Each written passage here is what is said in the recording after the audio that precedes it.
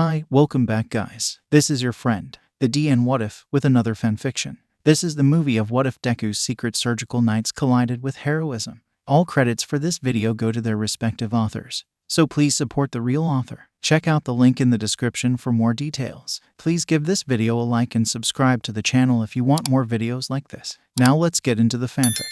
The snap of latex against skin cut through the droning hum of the broken lead. Scrubbing in. I'm half an hour into a 10-hour shift and I already have 2 emergency appendectomies. Izuku groaned as he scrubbed his arms. Not to mention we got an extra assignment in English today, so I'll only get around 3.5 hours of sleep tonight. If I'm lucky. You getting off soon, Ito-san? 10 minutes or so, Ito Junikairo grinned, shrugging off his pink nursing scrubs. I have some paperwork to file on this last patient before I can go, but I'll leave the mess for Michai-kun to deal with. Poor Michai-san. Izuku curled his lips into a smirk. What is it this time? Minor case of intestinal parasites. No biggie, but I'd stay out of exam room 3 until Michai-kun gets in there with the Lysol. Fun, Izuku grimaced. Well, enjoy your evening. Oh yeah, Chinese takeout and 5 hours of sleep, here I come. Ito-san gave Izuku a jaunty wave before heading towards the door. By the way, the shop is going to start selling a new limited-time All Might promotional poster tomorrow. I can pull one aside for you if you want. Have I ever said no to limited edition All Might merch? If I didn't get into UA, I'd probably be gunning for your job just so I could get the employee discount. Hey, I work 2 jobs for the price of 1. I deserve my Mighty Tower gift shop discount. Not right now, you don't. Your shift ended 40 minutes ago. Go home and sleep. I'll catch you during my double this weekend. Without checking to see if Ito took his advice, Izuku shook out his hands and pushed into the operating room. While the room was spotless, the overhead light flickered ominously, and the checkered blue floor tiles were cracked. All of the surgical equipment lined the far wall. A tray with an array of scalpels, forceps, and clamps. A monitor connected to an old laparoscopic camera which tended to flicker and blur when overused. A ring light jerry-rigged to an umbrella stand. And an old bypass machine that had clearly seen better days. Most surgeons would consider the room's equipment archaic, but Izuku lovingly referred to it as 21st century vintage. In the center of the room was a metal gurney-turned-operating table, with the patient, an older, slightly overweight man with thinning gray hair sprawled out on top of it, and 4 hung from his limp arm. All good, Zuku-sensei, Yoshida Nanami, a young nurse chirped from next to the patient. I'm afraid it's just the 2 of us today. We were supposed to have Subaru-senpai with us, but she was called away to exam room 2. Apparently the patient had an allergic reaction to their antibiotic, and since she's the head nurse on call, it's fine, Izuku shrugged. It won't be the first time we've had to operate shorthanded. Not ideal, but given everything it's honestly a miracle we have the staff we do. Patient info. Hirota Shija, male, 51 years old, 152 kilograms, quirkless, obviously since he has an appendix for us to remove. Blood type A, came in complaining of vomiting and acute abdominal pain, and was seen by Todoroki-sensei, who after an ultrasound diagnosed the patient with appendicitis. Patient was admitted for an emergency appendectomy and was administered 76 milligrams of propofol 2 minutes ago, with automatic bolus doses every 3 minutes. All surgical tools have been accounted for. Great. Please hand me the number 3 scalpel and turn on the voice recorder. Good to go. Excellent. I will begin by making a small incision under the patient's navel. Izuku didn't hesitate as he made the first cut into his patient's abdomen. I need a Ver's needle, a Kelly, and 2 towel clips. Thanks. Izuku inserted the large needle into the incision. Beautiful. Okay, I need an S retractor and a trocar. Yoshida pressed a curved metal strip in the shape of an S and a small plastic port into Izuku's hand. Izuku used the S retractor to hold the incision open as he gingerly slid in the port. Great. The first trocar is in. Laparoscope. Thanks. Alright, I'm feeding the laparoscope into the initial trocar ... and there. Now let's see what we've got. Izuku turned his head to look at the monitor. That's not too bad, Yoshida hummed. Only moderately inflamed and low risk of post-operative peritonitis. We should be able to do this in 3 incisions. Easy. Can you handle the suction while passing me the trocars? Do I have a choice? Not particularly, no. Then sure, no biggie. Right, Izuku rolled his eyes. Boy, no teenage affectations in the ore, Yoshida chided. Izuku made eye contact before slowly rolling his eyes again. Have a trocar ready. I'm making the second incision now. Izuku bit his lip as he slowly pressed his scalpel into the patient's skin, slicing through layers of skin and subcutaneous fat. Trocar. Alright, and now the 3rd incision. And the last trocar, please. Great, thanks. Neat. Needle driver and it's on pickup. Way ahead of you, boss. Thanks. Alright, I'm beginning to amputate the appendix. Come on. Gotcha. Alright, I'm done with the suture loop. Scissors. Straight right. Yup, here you go. Okay, just a small snip and onto the fun part, squeezing an enlarged appendix through a 2.5 centimeters incision. Only you would think that's fun, Zuko-sensei. Yeah, I'm a nerd, we know ... Easy now. Alright, suture kit. Now, let me just close Hiroda-san real quick. And done. That's tonight's first appendectomy done with. Tool count. Gimme a sec here, we can't all be geniuses like you. Yoshida grumbled, all accounted for. Great. Have whoever's available take Hiroda-san to recovery and wean him off his anesthetic. He should be ready to discharge in a few hours. Standard appendectomy recovery procedures. No worries, I can take him right now. Nice try, Yoshida-san. Izuku huffed. As the operating nurse, you get the honor of disposing Hiroda-san's appendix in the bio-waste receptacle and sanitizing the ore. Ugh, I bet you doctors get your jollies by forcing us poor nurses to wipe up guts all day. You say that like I didn't spend years of my childhood doing just that. Plus, if anyone takes enjoyment from that, it's Ito-san. Poor Michai-san can never catch a break. I mean, fair. But that's just cause he's the new guy. He'll figure out how to get Ito-kun back soon enough. You keep on believing that. Anyways, I have another appendectomy in 20, so I need to clean up. See you in a few. No thanks, I think I'll find a nice sprained ankle instead. No blood, minimal cleanup. Well, good luck with that. You'll have to race Michai-san for it. Ito-san stuck him with the cleanup for that intestinal parasites case in exam room 3. Oh yuck. Now Shu, didn't you have another surgery? Yeah, I'm off, Izuku grimaced, exiting the door into the dressing room and tossing his bloodied gloves in the biohazard waste bin. No rest for the weary. Oi, Zuku-kun. A cheery voice called from across the dressing room. Finished up. Hey Natsuo-senpai. Izuku grinned at his friend, just cleaning up now. What's up? Things slowed down a bit, so Takahashi-sensei is covering your second appendectomy. I'm about to go on break, but I have a patient with a moderate staph infection secondary to psoriasis and 2 who had an allergic reaction to vancomycin just over an hour ago. We switched him to daptomycin, which he's responding well to, but he'll need a final look over before discharge if you have a moment. Yeah, sure thing. Enjoy your break. I wish. My biophysics midterms are coming up, so cup noodles and studying for me. Natsuo-kun, you literally moonlight as a doctor in a very busy, only mostly illegal, somehow I think you're going to do fine on your biophysics exam. Yeah, but Zuku-kun, I don't want to be a shady, unlicensed underground doctor. I want to be a shady, licensed, underground doctor. And apparently medical students are expected to pass biophysics in order to get their licenses, despite the fact that we will literally never use it in practice. Ergo, studying. Sometimes I wonder about you. Fuck you, green bean. No thanks, I'd rather fuck your brother. Natsuo snorted. Yeah, like that's gonna happen. Shouto is the literal definition of a virgin. I had to give him the talk a couple weeks ago because Fayumi realized Dad probably never did. Kid didn't believe me when I told him where babies come from. Where did he think babies came from? Izuku asked in confusion. You know what? Knowing Shouto-kun, I don't want to know. I've seen his conspiracy board. Oh no, if I had to suffer through this conversation, you have to suffer through this conversation.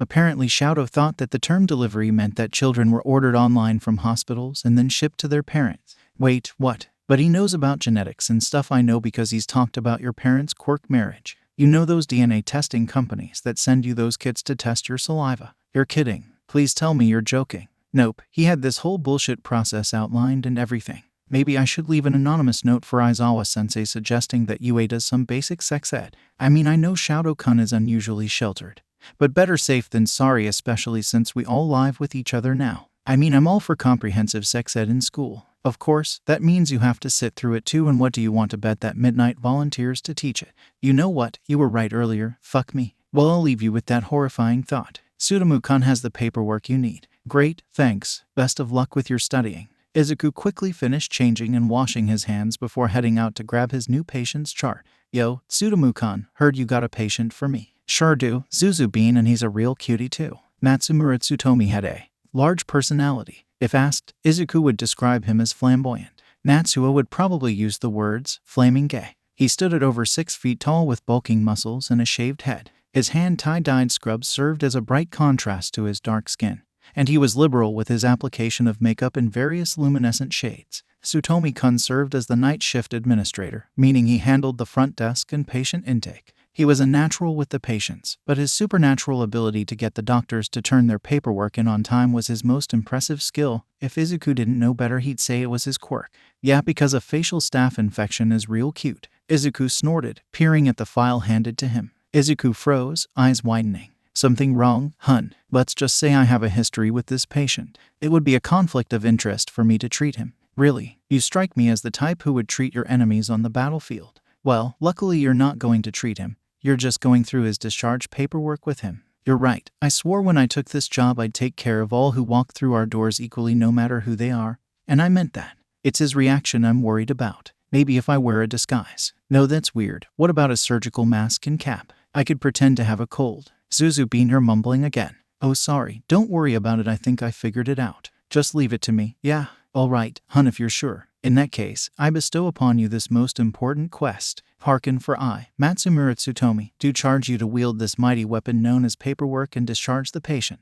I accept this quest, verily, and will set off at once. Izuku laughed, grabbing the file from Tsutomi-kun and marching off towards exam room 2. On his way, Izuku snagged a surgical mask, cap, and pair of gloves from a medical cart, which he put on. He then removed his ID from his chest and slipped it into a spare pocket. Standing in front of the door, Izuku took a deep breath before knocking twice. Come in. Stealing his nerves, Izuku entered the room. Shigaraki Tamura-san, Izuku asked in a low tone, already knowing the answer. Inside the exam room, Shigaraki sat perched on an exam table, Kurogiri shifting ominously in the chair next to him. Yeah, who are you, NPC? I'm one of the doctors on staff. I'm here to go through your discharge paperwork with you, Izuku replied, purposefully withholding his name. About time. I was supposed to be back at the back to my home base hours ago. I apologize for any inconvenience, but it is hospital policy to keep you a while for monitoring in case you have a recurrence of your allergic reaction. Normally we'd like to keep you for 4 hours rather than 2, but unfortunately due to our quasi-illegal status we just don't have the resources. You seem to have responded well to the epinephrine injection and new antibiotic. But I'm going to send you home with an EpiPen just in case your allergy symptoms come back. Have you ever used one before? No, Shigaraki grumbled. And my HP is fine. I don't need it. Now Tamura, Kurogiri interrupted. I am aware of your distaste for needles, but Sensei would be most pleased if you perished while he was indisposed. Izuku grimaced under his mask. If he let Shigaraki leave without his EpiPen, then he'd be a pretty terrible doctor. On the other hand, if Shigaraki wanted to leave against medical advice and had another allergic reaction, it would prevent him attacking UA anytime soon. Izuku sighed. Why did he have to have morals? Shigaraki-san, you like gaming, right? Think of it as a gather quest. You have to find all the knowledge and prescriptions and put them together like a riddle. When you do, you'll get a health buff. A health buff? Huh. Shigaraki hummed. Fine. Where can I find this EpiPen? The administrator wearing tie-dye at the front desk has your prescriptions. But first you must receive my blessing. Did that sound like something an NPC in a game would say? Close enough. Kurogiri discreetly gave Izuku an encouraging thumbs up from behind Shigaraki. And wasn't that something? Getting encouragement from the villain who gave him weeks of nightmares. And how do I get your blessing? Shigaraki ground his teeth. You must listen to my information and complete your discharge paperwork, Izuku demanded. Now let me show you how to use an EpiPen. And remember, due to you're at higher risk for staph and other skin infections which sap your HP, so wash your hands frequently and your face twice daily. And for the love of God, try not to scratch. Izuku ranted. Yeah, Shigaraki sighed. Can I go now? I mean it. File down your fingernails. Play with fidget toys. Put a cold compress on your neck, whatever helps. But scratching is a one-way ticket back here. I don't want to see you around here if I don't have to. And wasn't that the most honest thing Izuku had said all night? Izuku waited for Shigaraki to nod in understanding before continuing. All right, that concludes this leg of your quest. Next, you must venture to the front desk and trade in this paperwork for your prescriptions. Finally, come Kurogiri, let's get out of this dungeon. Izuku waited for the door to shut behind the two before peeling off his face mask and slumping to the floor. Holy crap. He almost couldn't believe Shigaraki didn't recognize him. It was probably only the fact that no one would expect a hero student to be working in a quasi-illegal underground clinic that saved him. There was a knock on the door. Zuku-sensei, you in there? Yashida-san's voice rang out from the other side. Yeah, Izuku groaned. Yashida opened the door. Someone just came in with a compound tibia fibula fracture. We've managed to stem the bleeding, but it's going to need to be set surgically. Lucky me, Izuku pulled himself off of the floor. Well, no rest for the weary. Let's go. By the way, Zuku-sensei, I heard you did a great job with your last patient, the one with the staph infection. I overheard that guy's who looks like he's made of mist, who I guess is his dad or something, talking to Tsutomu-kun. Apparently he's never seen a doctor that was able to connect with his kid or get him to comply so well. He mentioned that he was going to bring the kid here from now on, just to see you. Was this shift cursed or something? And Izuku still had another 7 hours. Fuck. Izuku rubbed his eyes blearily as he made his way towards his homeroom. His shift had run an hour late when it turned out that his patient, in for a small bowel resection, had an undiagnosed bleeding disorder leading to complications during surgery. Izuku had managed to save the patient, but they still weren't fully stabilized by the time he had left. At least practical heroics wasn't until the afternoon. Maybe Izuku could sneak a nap during second period biology. Dude, you look like hell, Kaminari whistled. Did you stay up all night playing games or something? No, better to wait until lunch. That was very irresponsible of you. Ida chomped. As a future hero in training, it is of the utmost importance that you get adequate rest. Easy, dude. Kaminari put his hand on Ida's shoulder. I think it's super manly that Deku was able to unwind and have some fun. He's always working so hard. Izuku wondered if he should correct his classmates. Nah, he was too tired to deal with it. Yeah, Deku works the hardest of all of us. Uraraka grinned. Speaking of, how was your shift at the internet cafe last night? Long, Izuku groaned. So many customers, I will have nightmares from all the paperwork. Is that why you didn't sleep? I sincerely apologize for my earlier assumption. Ida bowed. Don't worry about it. How about you, Uraraka-chan? Didn't you have a shift at the convenience store? Actually, my schedule was rearranged, so now I do food delivery for that ramen shop just off campus on Monday, Wednesday, and Friday nights. I don't know how you manage 3 part-time jobs with your hero studies. Kaminari interjected. I'm ready to pass out after class every day. I barely have energy for homework. It's super manly. Kirishima agreed. I don't know about that. Uraraka shrugged. It's just that UA is really expensive. Plus it's good practice. Izuku added. These days lots of pro heroes work multiple jobs. All of our teachers work at least 2, and Power Loader Sensei and Mike Sensei work 3. And then there's Best Genist, who is a licensed youth counselor, Iobami, who does all that modeling, and Fourth Kind, who is a civil servant, and Lunch Rush owns a restaurant chain, and Deku-kun, your fanboy is showing. Uraraka laughed. Izuku blushed a deep red. It's true though, he mumbled. The reality is that heroics pays by ranking, so a lot of lower-ranked heroes have second and third jobs. Not to mention, depending on the job, having a second job can be an important part of one's hero work. Like Mike Sensei's talk show, which helps share important safety information and advice for people who are struggling. His call center, which handles the call-ins to his show, also doubles as an emergency helpline. Is that why you applied for a part-time job? Ida asked. Actually, I've been working at my job since I was 8. Isn't that really young? Shit. Oh, I wasn't really hired until I was older, but I spent a lot of time there as a kid. The manager would watch me while my mom worked, so I used to volunteer to help with chores and such. Once I was old enough, they started paying me. So it was fudging the details a bit. But Izuku couldn't tell his friends that he spent a large portion of his childhood in an illegal hospital because he was beat up by bullies for being quirkless and was refused treatment by regular doctors. There was a reason his future hero classmates thought he worked at an internet cafe. That's so sweet, Uraraka squealed. I can just picture a mini Deku trying to help out. Izuku wondered if she would still think it was sweet if she knew that his helping out as an 8-year-old was mostly mopping up bodily fluids and washing soiled scrubs and linen.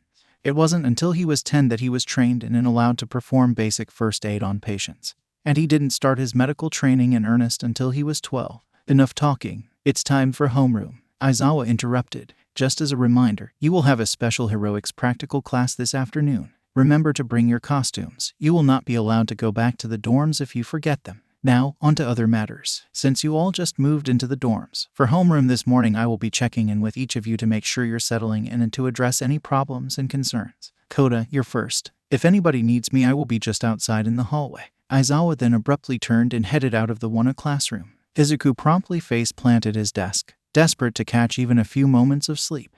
Oi, useless nerd, Aizawa says you're up. Bakugo shouted as he re-entered the classroom. Thanks, Kaken. Izuku groaned as he tiredly pulled himself up out of his seat. He had been having such a nice nap too. Midoriya, Aizawa began neutrally once Izuku entered the hallway. I have something I want to talk to you about. Before that, do you have any issues or concerns regarding how you are settling into the dorm? Actually, Sensei, Izuku responded. Don't tell him I told you this, but I recently found out that Sharu-kun thought that babies are shipped to parents by hospitals. His brother gave him the talk last week, but he might not be the only one, and now that we all live together. He what? Aizawa interrupted before sighing heavily. Never mind. I'll talk to Nedzu about it and we'll figure something out. Thank you for bringing this to my attention. Anything else? No, Sensei. Okay then. If anything does occur, know that there is always at least one teacher on call overnight. Now, I was on call last night, and I noticed you didn't return to the dorm until 3:30. That is, I have a job. Yes, Midoriya, I am aware that you have a part-time job. What is unclear to me is why that means you are getting only 3 hours of sleep a night. 5 hours actually, Izuku interrupted.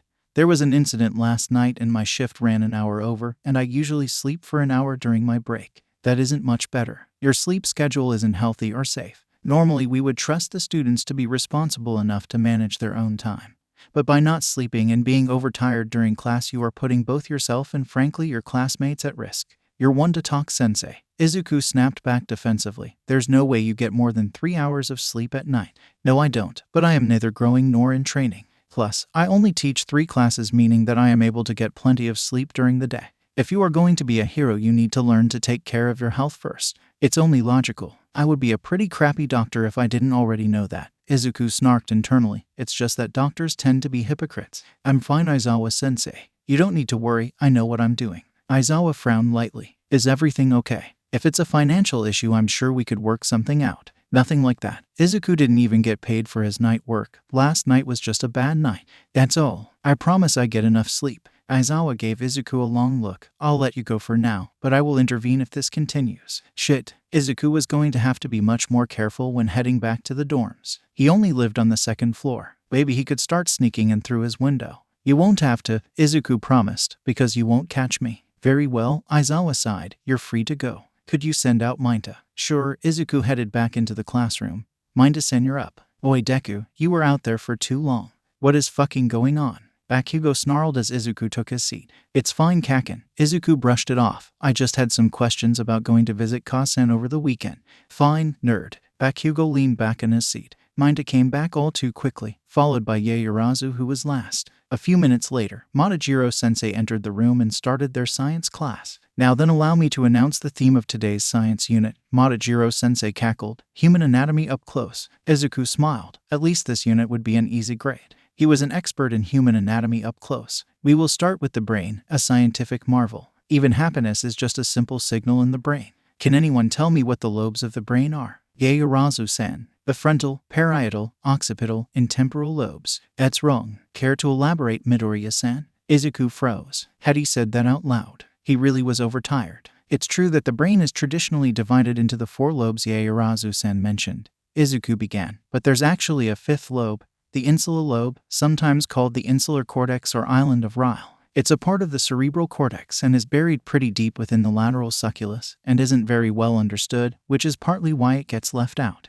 As far as medical researchers can tell, the insula has a wide range of functions, including a variety of sensoromotor processing functions, social-emotional processing functions, and cognitive functions. What we know about its role in emotional subjectivity and empathy is truly fascinating. It's my personal hypothesis that a large number of so-called empathy quirks are actual insular mutations.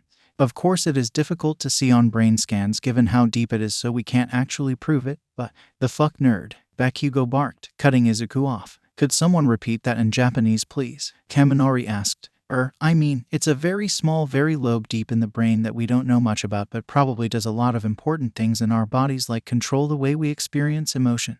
Izuku offered. Very good, Midoriya-san. Oh, the possibilities for experimentation, the true expression of science's beauty. Now, can anybody tell me the function of the cerebrum? Izuku sighed. Maybe it wasn't such a bad idea to try and sneak a nap during class. I believe I've mentioned this already. Aizawa began their heroics lesson, but your main focus this summer is obtaining provisional hero licenses. Yes, sir. Do not take this lightly. A hero license means that you're responsible for human lives. So same old, Izuku thought with a touch of dark humor. You can imagine that the exam to receive one is very difficult. Again, not seeing much difference here. I mean, to be fair, I did skip out on the whole med school thing and practice medicine mostly illegally. But if I did that for heroics, I'd be labeled a vigilante and hunted by the police. Holy crap, I'm a doctor vigilante. A vigilante doctor. Wait, no, class now, freak out later. Only 50% of students pass the tests required to get these permits each year. It's that hard to get a provisional license? Minta interrupted. Aizawa narrowed his eyes at the intrusion but continued his lecture. In order to prepare, today you'll concentrate on creating something new. The classroom door suddenly slid open, revealing Midnight, Ectoplasm, and Cementos, 2 ultimate moves. Ultimate moves? Kaminari and Kirishima asked. An exam is a normal school thing, Mina added. But this is total hero work, Zero concluded excitedly. Izuku's sweat dropped. That was way too dramatic. Why were his classmates like this? When we say ultimate, we mean a move that will ensure you win against your opponent. Ectoplasm explained. Cementos continued. An action so unique to your identity that no other person can hope to copy it. Simply put, you must learn to lean into your strengths. Your moves represent who you are, Midnight added. These days most pro heroes have an ultimate move. Those who don't are fools. Aizawa once more took over the lesson. This may sound abstract, but we'll explain more as the class goes on. For now, change into your costumes and meet in Gym Gamma. Once the class had changed and reassembled in the gym, Aizawa continued. Gym Gamma, also known as the Training Dining Land or TDL. Huh, Uraraka interjected. Izuku couldn't help but agree. What was UA's obsession with unnecessary acronyms? USJ, TDL, it was almost as bad as the clinic's diagnostic codes, and those were a nightmare and a half to deal with. This facility was my idea. Cementos started to raise a concrete structure from the gym floor. We can prepare unique terrains and obstacles for each student here. Here you will learn to serve up justice, hence the name. Izuku groaned internally. That was beyond cheesy. Ida stiffly raised his hand into the air. Please allow me a question. What is the advantage of having ultimate moves for our provisional exam? May we know your reasoning? That's 2 questions. Calm down. Aizawa sighed tiredly. The job of a hero is to save people from all sorts of dangers, crime, accidents, and natural or man-made disasters. Of course, the licensing exam analyzes how well you're able to deal with such things. It won't just be fighting. Your ability to gather information and make quick decisions will be judged in addition to how well you communicate, cooperate, and lead others. Every year a new test is used to evaluate these qualities. It sounds like the exam may have a rescue element. Izuku mused. I should inventory my first aid supplies and see if I'm missing anything I may need. I may even be able to access some better quality materials through UA. The stuff the clinic gets can be iffy. One thing is especially important. If you want to be a pro hero, you must be able to prevail in battle. If you're prepared, you won't have to worry. And those of you with an ultimate move will have stronger results. Midnight explained. Cementos picked up where she left off. Your circumstances should not dictate the results of your future battles. Learn to be consistent and you will be a great asset on the front lines. Your ultimate moves don't have to be an attack. Take Ada's Reciproburst, for example. This sort of temporary boost in speed is valuable enough that it falls into the category of excellence we're looking for. Ectoplasm finished. Izuku hummed to himself. Maybe there was some way he could incorporate his medical knowledge into his move. Izuku knew how to manipulate the human body better than most. You mean I've been doing an ultimate move all along? Ida cried out in shock. So it's basically our secret weapon. Sato mused. Something that gives us the edge so we can win no matter who or what we're facing. There's a smart boy, Midnight winked. For example, how Kamui Woods is able to use his lacquered chain prison to capture opponents in an instant. That's exactly what we want to see. The training camp was interrupted, but the practice you did get in to develop your quirks was part of the process needed to create these defining abilities. Now that you're caught up, you'll be working hard to develop powerful moves of your own for the next 10 days or so. This is how you will spend the remainder of your summer term, Aizawa declared. In addition, you should think about how you can improve your costumes, especially now that you have a better understanding of your quirks. I expect each of you to go plus ultra. Do you have it in you? Yes, sir. The class chanted, before splitting up into their various zones. Izuku frowned. Where should he begin? He couldn't afford to damage his arms any further, especially since he needed such fine control of his hands for surgery. Perhaps he should switch to a leg-based attack style in order to protect his arms. Just because he had the same quirk as All Might didn't mean they had to have the same attack styles. He could also look into additional support equipment to help brace his arms. In case he did need to fall back on them in a future battle, it couldn't hurt to be prepared just in case. Yo, young Midoriya. All Might, what are you doing here? You should be resting, you're still injured.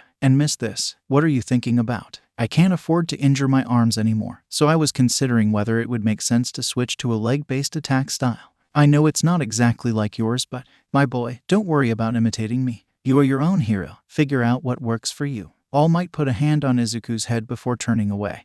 Hey Kirishima, let me lay some wisdom on you. All right then, Izuku decided, let's begin. All right, night shift, listen up. Takahashi Shori, the second shift attending, called. We just got word of a mass casualty event from one of our friends in emergency medical services. We have 10 incoming trauma cases arriving in about 20 minutes. 10, Izuku gasped. They only had 4 doctors and 6 nurses on shift. Quirkless support group rented a bus for a day trip and were T-boned by a nearby villain who had gotten into a car chase with the police. The driver had a quirk and was sent to Musutafu Memorial. We were lucky that one of the EMTs was an ally of ours and knew to send the quirkless patients to us. They were able to gather a couple volunteers to drive the patients here. 20 minutes is a long time to wait before treating that kind of trauma. Would it have been better to let them take their chances with the hospital? Which I wondered. No way. Natsuo crossed his arms. You're quirked and still relatively new here, so you wouldn't be expected to know. But Nisutafu Memorial has a blanket policy of refusing all quirkless patients, emergency or not.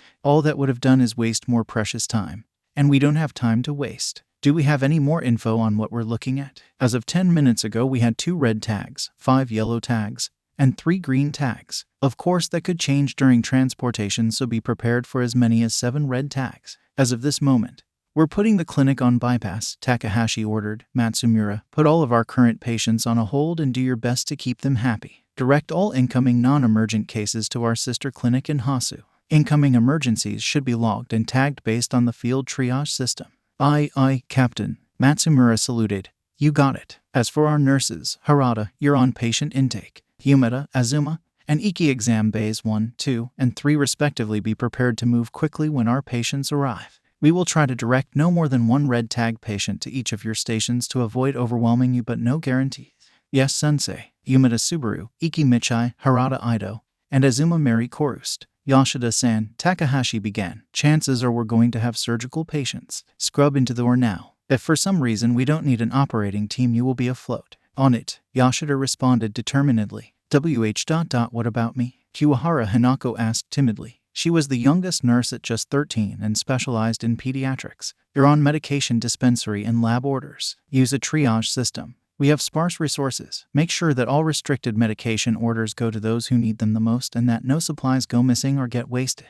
That goes for all of you. If Kiwahara-san says she can't fill your prescriptions, then you damn better well listen and figure something else out. We're expecting a new shipment of meds tomorrow afternoon. Until then, we make do with what we have. Right, now on to our doctors. I will be taking exam bay 1. Todoroki take bay 2. Sakuma, you're on bay 3. Midori, you are in the OR. As soon as you are done with any emergency operations, take over bay 3 so that Sakuma can switch to psychiatric rounds. If psychiatric intervention becomes necessary before you are finished, Todoroki and I will cover bay 3. Does everybody understand their assignments? Good. ETA is now 10 minutes. Break. Izuku didn't waste any time rushing to the and scrubbing in. You ready for this? Yoshida asked as they pushed into the OR. Nobody is ever ready for this, Izuku said grimly. We don't know what is coming through those doors. However, statistically speaking, the most common emergency surgeries after traumatic car accidents include craniotomies and other brain surgeries to repair skull fractures and brain bleed, spinal fusions and disectomies, and cauterization of internal bleeds. So nothing too difficult, right? Yoshida offered a wan smile.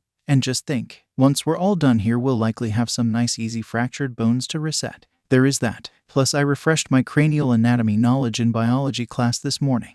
Izuku joked before turning sullen. Let's just hope I don't have to use it. Their pagers simultaneously beeped. They're here. Central 2143. What have you got for us? Harada demanded as one of the volunteers rushed in with the first patient, who he promptly placed on the awaiting gurney. According to his ID, his name is Yasui Kayasa, 32 years old. Severe respiratory distress, suspected broken ribs, and a moderate laceration. He's conscious but not lucid. All right, take him to bay 1. I've got him, Takahashi called, pressing an oxygen mask to the patient's face as she and the volunteer rolled the gurney. Yasui-sen, can you hear me? The patient only groaned in response. I need 300 ccs of lactated ringers stat. The trio quickly vanished into their assigned med bay. Incoming. Bay 2, Harada called. Natsuo ran up to the doors with Azuma. An EMT, their probable hero of the day, rushed in with a young woman in his arms whom he placed on the nearest gurney. Jane Doe, probably in her 20s, but I can't be sure. She's non-responsive, but her breathing and heart rate are stable. Compound tibia fibula fracture in her right leg. The EMT promptly reported. She has a moderate abrasion on the back of her head. I've already controlled the bleeding. Thanks. Madam, can you tell me your name? No response. Can you open your eyes for me? Once more, patient didn't respond to Natsuo's question. After waiting a split second, Natsuo began to apply pressure to the patient's fingertip. Her eyes remained shut. Natsuo grabbed the patient's left trapezius muscle and squeezed firmly. The patient jerked their shoulder away. GCS-7, we're taking her straight to CT. Natsuo ordered. Azuma, 100 cc of iodine contrast. After the patient was wheeled away, the EMT turned towards Harada. We should have 1 more red tag, 4 yellows, and 3 greens coming in. The yellows are in 2 transports while the greens are sharing a 3rd. Thank you. Harada noted down the numbers. Any chance you could stick around? We're extremely short-handed at the moment. Sorry. The EMT shook his head. I wish I could, but I'm on the clock right now. I've already been AWOL for just under an hour, and my captain won't be able to cover for me much longer. I understand, Harada answered. I won't keep you any longer. Thank you for everything. You're a real hero. I couldn't just leave them there. Let me know if they're okay. Takahashi-sensei should have my number. Of course. Medbay 12145. Takahashi checked the oximeter on the patient's finger. He's tachycardic. Pulse of 145. Oxygenation is at 79% and isn't rising. She pressed her stethoscope to the patient's chest. No breath sounds on the left side. Probably a pneumothorax. We'll need to do an ultrasound. Unbutton his shirt. All right, here you go, sensei. Yumeda handed over the ultrasound and gel. Sorry, this is going to be cold, Takahashi warned before squirting the gel onto the patient's chest. The man groaned slightly in protest. I really don't see any lung sliding on the left side there. I was right, it's a left side pneumothorax. We're going to have to aspirate. I'm fairly certain we're out of pleural drainage kits, Yumeda interrupted. What do you want me to do? Get me 4 cc of 2% lidocaine, an 18G cannula, and a spinal tap kit stat. On it, sir. The reason you are having trouble breathing is that your left lung collapsed. Basically, the trauma from the crash caused air to leak into the space between your lung and chest wall. We are going to insert a needle into this space to release the air and allow your lung to expand, which should return your breathing to normal. I will use a local anesthetic to numb the area beforehand. You should only feel a little pinch. Do you understand? Yes, the patient wheezed. Do I have your consent to proceed? Yes. All right, let's begin. Takahashi pulled on a pair of nitrile gloves before sterilizing the area with an alcohol swab and placing a drape over the procedure area. I'm going to insert the needle with the lidocaine now. You'll feel a small sting. There, done. Now I'm going to do the same thing, but I'm going to go a little deeper with it. Okay. The patient grunted in response. As she injected a little bit of the lidocaine, Takahashi slowly moved the needle up and down to release some of the air from the pleural cavity. When she was finished, she filled the cannula with the remaining lidocaine and inserted it at a 90-degree angle into the second intercostal space on the midclavicular line. Yumeda, make sure the cannula doesn't kink, Takahashi ordered, removing the needle from the tubing. All right, you can attach the 3-way tap to the top of the cannula and the 50 ml syringe to the tap. Roger that, Yumeda responded before proceeding. Everything looks good. All right, have you done a pleural aspiration before? Only once, Yumeda admitted. All right, I'm going to walk you through it. All you need to do is slowly and steadily draw the air out with the syringe. Stop once you start to feel resistance. Okay, Yumeda took a deep breath before starting to pull the syringe plunger. What do I do if the syringe is full but I'm still not feeling resistance? Not to worry, I expect that it will happen several more times. Let me just turn the stopcock here and you can detach the syringe and empty the air. Make sure you don't lose any of the lidocaine. Right. Okay, I've reattached the syringe. Rinse and repeat. Central 2149. The EMT had barely left when the next patient was rushed in and dropped on the awaiting gurney. Adachi-ku, 47, he's lost a lot of blood. He was awake when we left the scene but lost consciousness en route. He doesn't have a pulse and isn't breathing. Code blue, Sakuma shouted before pulling herself onto the gurney to begin chest compressions. Michai rushed over, dragging a crash cart with him. Give him 1 cc epinephrine. We don't have time to establish an IV line, so it'll have to be an intracardiac injection. Michai pulled the requested needle and dosage from the cart before injecting it into the patient's heart. Take over for me while I bag him, Sakuma ordered. Before switching places with Michai, Harada, leave intake to Kiwahara and get the patient hooked up to a monitor. Yes, sensei, Harada shouted. He's bagged, Sakuma reported. Harada, are you done? Almost. Give me a second. There. You handle the bag. Looks like fine V-fib. Michai, give him another dose of the epinephrine. I'm going to start up the AED. Takahashi pulled the yellow plastic AED case from the crash cart as Michai re-injected the patient. Watch your hands. I'm cutting off his shirt, Takahashi warned before proceeding to slice through cotton. Damn it. We're going to need to shave him. I'll do my best to work around you, but you'll have to pause CPR for a few moments. Just give me the heads up. An ominous crack accompanied the next compression, and I definitely just broke this guy's rib. Good. That means you're doing it right. Better a broken rib than dead, Takahashi replied as she quickly shaved off as much of the patient's chest hair as she could. Pause so I can get the last spot. Michai stopped his compressions. Here, I'll help you attach the pads. Together the two of them hooked the patient up to the defibrillator. Clear, Takahashi ordered, pulling away from the patient. Harada dropped the airbag and took a large step back. The patient's body contracted with the electric shock. Still nothing on the monitor. Resume CPR and breaths. All right, Michai, give the next dose of epi. Done. Clear. The body convulsed again. Shit, he's a systolic. Resume CPR. He's not going to recover, Harada noted sadly. We have to try. Even with CPR, we have 15 minutes from a systole to brain death due to oxygen deprivation. Takahashi-sensei, swap eye with me. I'm not going to be able to keep doing this much longer. Right. 1, 2, 3, swap. Nichai breathed a sigh of relief and rubbed his arms. 2 minutes later, Harada swapped in. Still nothing. Give his next dose of epi, Takahashi ordered. The team continued to swap out with each other, giving additional doses of epinephrine every 3 minutes. By the time 15 minutes had passed, Michai was doing compressions once more. Michai, it's been 15 minutes. I'm calling it. Michai froze, looking like he was about to argue, before nodding slowly and climbing off of the body. Time of death 22:13. Imaging room 21:47. Ready to lift her into the machine. On the count of 3. 1, 2, 3 lift. Natsuo and Azuma heaved the patient into the CT scanner. All right. Natsuo firmly ran his finger from the bottom of the patient's foot to the top. The toes reflexively fanned out. Positive Babinski, so there's that. Let's see what the CT can tell us. Natsuo started up the machine and an image loaded onto the monitor. Shit, we need to get her to Izuku now.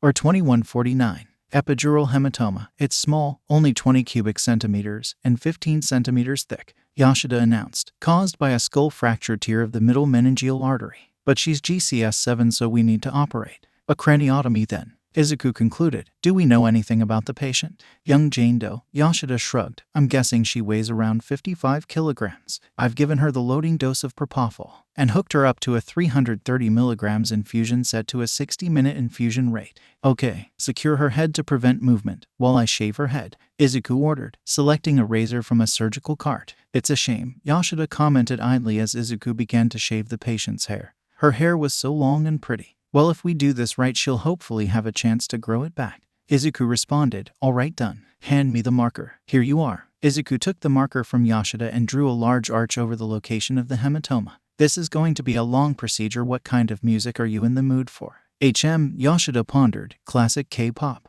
21st century. What do you take me for, a heathen? Of course, 21st century. Sounds good. Hand me a scalpel before going to turn it on. Izuku cut along the mark, pulling back the soft tissue to expose the patient's skull. Just as he finished the incision, BLACKPINK's shutdown began playing on the overhead. I will never get over how cool the human body is, Yoshida exclaimed upon returning. Well, at least you know you're in the right field. Hand me the drill. Very carefully, Izuku drilled 4 small holes in the patient's skull, creating the shape of a square bone saw. Here you go, boss. Yoshida handed the saw over. Izuku began sawing between each of the holes. Be ready with a sterile container for the skull fragment once I remove it.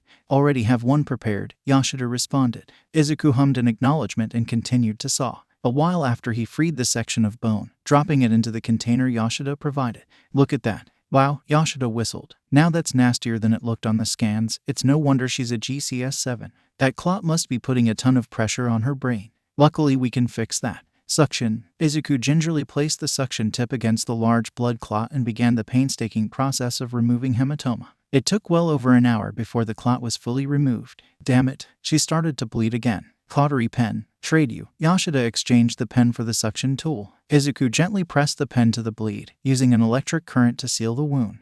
Okay, that should do it. Her bleeding should be fully stopped. So we should be good to replace the skull flap without a drain.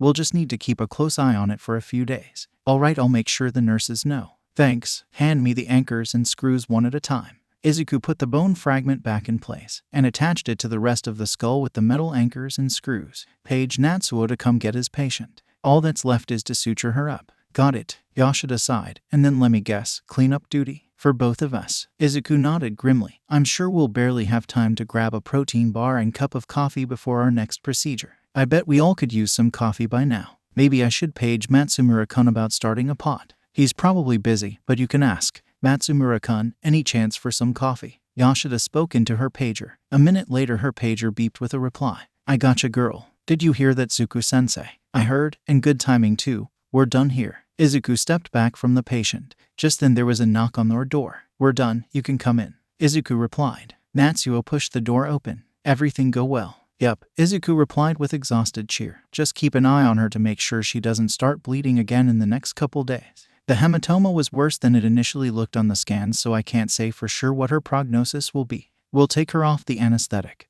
And you should have a better idea if or when she wakes up.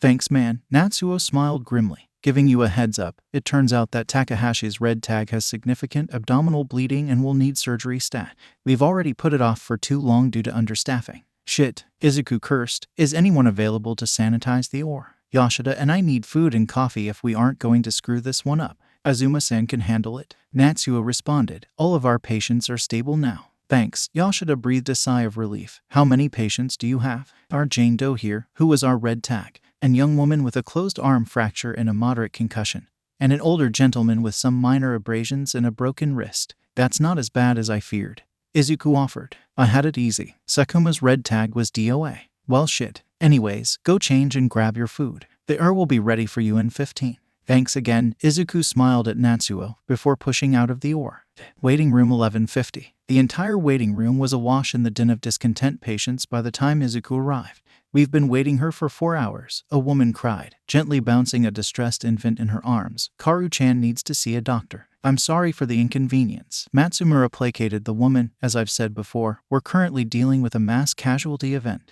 All our doctors are currently tied up with patients in imminent danger of losing their lives. While Karu-chan's health is very important, he is not in any immediate danger. What about that one? The woman pointed wildly at Izuku. Hey, it's a doctor. One man shouted. I'm next in line. Another chimed in. No you aren't, we were here first. Well, I'm sicker. Shut the fuck up, you're fine. My sister is way worse off. Everybody please calm down, Izuku shouted. The crowd hushed. I just got out of a 3-hour brain surgery and am stopping to grab a cup of coffee so that I am alert for my next emergency procedure. We will see you as soon as we are able, but you must understand. We are a volunteer operation. The doctors are pulling 12-hour shifts for no pay so that you can receive care. We are severely understaffed and are dealing with patients who are dying.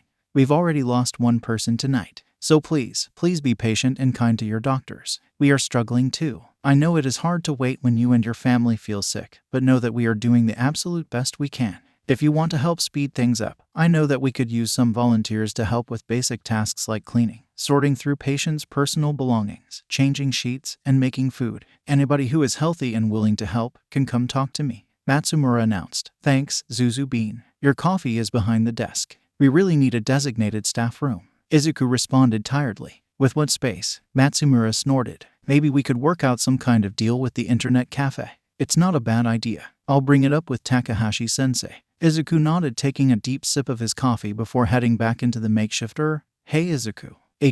You're going to be a great hero.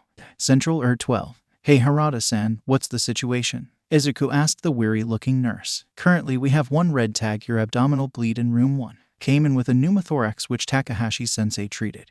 Then started displaying signs of blood loss with a distended abdomen. We've been transfusing him while we waited for you. There are 4 yellow tags of various severity. The worst off is a patient in room 3 with some sort of spinal injury. We have a couple of compound fractures, but it looks like those will have to wait for the next shift at this point.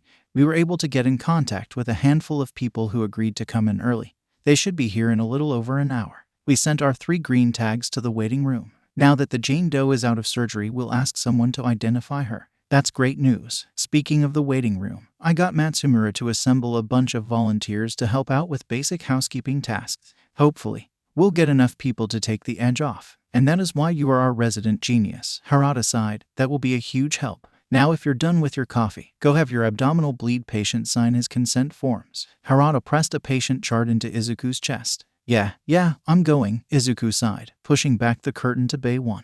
Izuku glanced down at the chart. Yasui Kayase-san. Yes, the middle-aged man on the leftmost bed responded. I'm Midoriya-sensei, and I am going to be your surgeon today. I want to go over the procedure and some paperwork with you if that's okay. Yeah, sure, the man coughed lightly. Sorry, my breathing still isn't completely normal. I see you had a needle aspiration earlier for a pneumothorax. It's not uncommon to feel some effects for a few hours after the procedure. Now essentially what we're going to do is an exploratory surgery in your abdomen to locate and cauterize any bleeds. Cauterize? You're going to burn me. Not exactly. We use a small electrical current to heat the tissue and seal off the wound. You'll be under general anesthesia so you shouldn't feel any pain during the procedure. The big issue is we won't know exactly where you're bleeding until we start the procedure. Depending on the location and severity of the bleed or bleeds, we may elect to remove the whole or parts some of your organs. My organs. I understand that this can be scary to hear, and we will do everything we can to prevent that outcome, but it is a possibility. Which organs could I lose? We can't really say for sure. The liver tends to be the most commonly damaged organ from abdominal trauma, but it's not one we can remove. If your liver has sustained severe damage, we will need to talk about next steps after the surgery. Another area of concern due to its location is the spleen. And it isn't unheard of for surgeons to need to remove very small sections of intestine in cases like these. Please know that it is highly unlikely that we will need to remove any of your organs, but we do need to inform you of the possibility. I understand, but that's... The man sighed. Do I really need the surgery? Aren't the transfusions enough? Sir, without the operation you will bleed out. You need it to survive. Yeah, I thought you'd say that. Look, I can't say things will go perfectly, but this surgery, while significant, is relatively low risk. You face a greater risk if you refuse treatment than if you proceed with the operation. All right, I get it. I'll get the operation. I'm glad to hear that. Now I need to go through these consent forms with you, certifying that we talked about the risks of the operation and that you are electing to proceed with full understanding of these risks. Just show me where to sign. I want to get this over with. Izuku handed the papers to the patient and pointed at the signature line. All right, a nurse is going to stop by to prep you for your surgery and administer anesthesia. I'll check in with you on the other side. Thanks, Midoriya-sensei. Izuku walked out of the bay, pulling the curtain shut behind him as he did. It was time to scrub in. Or 1:30. And done, Izuku sighed, wiping his brow. Looks like he only had the one major bleed. He'll be happy when he wakes up with all of his organs. Yoshida laughed. Anyways, I'll start cleanup here if you want to change and take the patient back to Bay 1. Thanks, you're an angel. Izuku smiled at his friend before rushing into the changing room to divest himself of his scrubs. Hey Zuku, Natsuo poked his head in. Just change into your civvies. Shift 1 is here early to relieve us. Oh, thank All Might. Izuku breathed a sigh of relief. This was the shift from hell. You're telling me. Do you want a lift to UA? I won't say no if you're offering. Great, I'll be waiting in the central Thanks, Natsuo. Izuku wasted no time taking a quick shower and changing into sweats. He grabbed his bag from his locker and made his way to meet with Natsuo. Izuku-kun, I heard you had a rough night. Ito Junichiro greeted cheerily as Izuku entered. Izuku just glared. Since you seem so eager to foist off your cleaning duties on Michai, why don't you clean the ore? We just did an exploratory surgery for electrocauterization and there is plenty of blood to share. See if I ever offer you my Mighty Tower discount again. Ito huffed, acknowledging the irony. Well, I guess I'm off to the ore. Izuku turned towards the nurse's station in the center of the room, where Obai-Kazue, the Shift 1 head nurse, was shuffling through paperwork. Hey Obai-san, Izuku greeted. Do you have an update before I go? She gave a slight hop in surprise, her kangaroo mutation quirk making the jump go higher than it would normally. Hey Midoriya-sensei. Thanks for your effort tonight, she said cheerily. Thanks to you we don't have any more red tag patients. Our Jane Doe was identified by one of her friends as Agawa Minako, a special education teacher. She hasn't woken up yet, but she's showing increased brain activity, which is a good sign. I'm really glad to hear that, Izuku said, relieved. Could you check in with my abdominal bleed patient when he wakes up and let him know that I'll come see him tonight?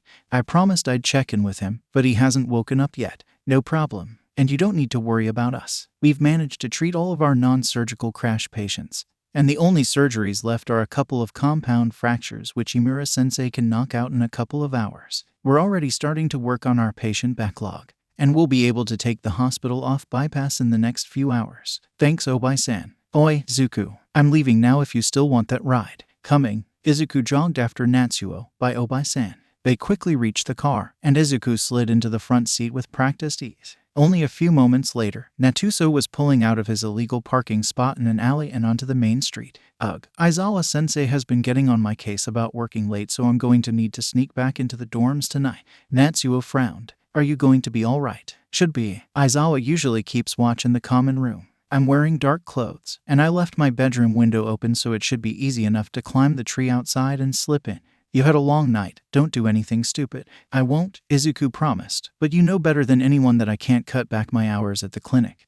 And I can't tell Aizawa why it's so important that I work late at my totally legal part-time internet cafe job. So this is what I'm left with. You could quit hero school and join me as a med student. No one expects med students to sleep anyways. We're all too busy studying. Nice try, but I'm going to be a hero. I know. Natsuo sighed. Is it bad that I sometimes wish you didn't develop your quirk? Like, I'm proud of you just the way you are, but it would be nice to have a quirkless hero. And I think you really could have done it. You know, you're the only one who's ever said that to me. I wish I had heard that years ago. Izuku teared up. And I may have a quirk now, but in many ways that matter I'll always be quirkless. I will always be part of the community by virtue of our shared experiences. And I will always be a hero for people like us. Sure, I won't bring the kind of mainstream quirkless representation that a fully quirkless hero would, but I can still be a hero for our community. I want kids like you and me to see my red shoes and know that there is a hero that is safe. I know, Natsuo smiled. You're going to be better than everyone who came before. And one day, when some kid asks if a quirkless person can be a hero, you will be there to say yes and to support them. I hope so, Izuku smiled. Well, on that somewhat heavy note, we're here. Good night, Natsuo. Get some sleep. You too, don't get caught. I won't. Izuku unbuckled his seatbelt and made his way onto UAS campus. He didn't run into anyone as he headed back to the dorms, scaled the tree by his window, and slipped into his room. Before long, Izuku was snuggled in his bed, eyes heavy with sleep. Tonight wasn't so bad after all, he murmured into his pillow as he drifted off into his dreams. Izuku bent over his desk with a frown, madly scribbling on the numerous notebooks sprawled out in front of him. What are you up to, Deku-kun? Uraraka questioned, peering over his shoulder from behind him. Izuku murmured absently. Deku-kun. Uraraka poked him gently on the cheek. Anyone home? Izuku startled. Back. Oh, hi Uraraka-chan. I didn't see you there. I noticed, she giggled lightly. What are you working on there? I'm brainstorming costume changes. Izuku bit his lip. The provisional exams sound hard and it seemed like a good idea to follow Aizawa-sensei's advice and change my costume before the actual exams. Oh, same. Uraraka replied. I was thinking of heading down to support later today to ask about it.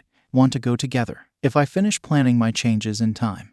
Izuku agreed. I'm still figuring some stuff out. That makes sense. Well, I won't distract you any longer. See you later, Deku-kun. Uraraka waved cheerily before heading to her own desk. Izuku gave a short wave and turned back to his notebooks. The most important thing Izuku needed to figure out before the provisional exams is what medical supplies he needed and how he was going to acquire and carry them. Sighing, Izuku snapped his notebook shut and headed over to where Aizawa-sensei was pretending to sleep. Sensei, Izuku asked. Aizawa rolled over in his signature yellow sleeping bag, cracking an eye open. What is it, problem child? I was thinking, for the provisional exams that is, it might be a good idea for me to bring some basic first aid supplies, nothing too complicated, Izuku assured. But given how often I get injured and the fact that the exam seems like it may have a rescue component, it's a good idea, kid. Aizawa sat up. We don't usually cover emergency first aid until later this year, but most heroes carry at least a small kit. Great, Izuku smiled in relief. I am going to support to see about getting more pockets to carry supplies, but I was wondering who I should talk to about acquiring the actual medical supplies. I'm sure Recovery Girl would be more than happy to talk you through what you may want and how to get it.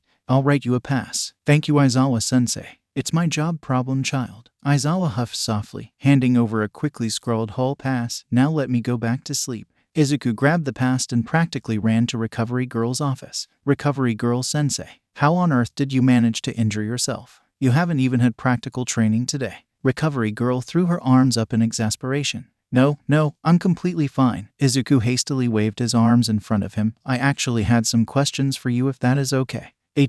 Alright, what did you want to ask me? Thanks. Okay, so, basically, the provisional licensing exams are coming up. I'm pretty sure there's going to be a rescue component. And even if there isn't, given my propensity for injury, I figured it would be a good idea to incorporate some basic medical supplies into my equipment. Recovery Girl raised an eyebrow. Well now, it isn't often hero students come to me about that. I fully approve. Come sit down and we can talk about options. Izuku followed Recovery Girl to her computer and took a seat on a nearby, plastic chair. Why were the chairs in doctors' offices always so uncomfortable? I actually made a list of what I think I may need, if you want to look at it. Izuku offered shyly. Pass it over here, Sonny. Recovery Girl stuck out her hand. Izuku obliged, opening one of his notebooks and passing it over. Recovery Girl's eyes grew wider the further she read down the list. Is it okay? A portable oxygenator, NC tubing, naloxone. This goes way beyond basic first aid. Do you even know what all of this is? Izuku grimaced. He had known this could lead to questions, but he had been hoping, perhaps naively, that Recovery Girl would just go along with it. Izuku decided to offer a half-truth. Yeah, I do. I know you know about how I got my quirk, and that I was quirkless before. What do you know about medical care for people who are quirkless? I know how to perform an appendectomy if that's what you are getting at, Recovery Girl offered. Not exactly. Izuku rubbed the bridge of his nose. What I'm trying to say is that quirkless people don't have access to traditional medical care. No one will treat us. Allegedly, it's due to a lack of expertise on our unique needs and liability issues. But the reality is that they just don't want to waste precious beds and supplies on people who they assume want of a quality of life anyways. I wish I could say that surprises me, Recovery Girl frowned, but it doesn't really. So the only place you can get care then is in an ER. If only. No, Musutafu Memorial has a blanket no-treatment policy for quirkless patients, even in emergency situations. When I say no one will treat us, I mean no one. What do you do then? If anything, being quirkless means you probably need more access to medical care than the average quirked person, both due to the unique biological features of your bodies, like the appendix which is known to rupture, and due to the level of harassment that quirkless people face. We learned to do it ourselves, Izuku offered. If you can believe it, I got injured more frequently and seriously during middle school than I do now. I learned to treat my wounds from a very young age. When I started making friends in the quirkless community, I learned to treat their wounds too. Not only do I know what NC tubing is, I've had to use it on friends before. That's illegal, Recovery Girl frowned. Yeah, but the law didn't really give us any other choice. Quirkless people are the only ones willing to treat other quirkless people, but unless you come from a very powerful family who somehow isn't abusive, it is almost impossible for quirkless individuals to get emergency first aid certification, let alone a medical license. Why can't you get first aid certification? Because courses are only open to those with healing or otherwise medically useful quirks. It's easy enough to justify how pretty much any quirk could be useful in an emergency situation, but it precludes quirkless people from being able to sign up. I see. Don't worry, I won't tell anyone. Recovery Girl sighs. But I do need to evaluate your skills and certify you before you can have access to restricted supplies, including drugs like naloxone, and I just don't see how we will have time before the exam. Izuku paused. It was beyond risky. But maybe. I may have a way, Izuku said slowly. But it'll be late at night and I need to know that you really won't tell anybody, even if you think it will help. Not Aizawa, not Nedzu, not the police. Is it something illegal? All I can say is that if word of this gets out, in any capacity, lives will be at risk. Okay, if that is really true, I promise I won't breathe a word. If anyone asks, I will claim patient confidentiality, since you are my patient. However, I am a mandatory reporter. If people are being hurt, I will absolutely tell the appropriate authorities. I understand. That's all I can ask for. Thank you. Izuku offered Recovery Girl a sunny smile. I have to ask someone for permission, but if you're available, please meet me at UAS gates at 15:15. I'll need several hours to evaluate you. That won't be a problem, Izuku assured. In the meanwhile, let's talk about your list. While you may not be able to use everything yet, it doesn't hurt to plan ahead. You've done a very thorough job, but there are a couple of things you probably won't need, and others you are missing. Oh, the sting pads were a nice thought, but you are highly unlikely to encounter a person with more than very minor sting wounds which can be treated by somebody else. If the wounds are major, then sting pads would not be very effective anyways. On the other hand, I strongly recommend that you carry a set of ampoules for sample collection. As a medical support hero, I can say that it saves a lot of time down the line to collect samples at the scene, and they're also useful for criminal investigations. That's a really good idea, Izuku enthused. I wonder if the support department can get some that won't break easily. I know glass is better for preventing contamination, but I need something that won't shatter or crack while I fight. I can supply you with some field-grade ampoules, like the ones I use, which don't shatter easily. Thank you very much. Now, I would go talk to Power Loader about ways to carry the supplies you want. I was planning to do that anyways, Izuku agreed. Thank you for all of your help. I will see you this afternoon, Sonny. Recovery Girl smiled. And don't stress too much about the evaluation. I can always teach you whatever you don't already know. I'm not worried, Izuku said seriously. Anyways, thank you again and I'll see you later. Izuku left the infirmary and leaned against a wall, pulling his phone from his pocket. The Nightingales. Green Giant is typing. Green Giant. Hey guys, so, I kind of did a thing. And if she promises not to arrest us, can I bring someone to work tonight? Still on call. What did you do this time? Public enema number 1, lol, Urso dead. Green Giant, fuck you Natsuo. I didn't do anything. Yet. Green Giant. Basically I need my EMS certification for an exam at school, but there isn't time to take the required practical tests. Shrinky dink, so you want the examiner to watch you on shift instead. Green Giant, essentially. Public enema number 1, you go to a hero school. Shrinky dink, so that's what you meant by promising not to arrest us. Still on call. Wait, you want to bring a hero to our illegal clinic. Public enema number 1, I stand corrected. Now dead XX. Green Giant, well when you put it like that. But Recovery Girl did promise she wouldn't tell anyone, and I trust her. Still on call? Wait, Recovery Girl. The Recovery Girl. Green Giant, yes. Still on call? OMG, I need to wash my scrub stat. Do you think she'll sign my stethoscope for me? Public enema number 1, trust Zuko to get out of trouble by appealing to the boss inner hero. Fangirl. Still on call? I am not a fangirl. This is purely professional admiration. Shrinky dink. And tell me, how does that make you feel? Still on call? Fuck you. Public enema number 1, I'm dying. Green Giant, so does this mean I'm good to bring her? Still on call? I'm okay with it, but I'll put out a poll. If anyone isn't comfortable, she can't come. Public enema number 1. And it's still on call will spend the rest of the shift moping in the supply closet. Still on call, it's recovery girl, okay. I admire her professionally. Sume, still on call created a new poll. Public enema number 1 voted. Still on call voted. Shrinky Dink voted. Still on call, at Code Blue, at Nurse Next Door, at Always the Quiet Ones, at Bedpans, at Tube Sticks, at KPOPQeen, at The Literal Child, at The Doctor Whisper, Bedpans and Tube Sticks. Wait, why are we voting on if we want to invite recovery girl to the clinic? Shrinky Dink, scroll up. Bedpans and Tube Sticks voted. The Doctor Whisperer voted. KPOPQeen voted. Code Blue voted. Izuku sighed. It would probably be a while before everyone voted. He may as well head over to the support department while he waited. He shot off a quick text to Uraraka letting her know and made his way towards Class 1H. Hey Deku-kun, Uraraka shouted from the other end of the hallway. Ada close behind. You ready to talk to the support department? Yup, Izuku agreed. You coming too, Ada-kun? Yes I am, Ada answered emphatically. I wish to discuss options for a cooling system for my legs. That's a great idea, Izuku agreed easily. Before he could say anything else there was a loud blast and the support department doors flung open, billowing black smoke pouring out. Izuku sighed. He had a feeling about what had caused that explosion. Uraraka screamed, looking terrified. Ada just blinked slowly at the destroyed remains of the support department. Quick, we must go inform one of our teachers. No need, Izuku sighed. I'm pretty sure this is a normal occurrence. What? Just watch. Suddenly voices could be heard from inside the exploded room. Ouch. You know, you shouldn't try to mix everything you can find in the lab together like that. Failure is the mother of invention, Power Loader Sensei. Thomas Edison said something like that once. The voice broke off and started coughing. Even if I make something that doesn't work like I envisioned it, that doesn't mean it's a waste of time. You almost blew up the entire design studio. Will you please open your ears and listen to me for once? Hatsum. The smoke cleared to reveal a girl their age with pink dreadlocks. You know you should listen to him, Mei-chan. Izuku interrupted. You of all people should know how important chemical safety is. Zuku-kun. Mei cheered. It's been forever. Well, you know how busy my schedule is. You're always welcome to come visit me at work, you know that. Let me know when there's something interesting to do and I will. Mei winked. Izuku sighed. Mei had constructed a good chunk of the clinic's newer medical machinery from scraps. These days she only came down to the clinic when something was in need of major repair. Do you two know each other? Ada asked. Izuku and Mei both froze. The three of us paired up in the second round of the sports festival, remember? Uraraka interrupted. Right, Mei responded.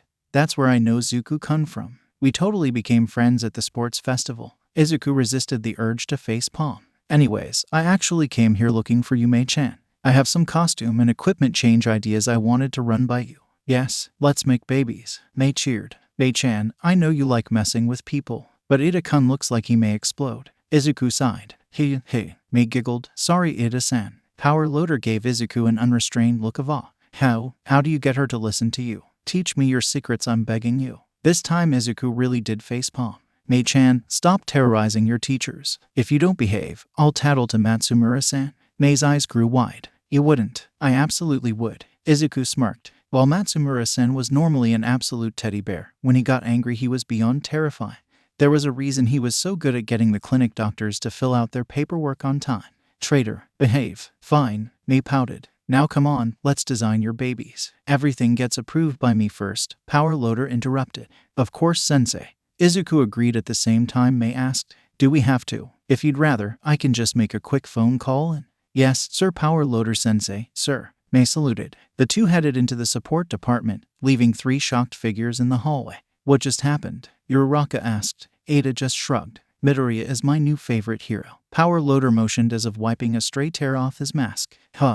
Alright, so essentially I'm looking to make 3 improvements. Izuku turned his notebook to show Mei across the workbench. First, I need something to help stabilize and protect my arms. My quirk has injured them badly, and you know how important my hands are as a surgeon. Easy peasy, Mei replied, making a few quick notes. Arm braces are not uncommon for heroes with punch-based fighting styles who want to protect their arms. It shouldn't be too hard to modify one to provide medical-grade support, especially given my experience with mobility aids. That sounds great. Izuku grinned. I'm going to try shifting to a kick-based fighting style, but until I master it I will likely still need to fall back on my arms a lot. Do you have any preferences in terms of design?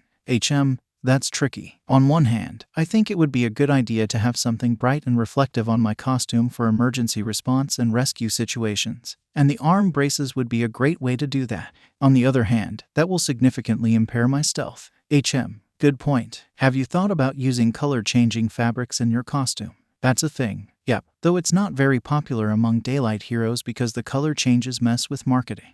Essentially, we weave a bunch of micro wires through the fabric which are programmed to conduct a low electrical charge. This causes the special pigments in the threads to heat up, changing the color of the fabric. I can program it to have up to 4 colors. That's perfect. Izuku shouted excitedly. Could you do a suit with 3? My normal green, a very dark green for stealth, and a neon green for rescues. No problem. I probably won't have it ready before the provisional licensing exam, but I should be able to get you the arm bracers in time. Is there anything else you need for the exam?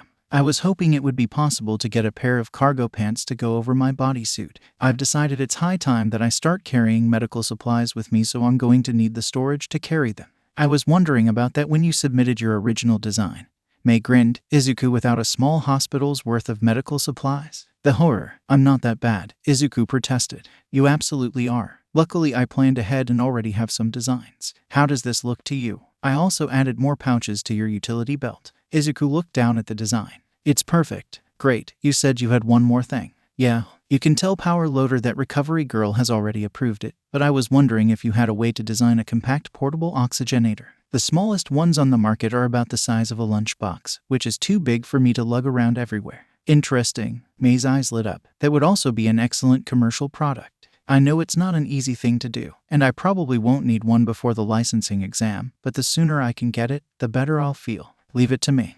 Mei never backs down from a challenge. Mei beat her chest with her fist. Thanks, Mei-chan. I'll look forward to it. You know you can always come to me, Mei said, suddenly serious, whether it be for the clinic, your hero work, or anything else. You're my friend and I want to help you. While I probably won't be as much of a help to you, I am also here for whenever you need me. Izuku, you're a surgeon. Let's hope I never need you, Mei laughed, but I get what you're saying, and thank you. You know, you really should stop by the clinic more often. Everyone misses having you around. Of course they do. I'm fabulous, Mei flipped her hair dramatically. But maybe I will. I miss everyone too. Just not tonight, Izuku interrupted. After all that, seriously, so, Recovery Girl may be coming with me to the clinic tonight. Not that she knows what it is, and I don't want you caught in the crossfire if things go badly. Are you kidding me? I need my emergency medicine license before the exam, and I couldn't think of another way to get the practical done in time. So you invited a hero to your shady illegal underground clinic. Mostly illegal, Izuku protested half-heartedly.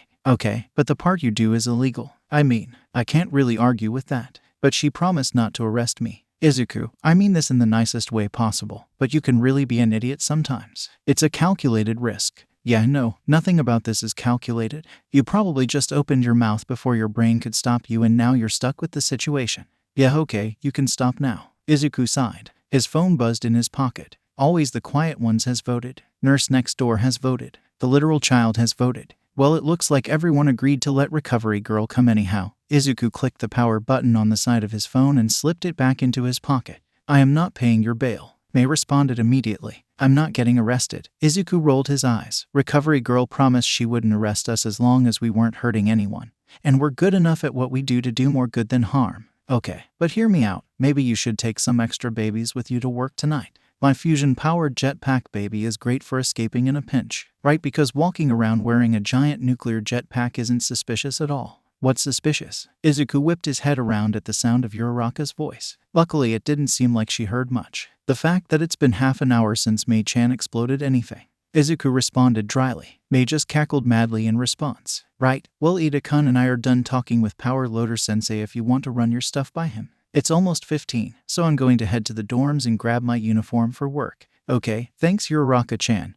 Izuku smiled. Mei-chan and I are almost done. I'm going to be a couple of minutes late today, so I won't be able to walk with you. No worries, Deku-kun. I'll see you tomorrow. Bye, Uraraka-chan, Mei waved, still fighting off the remnants of her laughter. Izuku turned back to Mei. Okay, let's run everything by Power Loader Sensei. Izuku started gathering his notebooks. I have to meet Recovery Girl soon. Oh, Power Loader Sensei. Mei practically sung, I have some babies I need you to approve. How is it that I can hear the emoticons in your voice? It's a talent, Mei smirked. All right, what have you got? Power Loader asked as he walked over to their workbench. In the short term I have this design for arm braces. this designed for cargo pants, and this for a bigger utility belt. May handed over 3 renderings. This is fairly simple, looks good to me. You mentioned this is only for the short term. May rubbed her hands together. I have 2 plans for the long term. First is to remake Zuko-kun's entire suit out of color-changing fabric in order to give it stealth and rescue modes. Remake the suit. I mean, it's not a bad idea, but that's a major change. I'll have to send it in for approval. That's fine. The design shouldn't change at all. Only the material, Izuku added helpfully. I want to do a mixture of daylight, rescue, and underground work, so having a suit which can change colors depending on the situation would be very helpful. I see. Well, I will see what I can do. You said 2 plans, so what else? I will be creating a new baby, May exclaimed with a flourish, handing over a page of notes. A portable oxygenator. Why would you want something like that? I should be getting my EMS license in the next few days. In a rescue situation, having an oxygenator available saves a lot of lives. Normally, we can't get them to a field until the ambulances get through due to their size. But if there's a way I can carry one, it means that I will be able to respond quicker and prevent avoidable deaths. If it helps, Recovery Girl has already approved of my request. All right, I'll check in with Recovery Girl. You are welcome to start working on it, he informed May, especially since it also has commercial applications. But Midoriya can't have it until I hear from Recovery Girl. Fine by me. May was practically vibrating. I have so many ideas. Where's my drafting pencil? It's behind your ear, Izuku chuckled. Right, thanks. May grabbed the pencil and began to scribble on her sketch pad. Now shoo, don't you have a definitely not at all a bad idea appointment to get to? Shoot, I'm late. Izuku stood up abruptly and gave a short bow. Please excuse me, Power Loader Sensei. It's fine, kid. Power Loader waved it off. Just don't get into any trouble. I won't, Izuku promised. I'm actually meeting with a teacher. Thank you for everything. Izuku gathered up his books and booked it out of the support lab. Right on time, Sonny. Recovery Girl greeted as Izuku approached the gates. Sorry, I meant to be here earlier, but I got caught up in the support lab. It's a bit of a long walk, so we can take the bus if you prefer. I may be old, but I am still a pro hero. A little exercise won't hurt me. Recovery Girl smiled. Now are you going to tell me where we're going? You'll see, Izuku frowned grimly. Just remember your promise. Recovery Girl just gave a short nod, and the two started the long walk towards the clinic. Recovery Girl frowned as they approached the nondescript alley. A worn-out red awning over a set of heavy steel double doors was the only indication that there was something within. Across the street, the neon sign for an overnight internet cafe flickered and hummed. This isn't a very safe neighborhood, Recovery Girl commented. Of course it isn't, Izuku shrugged. You'll see when we get inside. Is this your part-time job?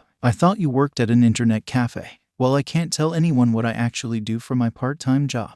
When I was asked, I panicked and remembered that internet cafe across the street there. It's a little seedy, but my coworkers and I go over there to unwind and play games every so often.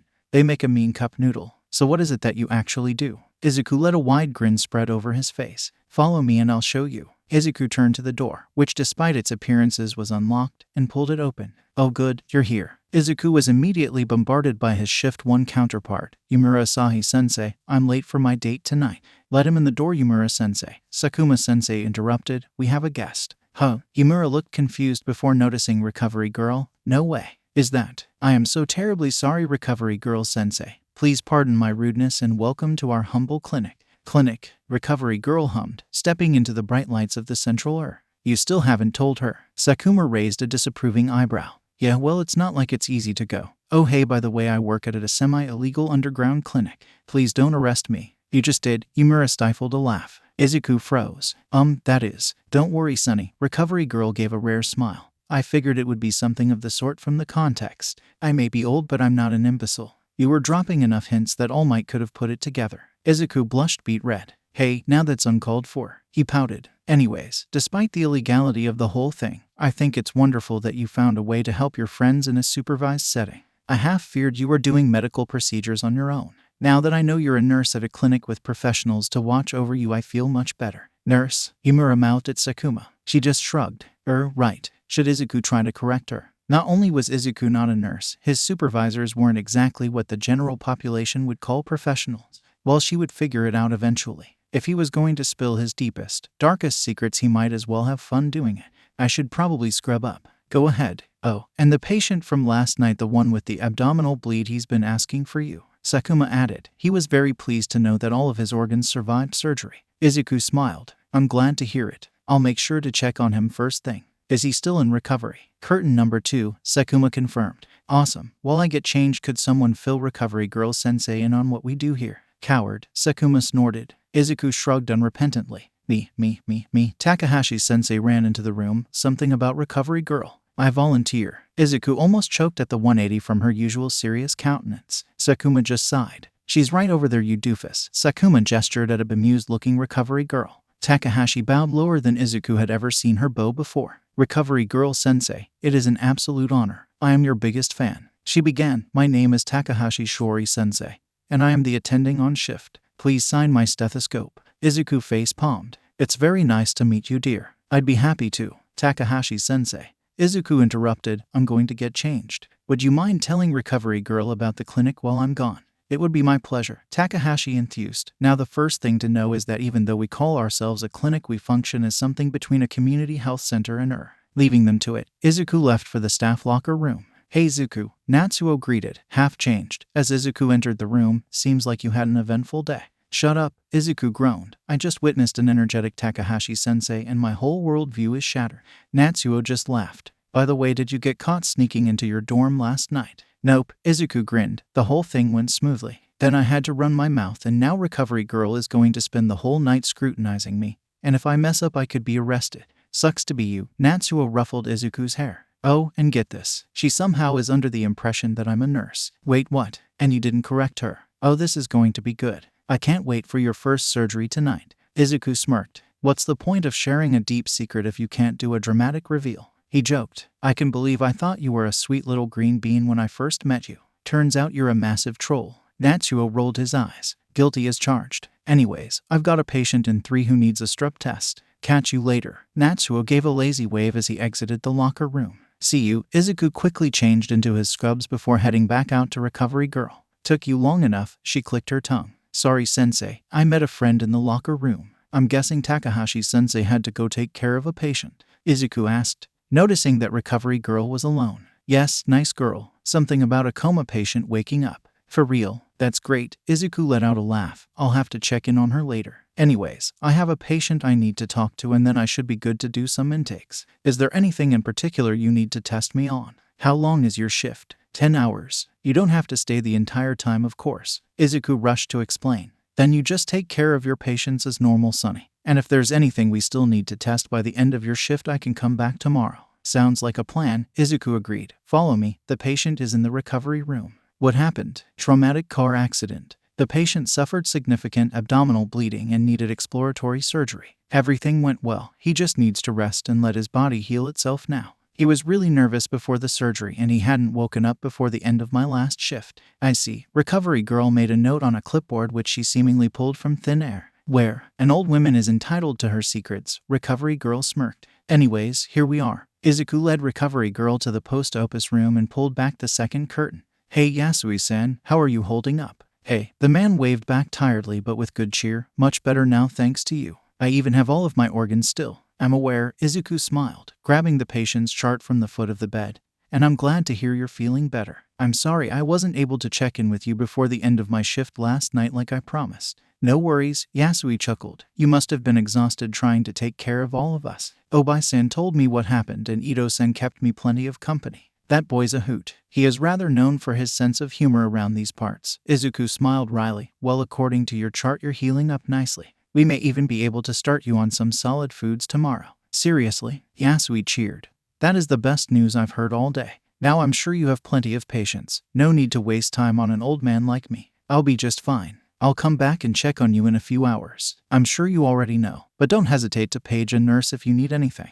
Yeah, go be a hero, Yasui smiled. I want to take a nap. Alright, I'll leave you be then. Sleep well, Yasui-san. Izuku gave the man one more smile before leaving and pulling the curtain closed behind him. You've got a good bedside manner, Recovery Girl commented. It's easy when there's good news. Izuku shrugged. Yasui-san was incredibly lucky. The car accident he was in was a mass casualty event, and despite having a collapsed lung and severe internal bleeding, he got off the easiest of all of our red tag patients. We ended up losing one of them. I'm sorry to hear that. If their injuries were that bad, why didn't they go to the hospital? They're all quirkless. Izuku shrugged. About a quarter of our clients are quirkless. Another quarter have faced significant quirk discrimination because their quirks are seen as villainous. And the other 50% of your patients? Half are people who for one reason or another can't access medical insurance, immigrants, people with pre-existing conditions, the homeless, and so on. The remaining half are people who come to us because we won't ask questions. Villains, recovery girl inferred. Occasionally. They're mostly actually people with substance use and mental health disorders who fear they could lose their jobs if anyone found out.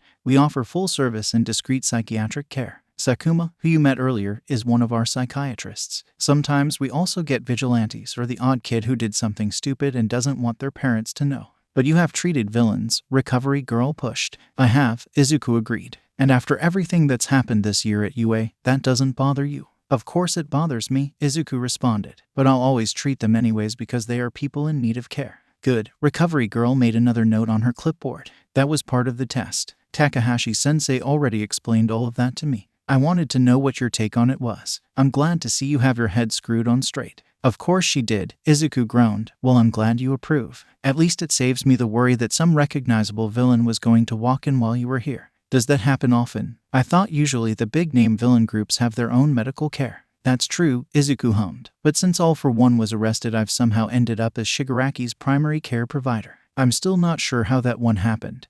And trust me, I am less than pleased. You what? Recovery girl choked. Not that they know it's me, Izuku reassured. I was wearing a surgical mask and cap at the time, and I guess nobody expects a hero student in a shady underground clinic like this. You don't say, Recovery girl said wryly. Speaking of, is there something besides your hero name I can call you when introducing you to patients? Not everyone would be comfortable with the presence of a pro hero here. Not to worry. You may call me Chiyo-sensei. Great, thanks. Anyways, here's intake in our waiting room. Recovery girl sensei, this is Matsumura-san, our administrative coordinator, and the only reason this clinic is semi-functional. Matsumura-san, meet Recovery girl sensei. Hey Zuzubin. Matsumura greeted warmly. It's nice to meet you, Recovery girl sensei. You as well, Matsumura-san. Got anything interesting for us? Oh yeah, you're going to love this. Patient in 1. Matsumura handed over the patient file. Izuku flipped it open and promptly choked. Seriously? He gasped. This has to be a prank. Nope. Have fun. Matsumura winked. This better not be surgical. Izuku grumbled. Let's go. Can I see the file? Recovery girl asked as they walked towards the exam room. Izuku handed it over to her. Oh my, Recovery girl raised a brow. Now that's not something you see every day. The two soon found themselves in front of exam room 1. Izuku rapped his knuckles sharply against the door. Come in, a feminine voice replied. Izuku opened the door and stepped inside. Recovery girl followed and shut the door behind them. I'm Midoriya Izuku, and I'll be taking care of you. With me is Chiyo-sensei, an experienced doctor who is observing me today. Would it be all right with you if she came in with me? Yeah, that's fine, a male voice responded gruffly. A young woman with blonde hair and violet skin sat in one of the room's blue chairs. Across from her, on the exam table and dressed in a floral-patterned hospital gown, was a man with fiery red hair and a full beard. What brings you in today? While Izuku listened to their reply, he made his way over to the sink and washed his hands, snapping on a pair of gloves when he was done. The hue of the man's face was starting to match his hair. That is. Honey, would you mind? The young woman sighed. I'm Fukuhara Poko, and this is my boyfriend Kajima Sadao.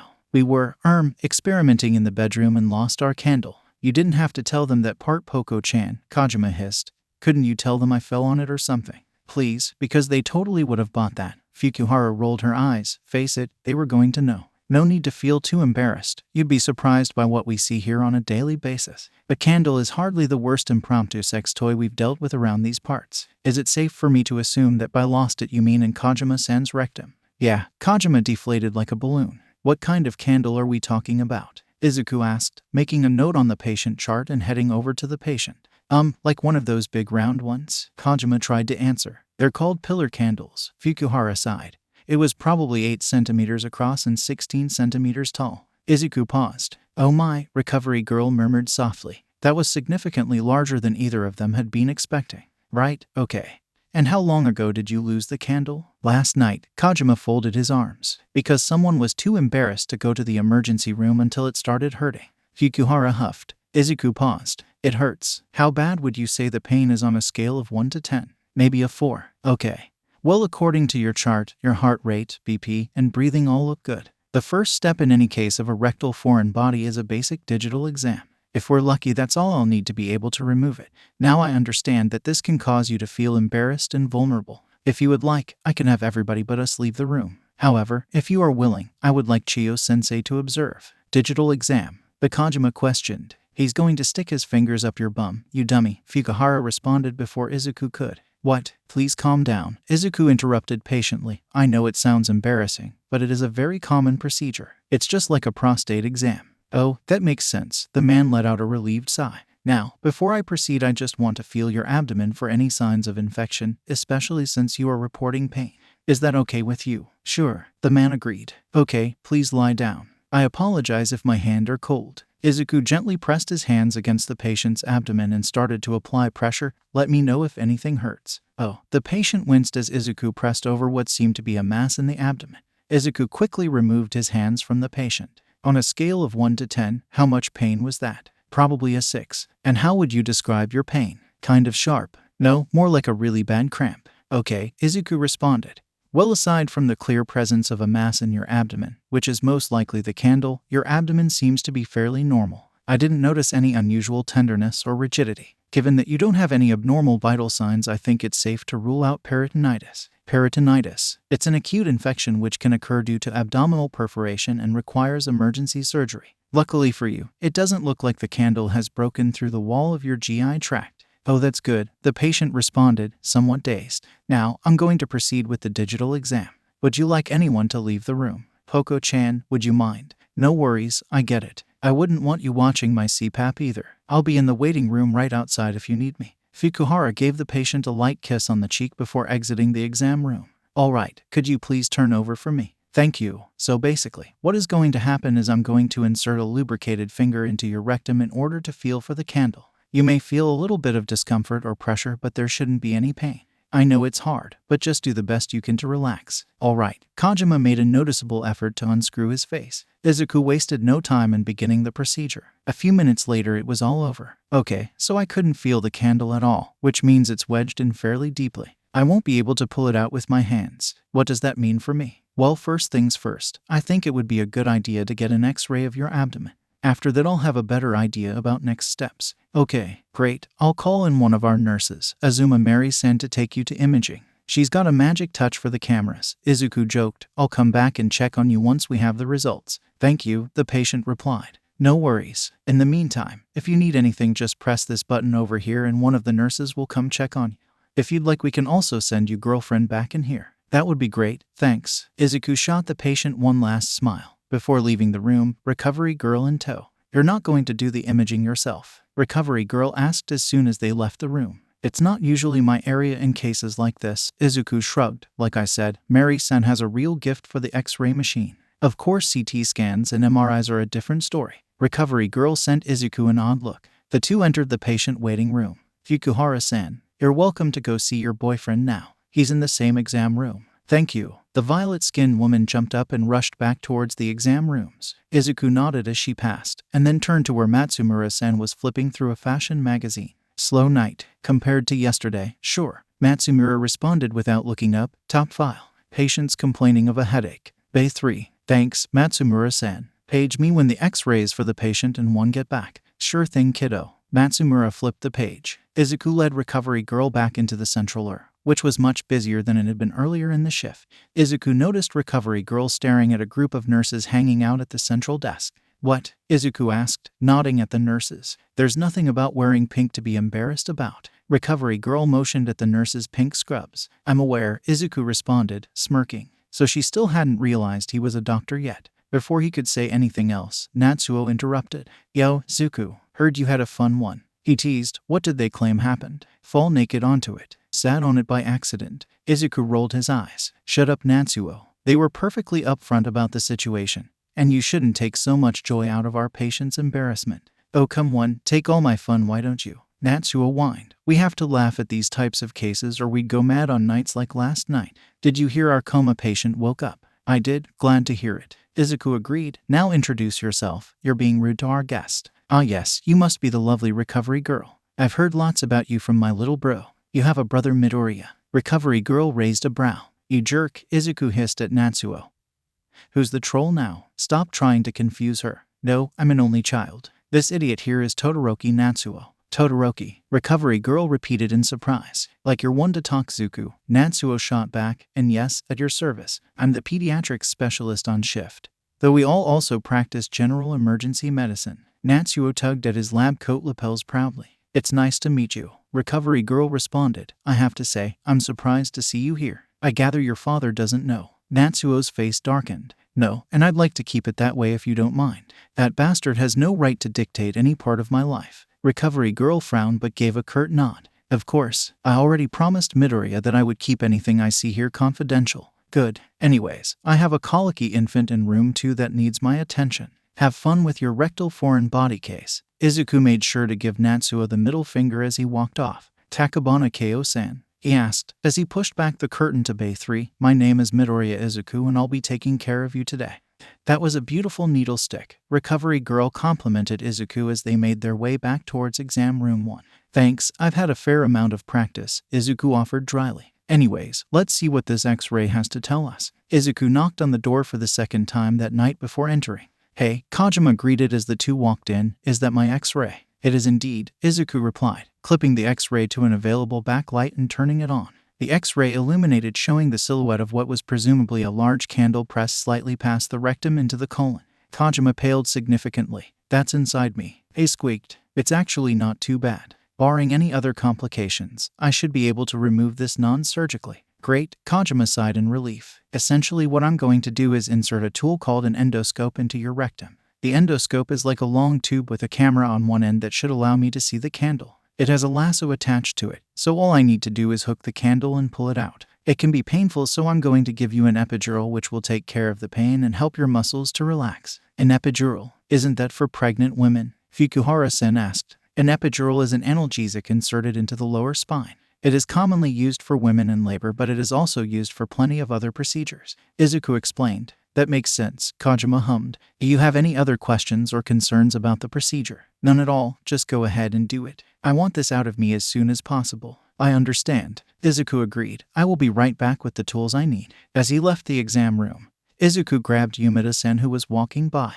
Hey, do any of the nurses have a few minutes? I need an epidural in room 1. Sure thing, Yumida agreed. I can take care of it. Just give me a minute to drop off this file. Thanks so much. Izuku smiled widely. I'm going to grab an endoscope. Shouldn't take more than a few minutes. Yumida raised a brow. Rectal foreign body. However, did you know? Izuku imbued as much sarcasm into the statement as he could. Yumida laughed lightly. Well, go on then. See you in a few, Izuku responded as he and recovery girl made their way to the supply room. Endoscope, endoscope. No, that's a laparoscope. Ah, here we go. Endoscope. Izuku cheered as he pulled the flexible tube from its storage box. When he returned to the exam room, Yumida was already inside. Hey, I'm just finishing up the epidural. She greeted softly. All right, we're all done. Do you need me for anything else? No, that should be it. Shio-sensei can help out if need be. Thanks, Yumida-san, you're the best. Just doing my job. She blushed lightly. Anyways, if you need me, I'll be doing pharmaceutical inventory. Can I express how glad I am that I'm not the head nurse here? Izuku joked. Like you could do half as good a job as me, Yumida teased. You get too excited nerding out about how cool all of the patients' histories are and forget to do your job.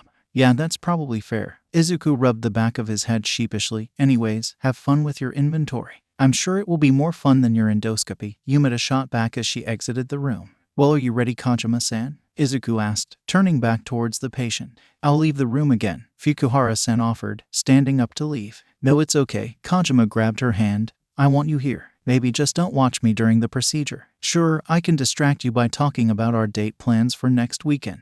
Fukuhara agreed easily, turning her chair so it faced away from the exam table. All right, Kajima-san. Izuku quickly washed his hands, lubricated the endoscope, and hooked it up to the nearby monitor. If at any time things become too painful, just let me know. Okay. Yeah, all right, Kajima agreed nervously. So I was thinking we could try this new soba place in Hasu that's getting rave reviews. Fukuhara began chatting as Izuku started feeding the endoscope into the patient's intestine. Apparently their pork chashu is to die for. Sounds great. Kajima winced in discomfort. There's also a pastry shop next door that apparently makes a mean yuzu cheesecake. I know how much you like yuzu. I figure we could grab our food to go and have a picnic outside. What do you think? There it is, Izuku murmured to recovery girl, being careful not to interrupt the stream of chatter currently distracting his patient.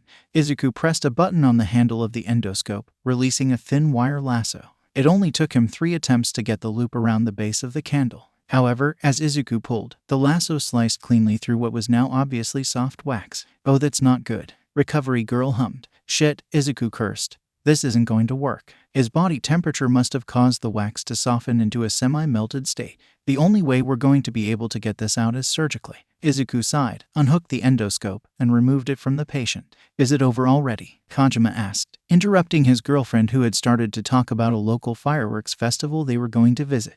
"Not quite. Unfortunately, it looks like the wax has started to melt, meaning that we were unable to grab onto it with the endoscope. We're going to have to remove this surgically." "Surgery?" the patient asked in a panicked voice. "It's a relatively standard and low-risk procedure called a laparotomy," Izuku soothed. "Essentially, all I will be doing is making an incision in your abdomen and pulling out the candle." "Will it hurt?" "We'll put you under general anesthesia so you'll be asleep the entire time. You will probably feel some soreness and tenderness in the area for up to a week after the procedure." "That's not too bad," Fukuhara said positively. "Is this the only way to get it out?" Kojima bit his lip. "It's the safest and most efficient. I could try to continue to remove it with the endoscope, but I likely won't be able to get all of it, and unfortunately since we're under-resourced I don't have access to other specialized tools like vacuums which could be used to remove it." "Alright then, I guess I have no choice." The man sighed. "You have a quirk, right?" Izuku asked. "If you'd like I could release you to the care of a full hospital. They may be able to remove it non-invasively." "We don't have insurance," Fukuhara explained. "We wouldn't be able to afford a regular hospital." "I'm sorry to hear that." Izuku sighed heavily. "I'll have a nurse come in to prepare you and go over the consent forms." "Thanks." Kojima gave a nervous smile. "And here I was hoping I wouldn't need to scrub in today," Izuku complained as soon as he and Recovery Girl were in the hallway. "At least this is a fairly short procedure." The two started walking towards the OR. "Do you regularly scrub in on surgeries?" Recovery Girl asked. "That's my primary job," Izuku responded. "Like Natsuo mentioned, due to staffing shortages we all practice general and emergency medicine, but many of us also specialize." "I see. Wouldn't you be glad to have a surgical case then?" Recovery Girl asked. "Normally, perhaps. However, last night's shift was intense surgery after surgery. In addition to the patient you met earlier who needed exploratory abdominal surgery and electrocauterization, I had a difficult craniotomy. The coma patient got it in one. GCS7 and a deceptively bad epidermal hematoma. I was hoping I could get a break this shift, but this is just my luck. Anyways, these are the locker rooms. There's a door on the far end leading into the OR. You know the procedure for scrubbing in?" Recovery Girl just raised an eyebrow in response. "Sorry, stupid question. Anyways, there are spare scrubs in the locker on the far right. Scrub in and I'll see you in the OR." Izuku pushed into the men's locker room and made quick work of changing and sanitizing himself. After he tied on his surgical cap and pulled on his gloves, he entered the OR. "Zuku-sensei." Yoshida cheered already inside. "How's it hanging?" "Hey Yoshida-san," Izuku greeted warmly. "I'm doing alright, everything considering." "You, Kiki," Yoshida made finger guns. "Do you know what our case is today?" "Laparotomy," Izuku replied. "Patient has a candle wedged in his rectum which has started to melt and can't be removed with a transanal approach." "Fun." Yoshida wiggled her eyebrows suggestively. Just then Recovery Girl entered the OR. "Hello dear, I'm Chiyo-sensei. What's your name?" "Recovery Girl." Yoshida's eyes rounded. "Wait, no, that's your name." "My name is Yoshida Nanami. I'm a surgical nurse." "It's a pleasure to meet you." At that moment Azuma Mary pushed into the OR, with Kojima sedated on a gurney. "Here's your patient," she said in her usual monotone. "I have him on 70 milligrams of propofol with automatic bolus doses every 3 minutes. "Thanks Mary-chan," Yoshida chirped. "We'll take it from here. Have fun." Azuma turned and promptly left. "I can never tell if she's joking or not," Yoshida commented as she pushed the patient to the center of the room. "Okay, are we ready to begin?" Izuku asked, reaching for a scalpel. "Wait," Recovery Girl shouted. Izuku and Yoshida froze. "I can't believe the two of you. You should wait for the surgeon before starting the procedure. This is unacceptable." Yoshida blinked in confusion. "Pardon? I'm not sure what you mean." "The two of you are very good nurses, I am sure, but I know for a fact that Izuku isn't even certified. You absolutely should not be cutting into a patient without a trained surgeon present. I shouldn't have to explain this to you." "Nurses," Yoshida repeated. My bad." Izuku let a wide grin stretch under his surgical mask. "I don't believe I have formally introduced myself yet. My name is Midoriya Izuku-sensei, and I'm the trauma surgeon on shift."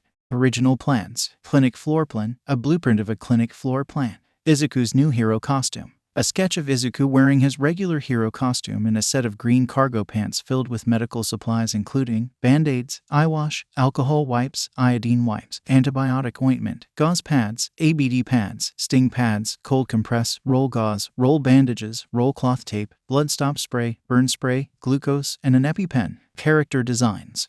Shift 2 clinic staff. Name: Midoriya Izuku. Nickname: Green Giant. Clinic position: trauma surgeon. Age: 16. Blood type: O. Pronouns: he, him, his. Quirk: one for all. Likes: Katsuden. Dislikes: singing. Boy with curly green hair, green eyes, and freckles wearing a surgical mask, green scrubs, and a lab coat pulling on latex gloves. Hikaru credit: at Ciatia Dioptric. Name: Takahashi Shori. Nickname: still on call. Clinic position: shift 2 attending. Age: 34. Blood type: A. Pronouns: she, her, hers. Quirk: quirkless. Likes: panda bears. Dislikes: natto. Woman with wild red hair tied into a braid, red eyes, and thick red glasses. She is wearing a surgical mask, lab coat, gray scrubs, and is pulling on latex gloves. Hikaru credit: at Hashinoko Maker. Name: Todoroki Natsuo. Nickname: Public Enema No. 1. Clinic position: pediatric specialist. Age: 19. Blood type: AB.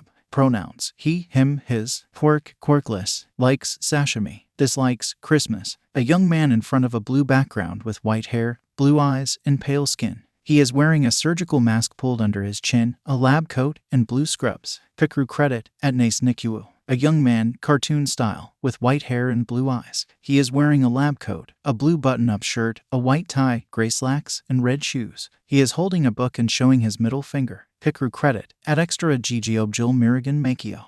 Name: Sakuma Reiki. Nickname: Shrinky Dink. Clinic position: psychiatrist. Age: 35. Blood type: B. Pronouns: she, her, hers. Quirk: tranquilizing touch. Likes: horoscopes. Dislikes: alcohol. A woman with turquoise hair wearing a red headband, white lab coat, red turtleneck, gray slacks, and red pumps. She is dropping papers everywhere. Hikaru credit: at Kaidai Jina Bayi no Nu wo Zuo Richiameka. A woman with curly turquoise hair, turquoise eyes, smiling widely. She is wearing a buttoned-up white lab coat, a red and turquoise geometric pattern tie, and is making a peace sign. Hikaru credit: at Smile Paint.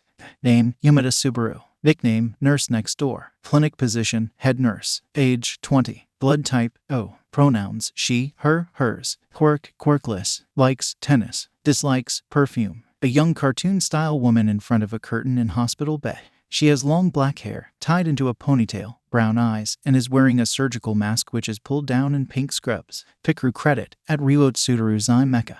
Name: Iki Michai. Nickname: Code Blue. Clinic position: nurse. Age: 23. Blood type: AB. Pronouns: he, him, his. Quirk: insomnia. Likes: dogs. Dislikes: sports. A tired young man standing in a hospital hallway. He has short blue hair tied into a ponytail on top of his head and gray eyes with thick eye bags. He is wearing a surgical mask pulled under his chin and pink scrubs. Hikaru credit: at Ryotsudaru Zai Mecha. Name: Harada Ito. Nickname: Always the Quiet Ones. Clinic position: nurse. Age: 15. Blood type: O. Pronouns: he, him, his. Quirk: nail growth. Likes: yakitori. Dislikes: riddles. A young boy with black hair and black eyes. He is wearing round glasses and pink scrubs. Hikaru credit: at Nioro Hista. Name: Azuma Mary. Nickname: bedpans and tube sticks. Clinic position: nurse. Age: 57. Blood type: A. Pronouns: she, her, hers. Quirk: quirkless. Likes: green tea. Dislikes: loud noises. An older woman with gray hair pulled into a low ponytail and tired gray eyes. She is wearing a surgical mask which is pulled down in pink scrubs. Hikaru credit: at Mashio Masiom. Name: Kiwahara Hanako. Nickname: the literal child. Clinic position: pediatric nurse. Age: 13. Blood type: B. Pronouns: she, her, hers. Quirk: quirkless. Likes: bunnies. Dislikes: bugs. A little girl with long purple hair and triangle buns and large gray eyes. She is wearing a pink headband, pink scrubs, and is making a peace sign. Hikaru credit: at Akamaguga Rumika. Name: Yoshida Nanami. Nickname: KPOP Queen. Clinic position: surgical nurse. Age: 20. Blood type: A. Pronouns: she, her, hers. Quirk: quirkless. Likes: action movies. Dislikes: clowns. Full body image of a girl with green hair tied in short pigtails and red eyes. She is wearing pink scrubs, white shoes, a surgical mask, and is making a thumbs up sign. Hikaru credit: at Wubaishi Quan Shen Mecha. Name: Matsumura Tsutomu. Nickname, The Doctor Whisperer. Clinic position, Administrative Coordinator. Age, 25. Blood type, O. Pronouns, he, they. Quirkless. Likes sequins. Dislikes small spaces. A bald man with dark skin and a full beard. He is wearing thick rainbow eyeshadow, lip gloss, and has both eyebrow and ear piercings. He is wearing a mesh shirt with sequin flowers under a black coat with a white fur collar. On his pocket are the inclusive pride and gay pride flags. Hikaru credit, @DJRN. Shift 1 clinic staff. Name, Tone Hitaka. Clinic position, Shift 1 attending. Age, 45. Blood type A. Pronouns, he, him, his. Quirk, cold hands. Likes, heroes. Dislikes, ghost. Full body cartoon style image of a man with dark skin, short black hair, a full beard, and glasses. He is wearing a white lab coat, blue button down, black tie, black pants, and black shoes. He is holding a clipboard. Hikaru credit, @extra GGO Jill Mirigan Makio.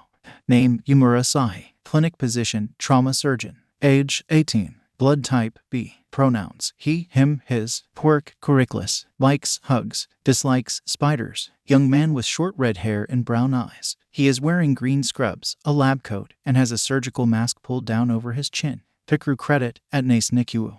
Name, Nishida Toshiko. Clinic position, pediatric specialist. Age, 27. Blood type, O. Pronouns, she, they. Quirk, X-ray vision. Likes board games. Dislikes horror movies. Full body image of a woman with blonde hair and 2 braids and brown eyes. She is wearing a closed lab coat, a pink button down, gray slacks, gray shoes, and is holding some papers under her arm. Hikaru credit, @Kaidai Jina Bai no Nu wo Zuo Richiameka.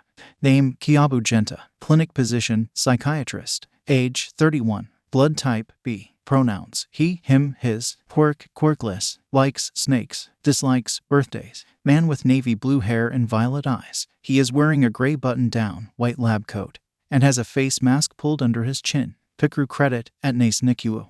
Name, Obaikazue. Clinic position, head nurse. Age, 18. Blood type, AB. Pronouns, she, her, hers. Quirk, kangaroo. Likes manga. Dislikes rain. A woman with shoulder-length light brown hair and 2 buns. She has gray eyes and is winking. She is wearing pink scrubs and has a pulled-down surgical mask. Her hands are making a heart shape. Hikaru credit, @Tongdao Shinuzai Mecha.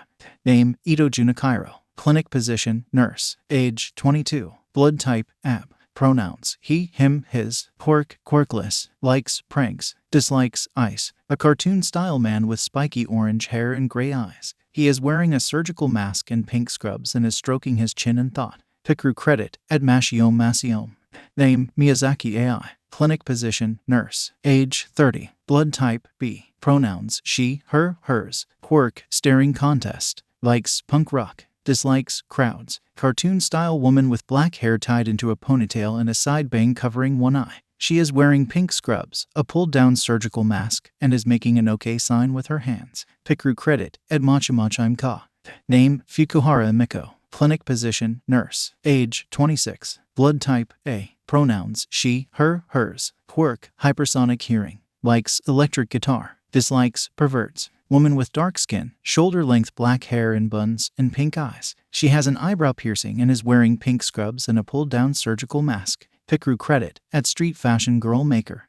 Name, Seiki Chihiro. Clinic position, pediatric nurse. Age, 19. Blood type, O. Pronouns, she, her, hers. Quirkless. Likes strawberries. Dislikes meat. Woman with brown hair and a high ponytail and yellow eyes. She is wearing pink scrubs and a pulled-down face mask. Hikaru credit, @Street Fashion Girl Maker. Name, Arita Yuudo. Clinic position, surgical nurse. Age, 27. Blood type, B. Pronouns, they, them. Quirkless. Likes bubble tea. Dislikes trains. Young male presenting person with spikes, turquoise hair, and purple eyes. They are wearing pink scrubs and round silver glasses. Hikaru credit, @Zhangzhui Nanzai. Name, Sonoda Utano. Clinic position, administrative coordinator. Age, 17. Blood type, B. Pronouns, she, her, hers. Quirk, hover. Likes roller coasters. Dislikes the beach. Picture of a blonde girl with long hair and amber eyes. She is wearing a mint green shirt, blue zip-up hoodie, silver necklace, silver hoop earrings, and a pulled-down face mask. Hikaru credit, @Street Fashion Girl Maker. Other clinic staff. Name, Hatsume. Clinic position, tech support. Age, 16. Blood type, O. Pronouns, she, her, hers. Quirk, zoom. Likes steampunk. Dislikes deternet. A girl with pink dreadlocks, yellow eyes, and bandages on her nose and cheek. She is wearing a black t-shirt and orange jacket with a fur collar. Picker credit at BYDEWS. The silence hung heavy in the air, creating a tension that draped along Izuku's back like a blanket. Izuku didn't dare speak another word. So are we going to pull the stick out of this guy's ass or what? Or not? You're the surgeon. Recovery girl grit out between pursed lips. I am, Izuku confirmed. How long? I've been a full surgeon for just over a year. I started at the clinic as an 8-year-old. At that age, I mostly helped wash soiled linens and cleaned up messes. At 10, I started to study emergency first aid, and by 12, I had more training than your average EMT. At that point, I started studying surgery under Takahashi-sensei. At 14, I was allowed to conduct actual surgeries under supervision. About a year later, I was approved to serve as a fully independent surgeon. Recovery girl took a deep breath. Okay, I can't say that I approve of this. However, the patient clearly needs emergency surgery. As I am an experienced, licensed surgeon, I will oversee your procedure. If at any point I feel that you are unable to handle it, I will take over the operation. You can't do that, Yoshida shouted at the same time that Izuku responded. Fine by me. The two turned to face each other. Izuku-sensei, you can't really be going along with this? I don't see how this is any different than normal. Izuku shrugged. I have faith in my abilities as a surgeon. Yoshida bit her lip but gave a short nod. Fine, but so you know. She spun around to face Recovery Girl. Izuku-sensei is an amazing surgeon. Izuku interrupted before Recovery Girl could reply. All right then, let's begin the procedure. We don't want our patient under anesthetic any longer than necessary. Number 10 scalpel. Here, Yoshida carefully plucked the number 10 from the row of razor-sharp blades laid out on the tray next to her.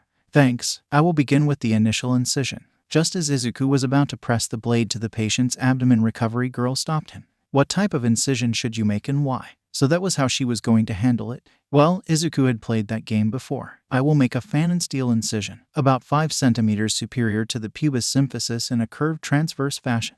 This will allow me access to the patient's pelvic cavity, where the candle is currently lodged. Recovery Girl let out a short hum. And what is the greatest risk of this incision? The potential to accidentally perforate the bladder. Izuku answered promptly. Very well. Proceed. Izuku nodded and pressed the edge of the scalpel laterally to the space between the patient's stomach and genitals. Steadily, he pressed down and cut a slightly curved line about 8 centimeters long. Retractor, Izuku commanded. Gotcha, boss. Yoshida passed a wide malleable retractor, which Izuku inserted between the patient's bladder and the joint connecting their left and right pelvic bones. What is the next step? Recovery Girl crossed her arms. I will deepen the incision using electrocautery until I reach the superior border of the joint. I will then use my fingers to manually expand the dissection laterally along the superior pubic rami in both directions. On that note, I would like the cautery pen, please. Yoshida silently handed the pen to Izuku, who immediately began to deepen the incision. And next, Izuku cut Recovery Girl off. I will now identify the rectum and palpate for the candle. Yoshida, because of the candle's semi-melted state, we will need to be extra careful to remove all of the wax. There isn't exactly a handbook on how to do this, so we may need to be creative. Be ready with the laparoscope to make sure we get it all right. Yoshida furrowed her brow in determination. Recovery Girl, would you mind passing me tools in the interim? Izuku asked politely. Very well, Recovery Girl agreed, moving to position herself between Izuku and the tool cart. Great, thank you. All right, I've identified the rectum and am feeling for the candle now. There it is. Number 10 scalpel. Recovery Girl pressed the blade into Izuku's hand. Thanks, okay, I've made the incision. Izuku placed the blade down. Obstetric forceps. Here. Recovery Girl handed over the forceps to Izuku. Thanks. All right, I think I've got the majority of the candle. Izuku used the forceps to slowly pull the bloodied candle from the patient's abdomen, dropping it onto the surgical tray with used tools. Yoshida, scope. On it, Yoshida carefully inserted the scope into the incision and turned on the light at the end. Izuku turned to face the monitor. That actually looks pretty clean, he hummed. There's a small piece to the left there from where the endoscope cut through the wax, but otherwise it looks as if the candle was merely softened as opposed to melted. Keep the scope there while I remove that last bit. Here are your forceps. Recovery Girl offered the tool to Izuku. Thanks. Izuku grabbed the forceps and, keeping his eye on the monitor, inserted them into the incision. And gotcha. You can remove the scope now, Yoshida. Aye, Captain. Izuku dropped the remaining piece of candle next to the original and placed down the forceps. And now we just need to close him up. I need 2 suture kits, 1 polydioxanone and 1 polypropylene. I've got them, Yoshida responded, grabbing the kits from a nearby shelf. I assume you want the polydioxanone first. You know me well. Why polydioxanone? Recovery Girl asked primly. Because it's absorbable. should dissolve in about 90 days. It's also less likely to scar and less prone to infection than gut sutures, and it's cheaper since it's synthetic. Money is always tight around here. And the polypropylene. Since the initial incision of the abdominal wall is a simple incision wound, we should use a monofilament non-absorbable suture, either polypropylene or nylon. Since it's synthetic, the polypropylene, as with the polydioxanone, is less likely to lead to infection and is cheaper. Izuku carefully opened the first suture kit and began to sew up the internal incision. Once he was finished, he removed the retractor from the patient's abdominal cavity and began using the second kit to close the initial incision site. Very even, Recovery Girl commented, eyeing the stitches. Not bad, Sonny. Thanks, Izuku grinned. Alright, that's a wrap. Tool count. Give me a moment. Yoshida began counting tools on her fingers, all accounted for. Great. Then let's page Mary-san to take our patient to recovery and wean him off his anesthetic. Yoshida, clean up. I know, she groaned. You always leave me with your messes. You love me anyways, Izuku teased. I love this job. Yoshida scrunched up her nose. Heavens knows why. At least I get to blast K-pop while cleaning. Benefits of being the nurse. Izuku grinned. Recovery Girl, let's clean up and we can chat on my break. We don't have a break room, but we can go to the internet cafe across the street for some privacy. Very well, Recovery Girl agreed. We most certainly have a lot to discuss. Izuku carried 2 cups of steaming instant noodles to the small table where Recovery Girl was seated. Here you go. Izuku passed the pink seafood-flavored cup over to her. You know this stuff is terrible for you. What can I say? I'm a doctor. We're the worst at taking care of our own health, and we make terrible patients. You can say that again, Sonny. Recovery Girl chuckled. You are one of the worst patients I've ever had.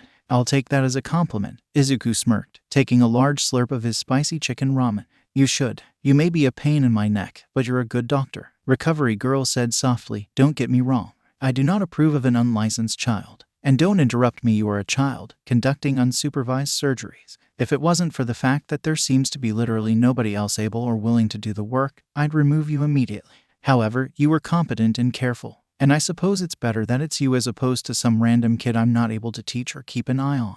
That's fair, Izuku sighed. If it helps, I've done a lot of surgeries. Some of them have been incredibly high risk and difficult. I did a craniotomy yesterday. I've successfully performed a thoracic aortic dissection repair. Sure, I've lost patients on the table before, everyone has. Some of them may have lived if they had access to a more experienced surgeon. I know that. However, I have never lost a patient to avoidable medical error. Trust me, if my patients were able to access a licensed surgeon, they would. Unfortunately, I'm what the clinic can get, so all I can do is my best. That's all anyone can ask from you. Recovery Girl put down her cup noodles with a sigh. I may disapprove, but even I can recognize that you are doing good work here. Thank you, Izuku replied softly. So that's why we'll just have to continue to train you up, dearie. Recovery Girl offered Izuku a warm smile. I'm going to recommend you to take the National Preliminary Examination for Medical Practitioners as part of your Provisional Hero Licensing exam. You will then undergo a 1-year practical training apprenticeship with me, which will consist of my supervision of your normal clinic duties, after which you should be eligible to take the National Licensing exam. You would then be required to complete a 2-year residency, which again would just mean 2 additional years at the clinic. Izuku spit out his noodles. What? Seriously? I thought you had to be a foreign licensed practitioner to take the preliminary exam.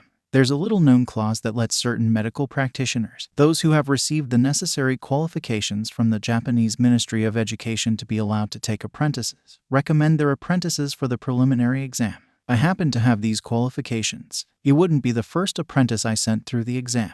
Oh well, okay then. Izuku blinked slowly. Natsuo-kun is going to be beyond jealous. Todoroki. He's currently slogging through his 2nd year of medical school, so I'm guessing none of the clinic doctors are licensed then. The day shift attending is a licensed veterinarian if that counts. You know what? I'll take it. Recovery Girl chuckled. We should be getting back to the clinic. I still have most of a shift to observe. Now you better prepare properly for your exam next week. There's only so much you'll know from practice. Shit, Izuku cursed. What are the odds that the exam covers biophysics? Recovery Girl just smiled.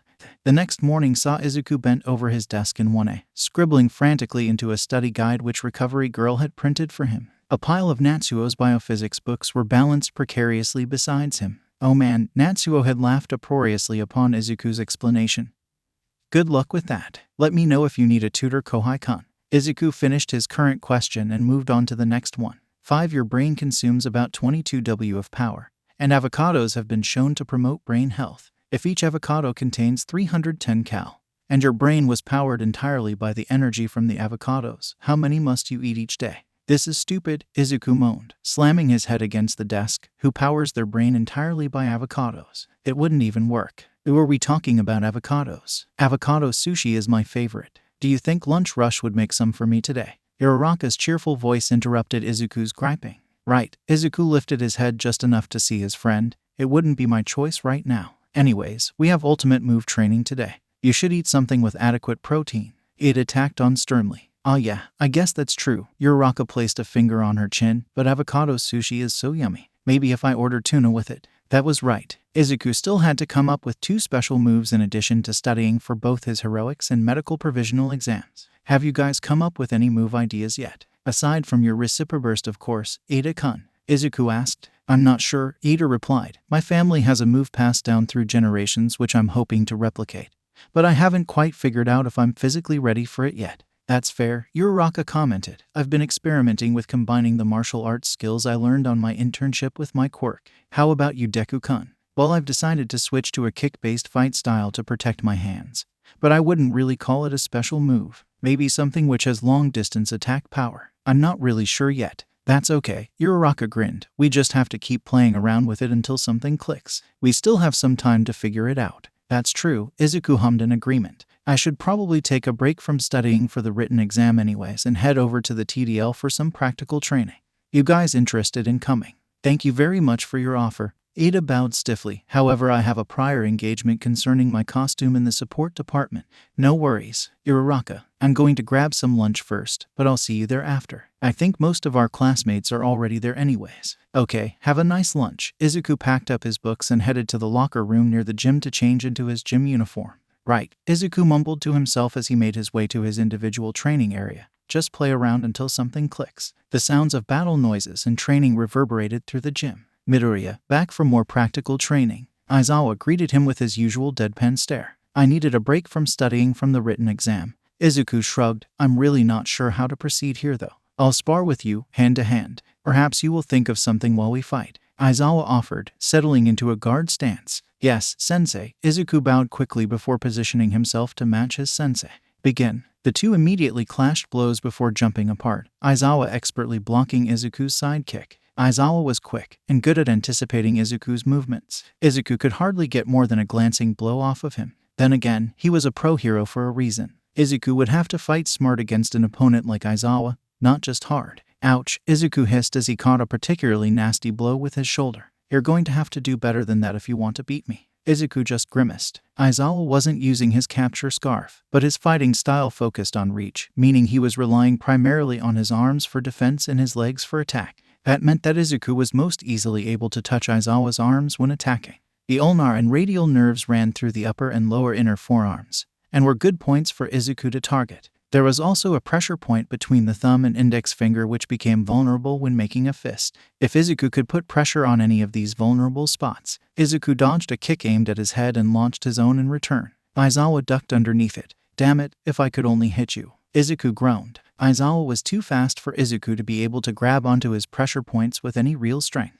Izuku would be lucky if he could lightly tap him. If only there was a way for Izuku to add force to those light touches. Wait, Izuku let out a wide grin and lit up with green electricity. Now you're getting it, Aizawa smirked, but you still won't be able to hit me. Watch me. Izuku took a deep breath and gathered 1% of one for all into his fingertips. He lashed out with a punch and Aizawa lifted his arms to block. Time seemed to slow down. Izuku aimed his fingers for Aizawa's ulnar nerve, and as his fingers brushed Aizawa's arm, he released the stored-up power. 1% wasn't enough to cause significant damage. Not with such little contact, but it did cause Aizawa's arm to light up in pain before losing sensation. Ugh, Aizawa shouted, jumping back and grasping his limp arm with his other hand. What the fuck problem, child? I aimed for your ulnar nerve and released 1% of my quirk when I touched it. I didn't put in enough power to cause permanent damage. You should have full use of your arm back in a minute or two. Aizawa took a calming breath. Right, and you just happened to know where to hit. I had an anatomy phase as a kid. Izuku shrugged. It wasn't even a lie. There are dozens of major nerves and pressure points on the body which I can target. And look, the power buildup was so minimal that it didn't even strain my fingers. The fingers on Aizawa's injured hand started to twitch. Either Aizawa's arm was regaining sensation or he was irritated. Likely both, Izuku decided. Well, problem child. I guess you've found your first ultimate move. Aizawa grinned. You won't get me with it again. We'll see, Izuku smirked. You don't even know where you need to protect. What will you call it? I mean, I'm not planning on shouting out its name in battle or anything. But what about numbing touch? Sounds about right. Aizawa agreed, flexing his hand. Now, let's keep sparring. I want this to be second nature to you by the end of the day. Izuku made his way towards Recovery Girl's office, hair still dripping from his post-training shower. Ah, there you are, Sonny. Recovery Girl greeted warmly as he entered. I have your supplies ready. Trade you for this morning's review sheet, Izuku offered, pulling the physics study guide from his book bag. It's a deal. Recover Girl took the packet from Izuku, smoothing out the wrinkles from when Izuku had shoved it into his bag earlier. The supplies are in the neon green bag on my desk. Izuku walked over to the desk where, as promised, he found a neon green nylon bag with thick black shoulder straps. Izuku unzipped the bag, eyes widening at its contents. Everything's here, he gasped, pulling out a 5 ml bottle of naloxone. You proved yourself last night, dear. I trust you not to misuse the equipment I've given you. Of course, you'll have to wait for the oxygenator from Power Loader, but there's an ambu bag in there which should be an adequate substitute in the interim. I can't thank you enough, Izuku said earnestly. Like I've said, you earned it, Sonny. You also did fairly well on this physics sheet. You missed 2 questions, but overall not too bad. Recovery Girl looked up from where she was grading Izuku's work. That's good. Keep studying and you'll do fine on the exam. You won't get a perfect score, but you'll pass and that's all that matters. Right? Izuku winced. He couldn't remember the last time he'd gotten less than an 85% on any test. I just need to pass. Do you have another shift tonight? I still need to see you successfully intubate a patient and perform a needle thoracostomy before I can issue your emergency medicine certification.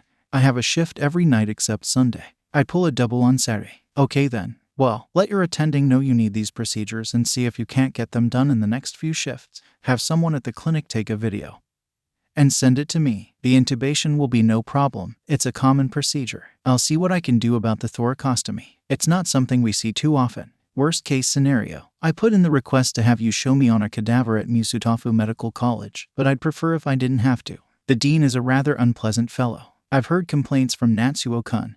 Izuku offered a sly smile. Apparently his mustache quivers during lectures. I'm told it is very distracting. Quite right. Recovery Girl let out a few chuckles. The man is one of the most self-important individuals I've ever had the displeasure of meeting. He places a great deal of pride in that mustache. Anyways, I have to leave soon. I'll see what I can do about the thoracostomy. I'll see you tomorrow, Sonny. Say hi to everyone for me and make sure to keep a clear head. Will do. Thank you, Recovery Girl Sensei. We are going to be spending quite a lot of time together, dear. Just call me Chiyo. Yes, Chiyo Sensei. I'll see you tomorrow. Izuku hefted his new supplies over his shoulder and started climbing the stairs. He had one more stop before heading to the clinic. Yo, Zuku-kun. May greeted exuberantly as Izuku entered the support lab. Guess you didn't get arrested then. Nope. Though I think Chiyo-sensei nearly had an aneurysm when she realized I was the surgeon. Chiyo-sensei, tell me everything. I don't have time for all the details now. Izuku warned his friend. Ugh, fine. Just give me the highlights and I'll grill you later. Izuku shuddered slightly in justifiable fear. Right, so essentially Chiyo-sensei has a way to let me take the national preliminary exam for medical practitioners, which will be tacked on to the written portion of my provisional hero licensing exam. If I pass, I will have a 1-year apprenticeship with her before I take the full exam. So you'll be a real licensed surgeon? Hey, I am a real surgeon, Izuku elbowed Mei playfully, but essentially yes. That's amazing, Zuku-kun. Natsuo-kun will be so jealous. That's what I said. Izuku laughed. Actually, now that I think of it, I could use some help with studying for the biophysics part of the exam. Natsuo just dumped a bunch of textbooks in my arms and laughed maniacally. You've come to the right girl. Mei proudly pointed her thumb at her chest. I happen to be an expert in physics. I'm sure biophysics isn't that different from regular physics. The body has to follow the same laws as the rest of the universe after all. Thanks, Mei. Izuku shot her a relieved smile. I have all this practical knowledge, but that will only take me so far on this kind of written standardized test. Never fear, for Mei is here, Mei proclaimed in a deep, booming voice. Please, Izuku begged, never do an All Might impression again. I'll have you know I do excellent impressions. You really don't? Izuku sighed. Anyways, I do need to be heading out soon. I just wanted to check in and see if you had a timeline for my support gear yet before heading to my shift. Good news. We got the go-ahead on the oxygenator from Recovery Girl. It will take a while for me to figure out, but I embrace the challenge. In the meanwhile, I should have your pants and tool belt ready for you tomorrow. Thanks, Mei. You're a lifesaver. That's what I'm here for. Mei winked. Now go. You're going to be late for your clinic shift. And remember, you owe me details. I will be holding your pants hostage until you fess up. At that moment, Power Loader walked into the lab. I don't even want to know. He spun around and promptly walked right back out. And done, Izuku sighed, stepping away from the patient. Did you get that? Crystal clear. Natsuo waved the phone he had been using to film the procedure. That's the intubation down. What else did you need? Thoracostomy. Izuku winced. Harada and Michai descended on the patient as Izuku and Natsuo exited the medical bay. Oof, good luck finding a patient for that. Gee, thanks. Izuku peeled off his gloves and tossed them into a nearby disposal. Is it just me or has it been quiet tonight? Natsuo looked around furtively. Don't say the Q word, you're going to jinx us. That's just a silly superstition. Izuku rolled his eyes. On another note, my test is the day after tomorrow. I'm taking the night off tomorrow to make sure I get enough rest. And depending on how the test goes, I may take that night off as well. I should be able to get your textbooks back to you once I'm back. No worries. Natsuo waved his hand. Take as long as you need, my little Kohai. You do know that I'm going to get my license before you. Doesn't that make you my Kohai? Natsuo froze. Wait, what? No, that's completely unfair. I refuse. Don't worry, Natsu Kohai. Izuku smirked. I'll work hard as your senpai. I've been working as a doctor longer than you. Natsuo pouted. By a month. It barely counts. Face it, Kohai. The two approached the nurse's station. Hey, Mary-san, tell Izuku Kohai that he's not my senpai. Natsuo leaned over the desk. Sorry to break it to you, but he's going to get his license first. He is totally your senpai. Mary chuckled, winking at Izuku as the two slapped their hands together in a high five. Yoshida, who was seated next to Mary behind the desk, let out a giggle. Traitor, Natsuo grumbled. Please tell me some new patients came in while we were busy. Just a guy with appendicitis. Takahashi-sensei and Kuwahara-chan are taking care of him now. They'll do the surgery too. Kuwahara-chan needs the experience. Yumeda replied from Mary's other side as she flipped through files. Ugh, what I wouldn't give for a patient. Slow night, eh? Sakuma joined them at the desk. You too. I had a pre-scheduled group therapy session and some prescription refills, but no emergencies. I have another session in about 10 minutes. Geez, I don't think we've had a night this quiet in 3 months. Yoshida mused. SHHH. Natsuo sputtered in indignation. Izuku rolled his eyes. Natsu Kohai here is superstitious about the Q word.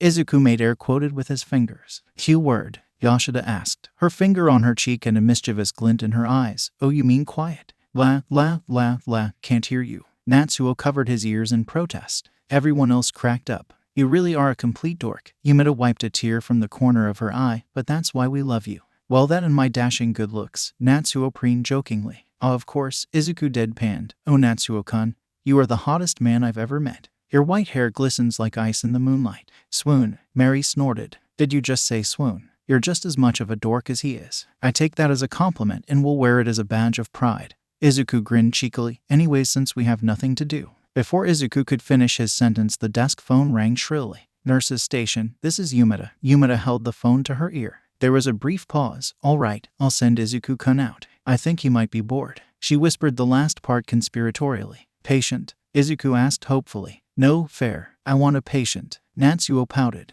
Yumeda put a finger to her lips. Thanks, Matsumura-san. You as well. Yumeda hung up the phone and turned to Izuku. Someone just brought in a vigilante who was hit with some kind of intoxication quirk. They're conscious, high as a kite, and currently zooming around the waiting room in a wheelchair while singing pre-quirk show tunes. Izuku blinked. Okay then. Well, this ought to be fun. Mary-san, want to come with? Not really. Mary-san, Yumeda sighed. I'll go, Yoshida volunteered, except that you'll just join in singing with the patient. Izuku sighed. Well, I mean, fine, I'll go, Mary sighed. I hate show tunes. Blasphemy, Natsuo gasped dramatically. All right, well, see you guys later. Izuku and Mary made their way towards the waiting room. As they approached, they could hear a gravelly and distinctly off-key warble. Musical notes. I am the very model of a modern major general. I've information vegetable, animal, and mineral. I know the kings of England, and I quote the fights historical. From Marathon to Waterloo in order categorical. I'm very well acquainted, too, with matters mathematical. Mary shot Izuku an exasperated look, and the two entered the waiting room.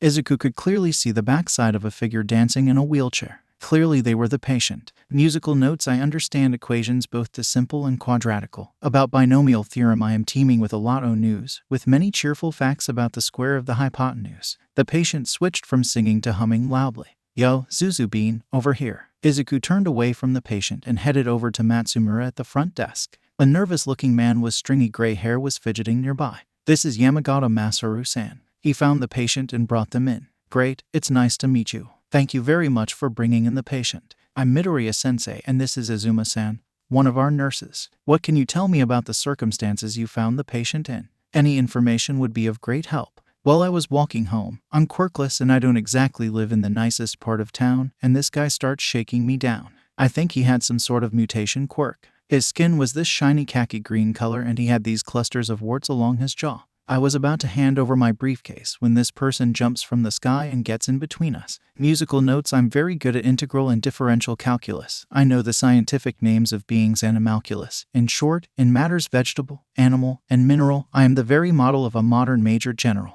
There was a split second of silence. Just ignore them. What were you saying? Right, like I said before, this person just drops from the sky. I'm pretty sure they're quirkless because as far as I could tell they didn't use a quirk at all during the fight. I think they're a vigilante, didn't really look like a hero. Anyways, they were fighting hand to hand with the mugger when the mugger sprayed some sort of mist from his mouth into the vigilante's face. The next thing I know, the vigilante is stoned and the mugger got away. I carried them here after. Thank you. This is very helpful. Izuku made a quick note on a pad he kept in his pocket. Sounds to me like the mugger may have had a toad mutation quirk. It would explain the shiny skin and the warts. Additionally, some toad species secrete a venom which acts like a psychedelic when inhaled. I know you're not experiencing any symptoms, but you should get checked out as well while you're here. Better safe than sorry. Okay. The man nervously tugged at the hem of his shirt. Azuma-san, could you take him to exam room 2? Have Natsuo check him out. I'll take the other patient to Bay 3. Sure thing. Follow me. Mary gently led the man out of the waiting room.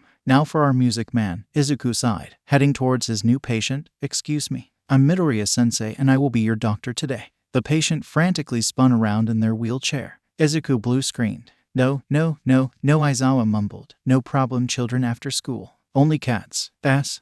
Sensei. Wait, what? Matsumura dropped the book they were reading with a resounding thud. It's too green, Aizawa groaned. Izuku shook his head to snap himself out of his shock. Sensei, are you okay? Aizawa let out a couple of giggles. Aizawa ... giggling ... it was so wrong. Musical notes: I can write a washing bill in Babylonic cuneiform and tell you every detail of Caractacus's uniform. In short, in matters animal, vegetable, and mineral, I am the very model of a modern major general. I know this is probably incredibly distressing to you, but you've got to admit it's impressive that he's managing to get all those words out in something resembling a melody. Matsumura grinned. Hey, problem kiddo. Aizawa slurred, as if to deliberately spite Matsumura. Wanna tell my hubby about the modern major general? Izuku short-circuited again. Yeah. Aizawa cheered as Izuku rolled him to the med bay. Alright, sensei, I need to take your vitals. Can you stay very still so I can put this on? Izuku lifted a blood pressure cuff to show Aizawa, who didn't seem to be paying attention. I love all the boys and all the boys love me, Aizawa responded dreamily. Right then, that was something Izuku never needed to know. Maybe one of his co-workers knew someone with a memory-erasing quirk. Izuku face-palmed before attempting to wrestle the blood pressure cuff onto his resistant patient. Aizawa flung his arm up and smacked Izuku squarely in the nose. Oh, Izuku winced. Aizawa-sensei hit hard. That was definitely going to bruise. Bad problem, child, Aizawa scolded. Bad problem, sensei, Izuku muttered snarkily. A few minutes later, Izuku managed to wrap the blood pressure cuff around Aizawa's left arm. Well, your vitals seem stable. Heart rate is a little high, but not so much that I'm worried about it. Izuku made a note on Aizawa's chart. The only thing we can really do is give you fluids and keep you under observation until you sober up. I'm going to be right back, sensei. I'm just going to grab you a bag of fluids. Orange juice. Aizawa pouted cutely. And wasn't that a phrase Izuku never thought he would think? Not that kind of fluids, Izuku sighed, exiting the bay. Hey Yumeda, keep an eye on him, would you? Sure thing. You look like you took a solid hit to the face. Everything all right? You mean aside from the fact that the patient is definitely my homeroom teacher and a pro hero? Wait, what? Yoshida choked. Man, dude's gonna be embarrassed when he realizes you saw him high. That's not my biggest worry right now. I'm totally going to get expelled from UA. Izuku groaned. Well, better make the most of it. If you take enough blackmail photos and videos, maybe he won't expel you. Izuku just shook his head in exasperation. I go to a hero school, and blackmail isn't exactly heroic. If anything, that will make him want to expel me more. Anyways, I need to go grab a banana bag. Could you get the IV set up? Sure thing, Yoshida chirped. When you're done, you should take care of your nose. It looks painful, Yumeda added softly. Will do. Izuku made his way to the dispensary where he snagged an IV bag. The yellow-tinted fluid sloshed inside. It kind of did look like juice. Now there was an idea. Before heading back to Aizawa's room, Izuku decided to make a quick pit stop in the waiting room. Hey Zuzubin, how's it going? Matsumura gave a lazy wave. His eyes widened at the sight of Izuku's swelling face, about as well as can be expected given the situation. Izuku's voice was getting more nasally by the minute. Izuku walked up to the vending machine. Do you have some spare change I can borrow? I can pay you back once I get a chance to head to the locker room. Sure thing, here. Matsumura handed Izuku a bill. What are you getting? Aizawa-sensei is asking for orange juice. Izuku fed the bill into machine and pressed a button. Aw, you're such a dutiful student. Aizawa-sensei has done a lot for our class, including risking his life to protect us. It's the least I can do. A bottle of juice clattered to the bottom of the machine. Izuku bent down to retrieve it, and snagged a straw from Matsumura's proffered hand. That was Matsumura, always anticipating everyone's needs. Anyways, I should get back to him. Page me if you need anything. Will do, Beanie Baby. Aizawa-sensei, Izuku asked as he re-entered the medbay. I brought you some orange juice. Orange is a good color, Aizawa responded solemnly. Right. Izuku set the juice down on a tray table and unscrewed the cap. He pulled the paper from the straw and stuck it in. There you go. Juice. Aizawa grabbed the bottle and began to drink greedily. Izuku hung the banana bag on a nearby IV stand and washed his hands. When he was done, he pulled on a pair of clean gloves and opened the IV kit which Yashida must have left for him. Okay, sensei. Could I have your arm please while you drink? Aizawa nodded slowly and proffered his arm. Thank you very much, sensei. Now this may be a little tight. Izuku grabbed a thick rubber strip from the kit and tied it tightly around Aizawa's upper arm. Once he was done, he felt around Aizawa's forearm for a vein. Izuku frowned when he didn't feel a good candidate. You really have tricky veins, sensei. You should drink more. Orange juice. Aizawa agreed. Exactly. Orange juice. And coffee. No, not in coffee. Coffee is a diuretic. It dehydrates you. I like coffee. And jelly. Aizawa informed Izuku gravely. Zashi doesn't like jelly. He's a big meanie. Makes me eat vegetables, green stuff. Was his sensei always this much of a child? I see. I found one. Now this may be a little cold, sensei. Izuku gently wiped Aizawa's forearm with an alcohol swab. While the skin was drying, Izuku removed the tubing from its packaging and took off the needle cover. Without warning, Izuku inserted the needle until a small amount of blood pooled in the needle hub. Izuku fed the tube into the vein. He released his makeshift rubber tourniquet and removed the needle. Oh, Aizawa winced. You're a mean problem child. It's all over now. Izuku dropped the used needle into a sharps disposal bin. Let me just secure the line with a bandage. Izuku grabbed a clear adhesive patch and fixed it over the cannula. When he was done, he connected the end of the tubing to the IV line and started the drip. Hopefully this will help you to sober up. I wanna sing. Musical notes. It's a world of laughter, a world of tears, a world of hopes, and a world of fears. Yeah, there was no way Izuku could handle listening to that all night. He had to do something, and fast. Hey Aizawa-sensei. Izuku interrupted. You wanted me to contact your husband? Could you tell me about him? Zashi. Aizawa sat up animatedly before falling back into bed with a huff. Too bright. Do you want me to turn down the lights? Not lights. Zashi. Too bright. Aizawa paused before tacking on, and loud. Aizawa's slurred description of his husband seemed somewhat familiar to Izuku. Someone named Zashi who was bright and loud. Could it be? Hey sensei. By any chance is your husband Yamada-sensei? My hubby. You can't have him. Aizawa replied petulantly. Izuku took that as a confirmation. I don't want to take him, Izuku soothed. I want to call him so he knows where you are and what happened to you. Do you have his phone number? Aizawa didn't reply, opting instead to return to humming under his breath. Right. Well, I suppose I could always call his agency. I'm going to call Yamada-sensei for you. I'll be right back. Izuku slipped out of the bay and headed to Yumada at the nurse's station. Hey, can I ask you a favor? Sure, what is it? Yumada looked up from her paperwork. I need to contact my patient's husband to let him know what's happened. However, getting his number may be difficult and I could use some help. All right, Yumada pulled out a memo pad. What's their name? Yamada Hazashi, but you'd know them better as Present Mike. Yumada dropped her pen. Sorry, he's my English teacher, but I don't have his number. Izuku added unhelpfully. Yumada blinked slowly before shaking herself out of her shock. Right. Do you have Recovery Girl Sensei's number? She works at UA, so she probably has access to all the teacher's emergency contact information. Why didn't I think of that? Izuku slapped his face. And oh, that was not a good idea with his currently swollen nose. I'll call her right now. I just need to get my phone from the locker room. I'll keep an eye on the patient while you make your calls, Yumada offered, and please get a cold compress for your nose. I know you're worried about your sensei, but your health matters too. I will. Thanks, Yumada. Izuku bolted to the locker room and dug his phone out of his locker. He hit number 3 on speed dial. The phone only rang twice before it was picked up. Midoriya, is everything all right, dearie? Hi, Chiyo-sensei. Izuku replied, I'm fine. Well, I may have a broken nose, but that's not the point. I've got Aizawa-sensei here in the clinic and I need to let Yamada-sensei know what's going on, but I don't have his number and Aizawa is refusing to give it to me.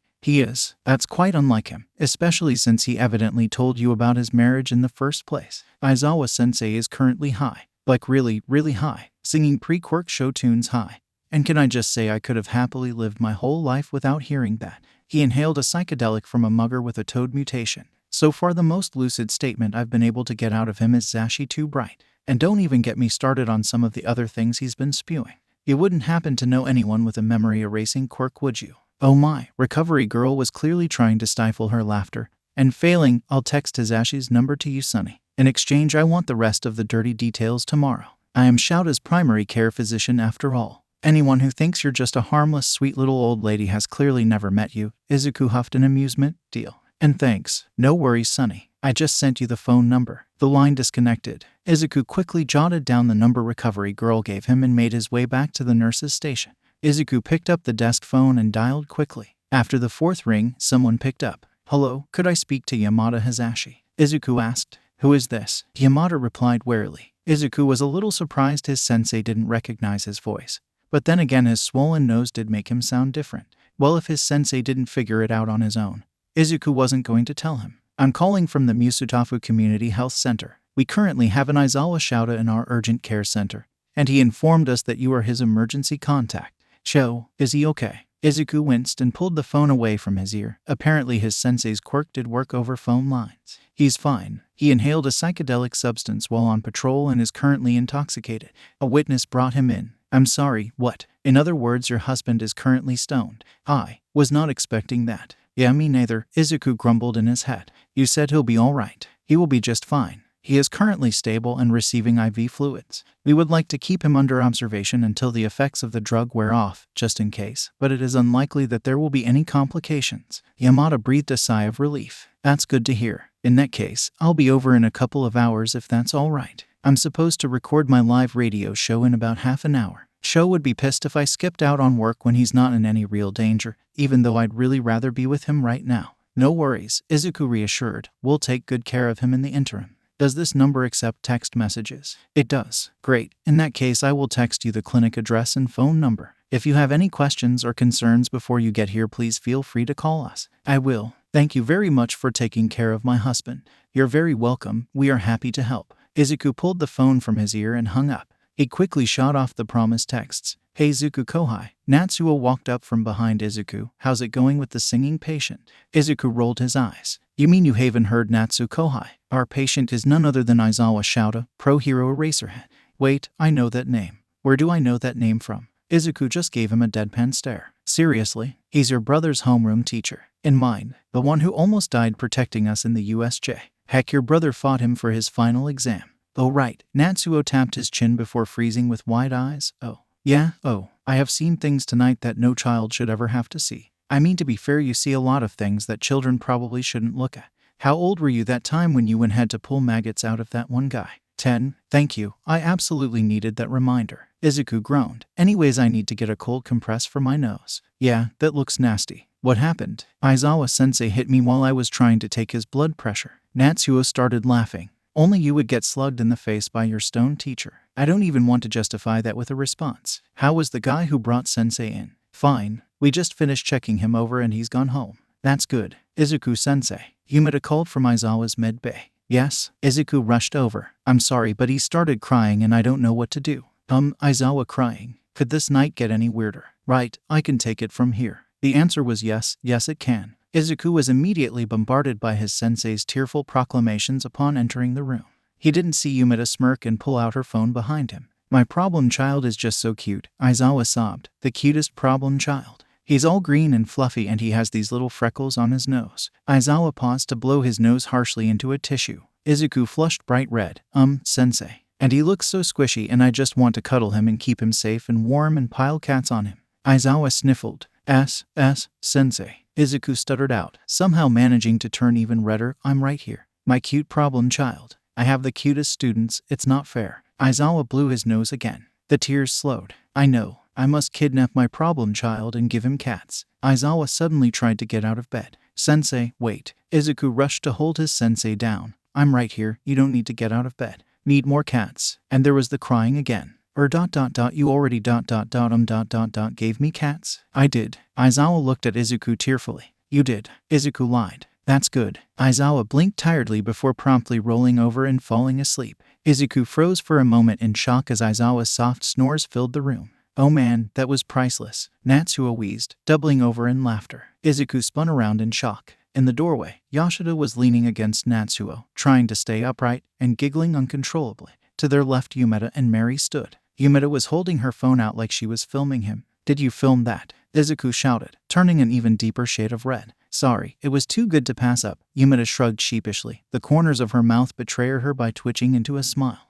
Give that here so I can delete it. Izuku reached for the phone, but Yumeta passed it to Mary, who held it high out of Izuku's reach. Why did he have to be so short? Look on the bright side, Yoshida gasped out. I don't think he plans on expelling you. I'd wait until he's sober before saying that. Aizawa-sensei is notoriously expulsion happy. But you're his cute little problem child. Natsuo mocked. Your hair is so fluffy and green and he wants to give you cats. Fuck you. Izuku gave Natsuo the finger. Now no need for language like that. We wouldn't want Aizawa to hear his student being so uncute. Natsuo laughed, dodging a swat from Izuku. Yoshida started laughing harder. All of you suck. Izuku informed his coworkers. We know, Yumeta shrugged. That's why I didn't feel that bad about sending the video to Recovery Girl Sensei. You what? Chiyo sat in her office. All Might, skeletal form resplendent in a hospital gown, was perched on an examination table. Well, Yagi-kun, everything looks as normal as it gets for you. Like always, make sure to eat iron-rich foods and continue to exercise to up your red blood cell count. You are still very anemic. Right, All Might agreed, standing up. You can go change in the bathroom. I'll have your supplement refills by the time you're done. Thanks, Chiyo-sensei. And then Chiyo was alone. Just as she was starting to fill All Might's prescription, her phone buzzed. I wonder if that's Midoriya again. Recovery Girl paused what she was doing and checked her phone. When All Might came back, he was greeted by the sight of a red Recovery Girl, tears streaming down her face as she cackled and clutched her stomach. Chiyo-sensei. All Might shouted in alarm, are you all right? Oh, I'm fine. Chiyo wheezed between bouts of laughter. Eventually her laughter slowed and Chiyo was able to properly get words out. Someone just sent me a funny video of my grandson, she explained, wiping a stray tear from the corner of her eye. I don't think I've laughed this hard in over 10 years. I'll have to save it for if he ever gets married. You have a grandson. All Might's mouth dropped open in shock. Chiyo began laughing again. If only he knew. Izuku, you still haven't treated your face. Yumeta scolded after everyone had calmed down. Come with me. We're going to take care of that now. Right, I just keep getting distracted. Izuku allowed Yumeta to lead him to an empty examination room. Ouch, Izuku winced as Yumeta prodded at his nose. You're lucky. It's definitely swollen. And you have some internal bleeding. There's going to be significant bruising around your nose and under your eyes. But I don't think it's broken. I'm going to get you a cold compress and some pain relievers to help you sleep tonight. They'll make you drowsy, so you should probably just go home and call it a night. I can't. Izuku protested. Aizawa-sensei needs me here. Natsuo can take over Aizawa's care. Yumeta replied sternly. I'm sure he'll be fine to teach class tomorrow. You'll be able to check on him then. The most important thing is that you take care of yourself. Don't forget, your licensing exams are coming up. But what if you get more patients and need my help? We might, but it's been a pretty slow night. And even if we do, we can make do. We've done so before. Plus, you look like you just got into a bad fist fight. All you'll do is end up scaring the patients. Go home and take your meds. Fine, but keep me updated tonight, okay? I'll put my phone on silent so it won't wake me up before morning. That way I can still get an update on Sensei before class. Can do. Now will you head home, or do I need to get someone to escort you? It's fine. Izuku waved his hands. I'll go home myself. I just need to change first. I'll know if you don't, and you won't like the consequences. Yumeta promised darkly. Izuku felt a chill go through him. Nurses were way scarier than doctors. Later that night, as Izuku swallowed his pills and pulled himself into bed, his last thought was that tomorrow would probably be his final day at UA. Aizawa hefted a small sigh as he rubbed his temple. Whatever he had been hit with the night before, he thinks someone had said something about toad venom had left him with the world's worst hangover. Of course, if he was able to teach in a full body cast after the USJ, then a headache wouldn't be too much of a hardship.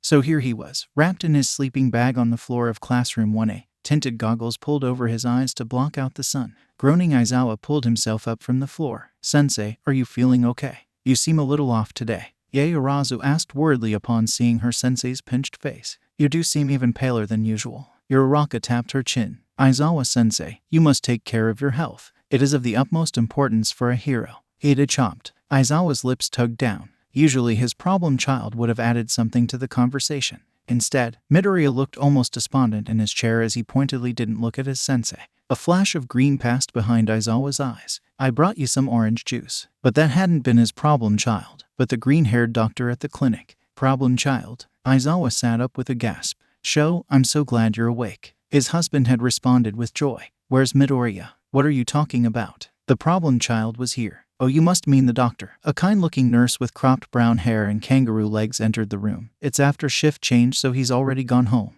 I know he looks young, but I doubt he'd appreciate being called a child. But he's still a student. He's in the hero course at UA. You must be mistaken. The nurse shook her head. The doctor who took care of you was quirkless. Maybe they just looked alike. Sho. Yamada ran his fingers through Aizawa's hair. From my understanding, you were fairly intoxicated. Aizawa blinked. Wait, I don't. Where am I? Sensei, do you need us to call recovery girl? Aizawa was abruptly shaken out of his thoughts. Apologies, I was just lost in thought. I am fine. Anyways, listen up 1A. Today's our last day of training before the provisional exams tomorrow. We are only going to do half a day, so that you all have time to rest for the test. However, before we head to the gym, we are going to have a special joint homeroom class with 1B. It has been brought to my attention that certain elements of your education may have been lacking. We will be rectifying this today. But Sensei, we cannot all fit in one classroom. Ada interrupted. I was just getting to that. Girls, you will be heading to 1B. Boys should stay here. You have 2 minutes. There was a sudden scrambling. Shortly after all the girls had rushed out the door, the 1B boys filed into the classroom. Oog, why must we share classes with that detestable 1A? Monoma groaned as he entered the room. Hey, we can hear you, you know. Kirishima shouted back. Quiet. Aizawa clutched his head in pain. It is illogical to squabble. Now your teacher for this lesson should be here any moment. I'm going to take a nap. Aizawa made to leave the room. As he did, All Might walked in. I am HERE... to teach you sex ed. What? Aizawa smirked and slipped out of the classroom.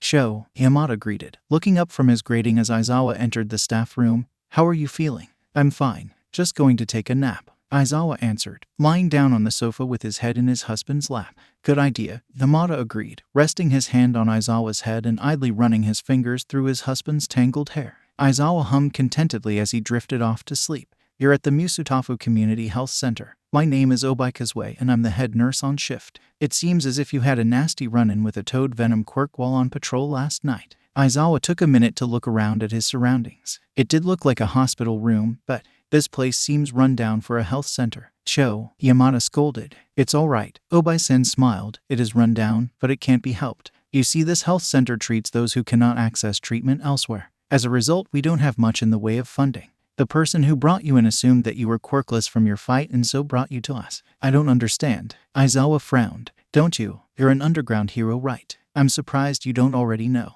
In today's society, there are certain groups of people who cannot access medical care. The quirkless, people with certain mutation quirks, those with villainous quirks, and others who for one reason or another may not have access to treatment.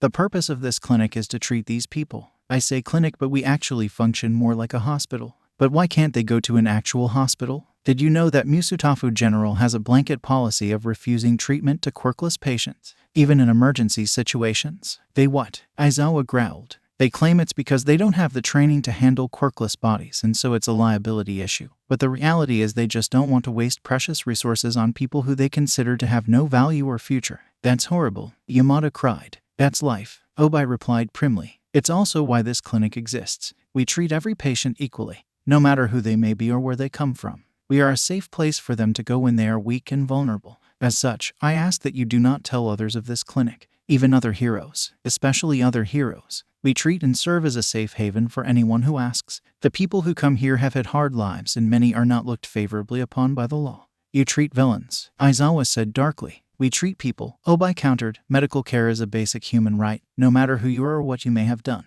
The vast majority of our patients have done nothing illegal, and we see a fair few more vigilantes than villains, but we turn no one away. It only works so long as everyone who comes here is both welcome and safe. And no hero has ever found out about this. Of course they have, Obai scoffed. Recovery Girl was here to observe one of the doctors only a few days ago.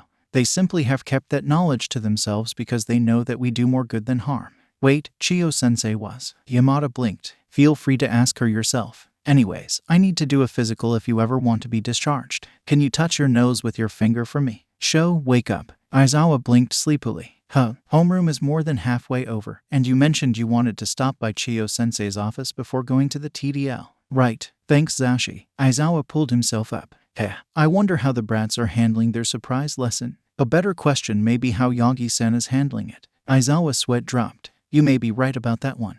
IAMHERE ... to teach you sex ed. Izuku blinked in shock as his classmates cried out. He knows he was the one to suggest this, and he's glad the boys don't have to deal with Midnight Sensei, really, but Yagi. There's no way this was going to go well. Sex ed. Tamanari gaped. Yes, today zygotes we will learn all about the reproductive system, and, Yagi blushed a deep crimson. The ... appropriate way to protect yourselves as you, that is. Izuku face palmed. This was already a disaster. I see, Shoto responded in his usual monotone. If this is about where babies come from, I am not in need of this lesson. I learned this from my brother last week. An awkward silence fell over the class. Izuku slammed his head against his desk. He loved his friend dearly, but why did Shoto have to be so awkward? And this was coming from the king of awkward. The second-hand embarrassment was killing him. Right, All Might coughed harshly. Where babies come from is certainly part of it. But there is more. Sensei, why exactly are we having this class? I mean, we're all in high school. Shouldn't we know all of this stuff already? Zero asked. Just because you know this stuff doesn't mean everyone here does. Izuku interrupted irritably, something which should be clear given the last few minutes. Exactly, Midoriya Shonen. All Might spat out a spray of blood. And now that everyone is living in the dorms together, the principal decided it was better to be safe than sorry. Now, does anyone have any more questions before we begin? Are we going to get to see pictures? What exactly will we be covering in this class? Are we only going to talk about straight relationships? Or are we covering gay relationships too? Are the girls doing this too? Do I have to? Do you have any kinks, All Might Sensei? And the awkward silence was back, along with All Might's blush. Now, to answer your questions one at a time. Yes, Minta Shonen, I have prepared a wonderful diagram of the male anatomy. Izuku almost snickered at Minta's disappointed face. I have a syllabus which I will be handing out in just a moment. We will be talking about both heterosexual and homosexual relationships. Yes, the girls are with Midnight in 1B. Yes, you have to. Now let's begin. All Might was not at all subtle in dodging that last question. All right, this is going to be so manly. Kirishima cheered. Everyone turned to stare at him. What? Ada Shonen, if you wouldn't mind passing out the syllabus. Of course, All Might Sensei. Ada agreed, jumping to his feet. Great, thank you. Now we will begin with a basic overview of the male anatomy. As you can see in the attached diagram, the major parts of the male reproductive system consist of the testes, scrotum, spermatic ducts, male accessory glands, and penis. Izuku let All Might's lecture fall into background noise as he discreetly pulled his phone out from under his desk.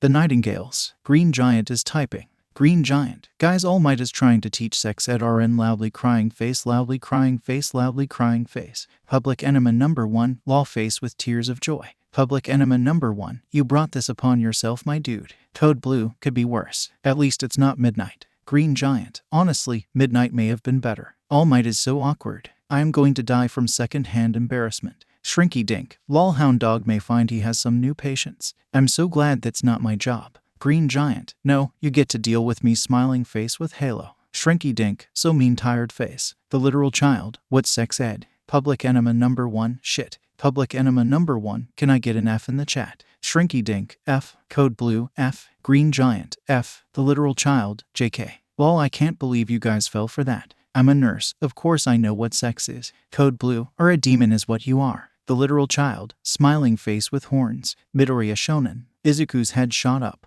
Yes, All Might Sensei. I'm sure that whatever is on your phone is very important. However, I do ask that you give me your full attention. Izuku blushed scarlet. Sorry, Sensei. Not to worry, my boy. We're all a little uncomfortable here. Huh. All Might boomed with an awkward laugh. Now, where was I? You were about to demonstrate the proper way to put on a condom, sir. Ida replied as formally as ever. Joy, Monoma groaned. Ah yes, may I present my trusty banana? All Might whipped a suspiciously phallic-looking banana from thin air. Izuku slapped his face into the palms of his hands. Could this get any more embarrassing? He shouldn't have asked. Yes, lube can come in many varieties and is essential for your partner's comfort. Some of it's even flavored. Well, I have always been partial to strawberry.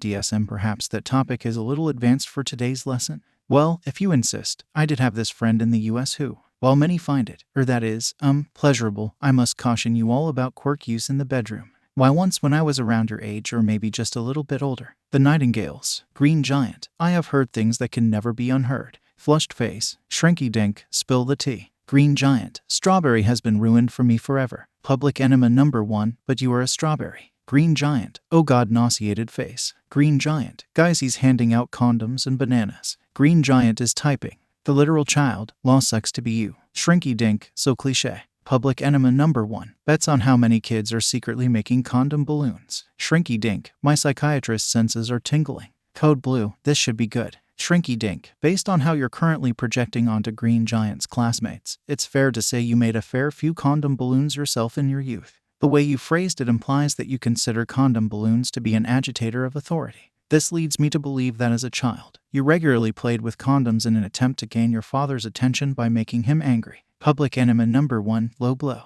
Code blue, played with condoms law you make him sound like a child deviant. The literal child, obviously he was a child deviant. Public enema number 1, like you can talk. You literally spend your nights doing illegal shit. Code blue, yo Mido, you still there? Midoriya, I am suddenly very grateful that I suggested this class to Aizawa-sensei. That is not how to put on a condom. Public enema number 1, you know what? I don't even want to know. Shrinky dink, I do.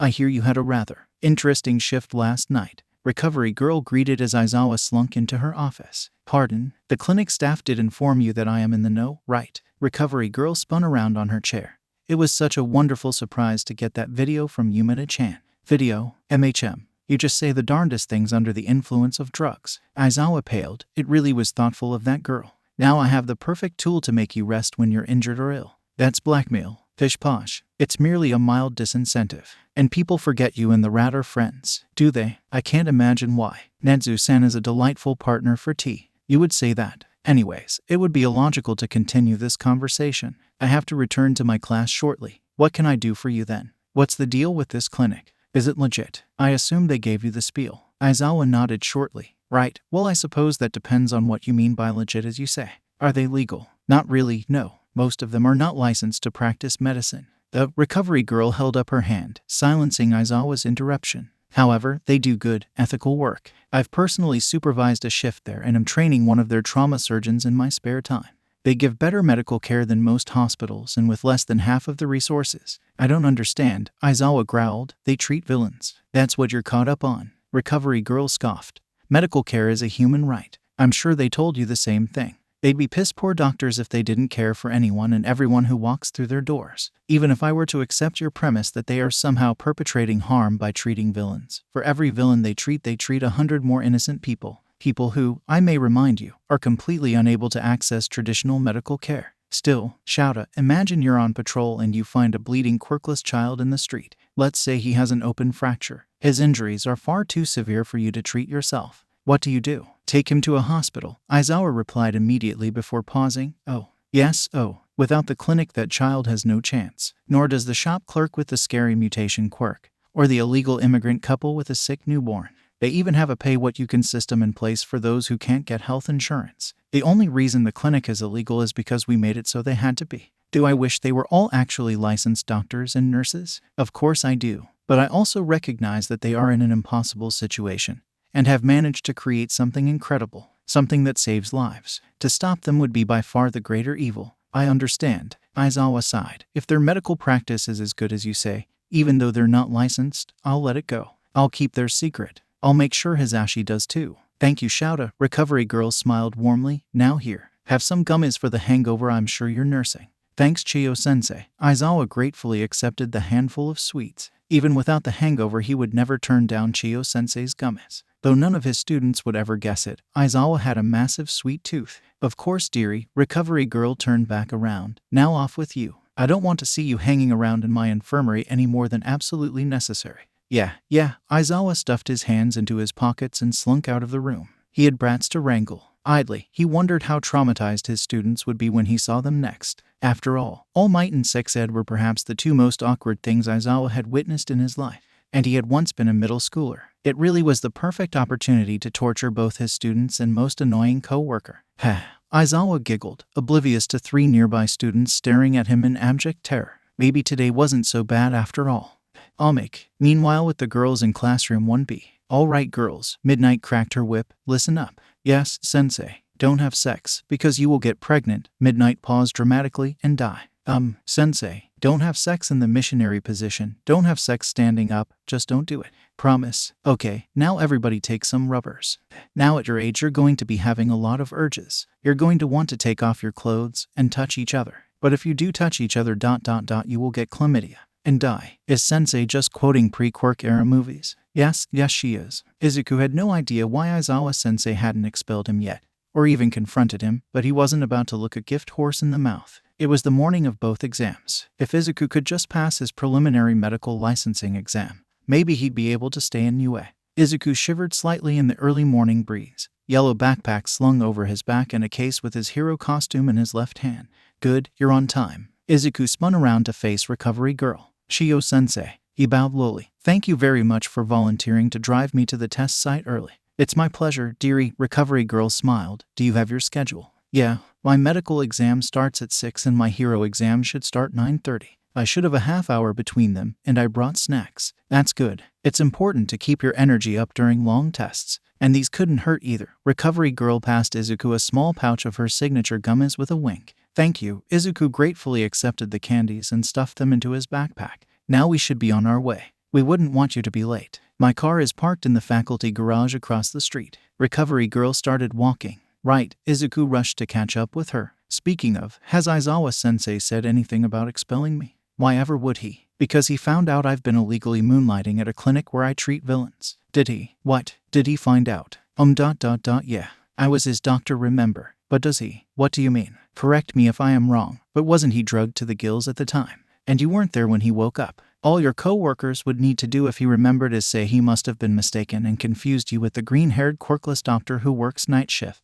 Shadow wouldn't even think to question it, especially since you clearly have a quirk. Izuku's eyes widened. He had been so panicked about his imminent expulsion that the idea had never occurred to him. You're right. I'll text Obai-san to confirm. But he would have expelled me by now if he knew, wouldn't he? He would have tried, Recovery Girl agreed, but you needn't have worried. If he ever did, then I'd stop him. Can't let him expel my only apprentice, now can I? I'm not your apprentice yet, Chiyo-sensei. Izuku blushed shyly. Recovery Girl just laughed. You will be after your exam this morning. I may not pass. Child, you have more medical know-how than many licensed doctors. You will pass just fine. Anyways, this is my car. Hop in the passenger seat. I'll need you to read the directions to the testing center. Izuku should have been surprised by the 21st century vintage Pepto-Bismol pink Volkswagen Beetle, but somehow he wasn't. Excuse me, Izuku mumbled nervously. I'm here to take the preliminary exam for medical practitioners. Midoriya Izuku, I suppose. The tired blonde man at the desk grumbled. What a pain, I'm too tired for this. ID please. Izuku fumbled as he rushed to hand it over. Fine, please go to testing room 2. The man yawned widely. Leave all of your things here except a scientific calculator and 2 number 2 pencils. Yes, sir. Izuku drew the supplies from his backpack and passed the yellow bag over to Recovery Girl. I'll see you when you're done, Sonny. Good luck. She smiled as the tired man led Izuku to the testing room. Ugh, you ready? The man asked after Izuku sat down at an empty desk. Izuku nodded. The man pulled a sheet of paper from a folder and began to read in a deadpan monotone. Good morning. As you know, you are here to take the National Preliminary Exam for Medical Practitioners. Congratulations on taking this important step towards your career goals. My name is Mira Yokimaru and I will be your proctor today. Mira let out another large yawn. Izuku winced. The man couldn't have sounded less enthused if he had tried. Before we begin the test, I am going to read some instructions. This should take about 20 minutes. Please listen carefully and raise your hand if you have any questions. Remember, my role is to make sure you have the best opportunity to demonstrate your skills and knowledge. If you are using printed directions, please open the booklet I am about to hand you and follow along as I give instructions. Mira tossed Izuku a thick packet. Thank you. Mira simply grunted in response. The following are forbidden and will result in your dismissal from the testing site. Giving or receiving help of any kind, looking through the test book before time starts, looking at sections other than the one we are currently on, marking or changing answers after time is called, attempting to remove test materials from the testing room, possessing a mobile phone or any other unauthorized testing aid either during testing or during breaks, possessing an answer key or sharing answers with anyone during or after the test, attempting to take the test from someone else, eating or drinking without an approved accommodation to do so, causing a disturbance, and failing to follow testing procedures. Basically don't cheat, Mira concluded tiredly. Izuku nodded firmly in response. These policies help make sure your testing experience today is fair and that you can focus on your own test without distraction.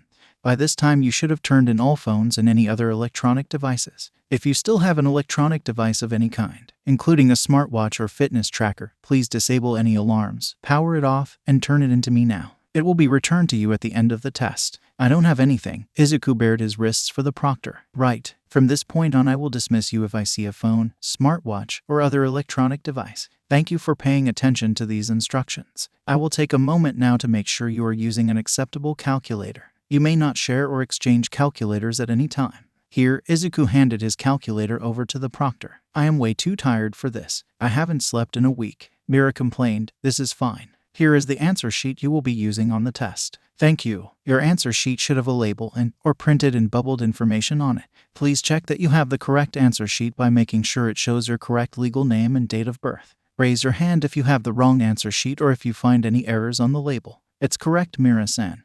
Izuku replied after quickly checking his sheet over. I will now distribute your test books. Do not open them until I tell you to. Mira handed a book to Izuku. Now read the back cover. It has important information about marking answers and scoring. When you are finished reading, please look up. Izuku turned the booklet over and scanned the instructions. It seemed to be a pretty simple multiple-choice test with a bubble answer sheet. Izuku had taken plenty like it before. Are there any questions about what you just read? Izuku shook his head. You will begin the test in just a few minutes after I read a few final instructions. During testing, keep your answer sheet and test book flat on the desk. If you find something wrong with your answer sheet or test book, such as a missing page, raise your hand. Answer sheets and test books must never be removed from the testing room. You can only work on one section of the test at a time. You are not allowed to move to the next section until you are instructed to do so. Once the test has ended, please stay seated and don't leave the room until I dismiss you. If you have any questions, you may ask them now. I don't have any questions. Very well. The test is broken into 6 half-hour multiple-choice sections with 30 questions each. The first half of the exam will cover your knowledge of science. Section 1 will cover anatomy, behavioral sciences, biochemistry, biophysics, microbiology, pathology, pharmacology, and physiology. Section 2 will cover interdisciplinary sciences including genetics, quirk science, aging, immunology, nutrition, and molecular and cell biology. Section 3 will cover epidemiology, medical ethics, and law.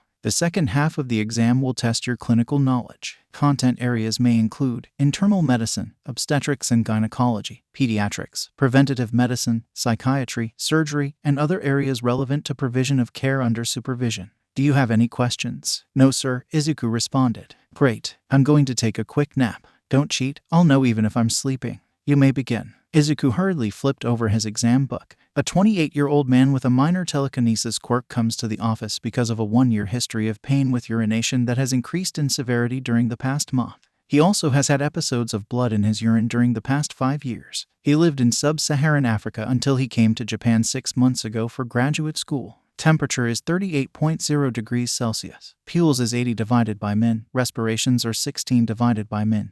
And blood pressure is 110/84 of a millimeters Hg. Physical examination shows suprapubic tenderness. Laboratory studies show hemoglobin 12.3 grams divided by dl. Hematocrit 37%. Leukocyte count 13, 400 millimeters 3. Segmented neutrophils 65%. Bands 5%. Eosinophils 5%. Lymphocytes 22%. Monocytes 3%. Serum, urea nitrogen 75 mg divided by dl. Creatinine 3.8 mg divided by dl. Urine, blood 3+.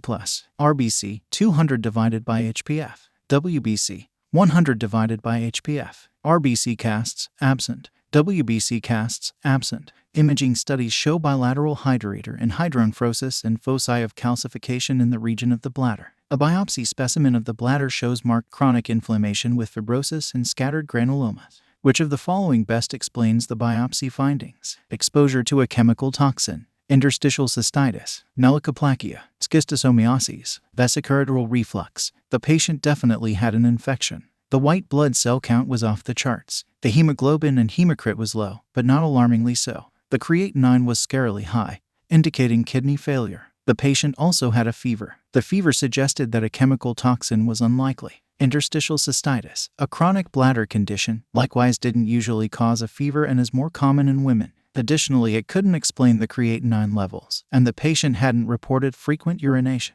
Melocoplakia, a rare inflammatory condition, couldn't be diagnosed with the available information. The labs showed evidence of renal failure, so it could be a possibility, but it usually occurs in older individuals, making it unlikely. Additionally, the patient wasn't immunodeficient, which is the biggest risk factor for melocoplakia. Vesicoureteral reflux is usually a childhood disease and wouldn't explain bloody urine. The bladder wall calcification was unusual. and combined with the history of traveling to Africa probably implied schistomiasis, a parasitic disease caused by blood worms. Izuku quickly filled in the bubble for D. He could do this. Izuku could not do this. The exam had been brutal. And while Izuku was confident he got his answers correct, he hadn't been able to finish a single section in time. Now he was beyond exhausted and about to be thrown into the provisional hero licensing exam.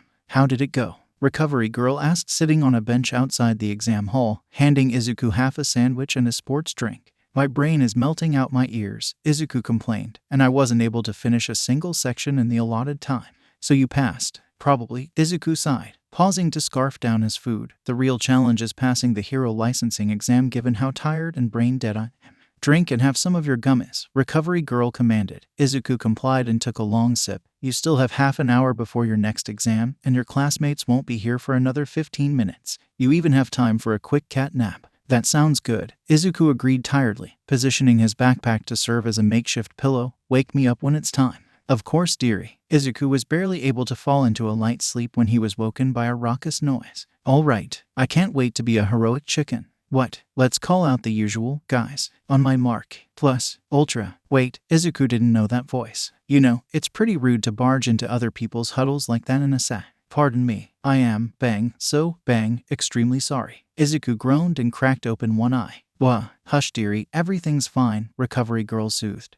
Try to get a few more minutes of sleep. Izuku squinted and shut his eyes again. Who is this guy? I do not trust his enthusiasm, Kaminari cried out. Hey, look at their uniforms, Gyro added. They're from that famous school on the other side of Japan. UA in the east, Shiksu in the west. And that was Kaken. Izuku sighed. Well, there went his last hope of sleep. Izuku sat up tiredly. The voices he didn't know must belong to students from Shiksu High. I wanted to say it just once. Plus ultra. See, I really love UA High School. I am extremely honored to compete against such incredible students. I'm so looking forward to it. Well, that was earnest. Izuku kind of liked the guy. What? A girl with long brown hair asked. Let's go, replied a purple-haired boy. In a Sayurashi, Aizawa deadpanned, and now that was a surprise. Do you know that guy, Mr. Aizawa? Hagakure questioned. Indeed, he's strong, the class gasped in unison. Aizawa never exaggerated. A compliment like that from him was a big deal. He's the same year as you all, and received the top score for students admitted through recommendations. But for some unknown reason he turned down his acceptance to UA and went to Shiksu. Now Izuku was wide awake. If he had the top score for recommendations, it meant that he had beaten Shoto in the exam. It was unlikely that anyone in Wano could take him head-on, and they were competitors in this exam. It was very likely they would meet as enemies on the field. What could his quirk be? How could Izuku counteract him? Great to meet you, UA students. Please excuse me. Hold on, is anyone else confused here? Siro wondered aloud. This guy says that he loves our school, but he turned down his chance to enroll when it was offered. Yeah, Mina agreed. What a weirdo. Maybe, but he's the real deal, Aizawa warned. And that was more terrifying than anything else Izuku had heard about him. Aizawa was just full of praise for the guy. Keep an eye on him. Izuku walked over to his classmates. Hey guys, Deku-kun, where have you been? Aizawa-sensei wouldn't say anything. Uraraka launched herself at him. Sorry. Izuku rubbed the back of his head sheepishly. Something personal came up that I had to take care of this morning. So Recovery Girl Sensei brought me here separately. Uraraka opened her mouth to ask another question but was interrupted by a chipper voice. Eraser. Aizawa flinched hard, startling the class. Whatever could make their teacher look so scared must be terrifying. I'd know that scowl anywhere. I saw you on TV at the sports festival, but it's been a while since we were this close in person. Aizawa's eye started to twitch. Wow, I've never seen someone get a reaction out of Aizawa-sensei like this before, Uraraka whispered. Izuku flashed back to an image of his drugged teacher, crying about his cute students and cats. Still, eliciting this type of emotional response from their teacher while he was sober was impressive. Let's get married. No. The class broke out into a cacophony of gasps and squeals. Wait, wasn't Aizawa-sensei married to Mike-sensei? Ha ha ha, you're a real laugh riot, buddy. The woman doubled over in laughter. As usual, you're impossible, joke. Oh, that's Ms. Joke the Smile Hero, Izuku mumbled. Still, Izuku didn't think that the marriage joke was funny, especially since it clearly made Aizawa-sensei so uncomfortable. Come on, imagine it. Joke continued. If I was your wife, you'd have a life full of constant laughter. That sounds like an actual nightmare. Aizawa deadpanned. Joke started laughing again. It seems like you two are close, Sue observed. Our agencies were near each other. As young heroes striving to make a difference in the world, a mutual love bloomed. No, it didn't. I do miss your quick retorts. Joke shot finger guns. You're my favorite person to tease future husband. So Joke, if you're here, then that must mean. That's right. Over here everyone. A group of teens approached from behind her. This is UA. Oh whoa, it really is class A. A boy with black eyes and spiky hair replied. It's so amazing. The blonde girl next to him squealed. I've seen them on TV before. Shit. Izuku had forgotten about the sports festival. This was going to put them at a serious disadvantage in the exam. Second years, from Ketsubutsu Academy, Joke introduced. This is class 2. They're my students. The boy who spoke early grabbed Izuku's hands. Hey, I'm Shindu. Seems like UAS had a lot of trouble this year. Must have been tough. Izuku narrowed his eyes. Shindu's pulse, which he could feel against his wrist, was rapid, quicker than his speech. His hands were clammy and his eyes dilated. He was either extremely nervous or lying. Maybe he had a touch-based quirk and was tagging him. What are you trying to say? Izuku responded cautiously. But even so, you've worked hard to become such great heroes despite those hardships. Shindu moved to Kaminari and Gyro, touching both of their hands. It's wonderful. Hearts full of fortitude. Well, that was a load of baloney. The guy was practically sparkling. He was so fake. I believe that's what every hero in the world needs to have. And Bakugo, oh no. This was not going to end well. It must have been hard for you, what with that whole kidnapping incident.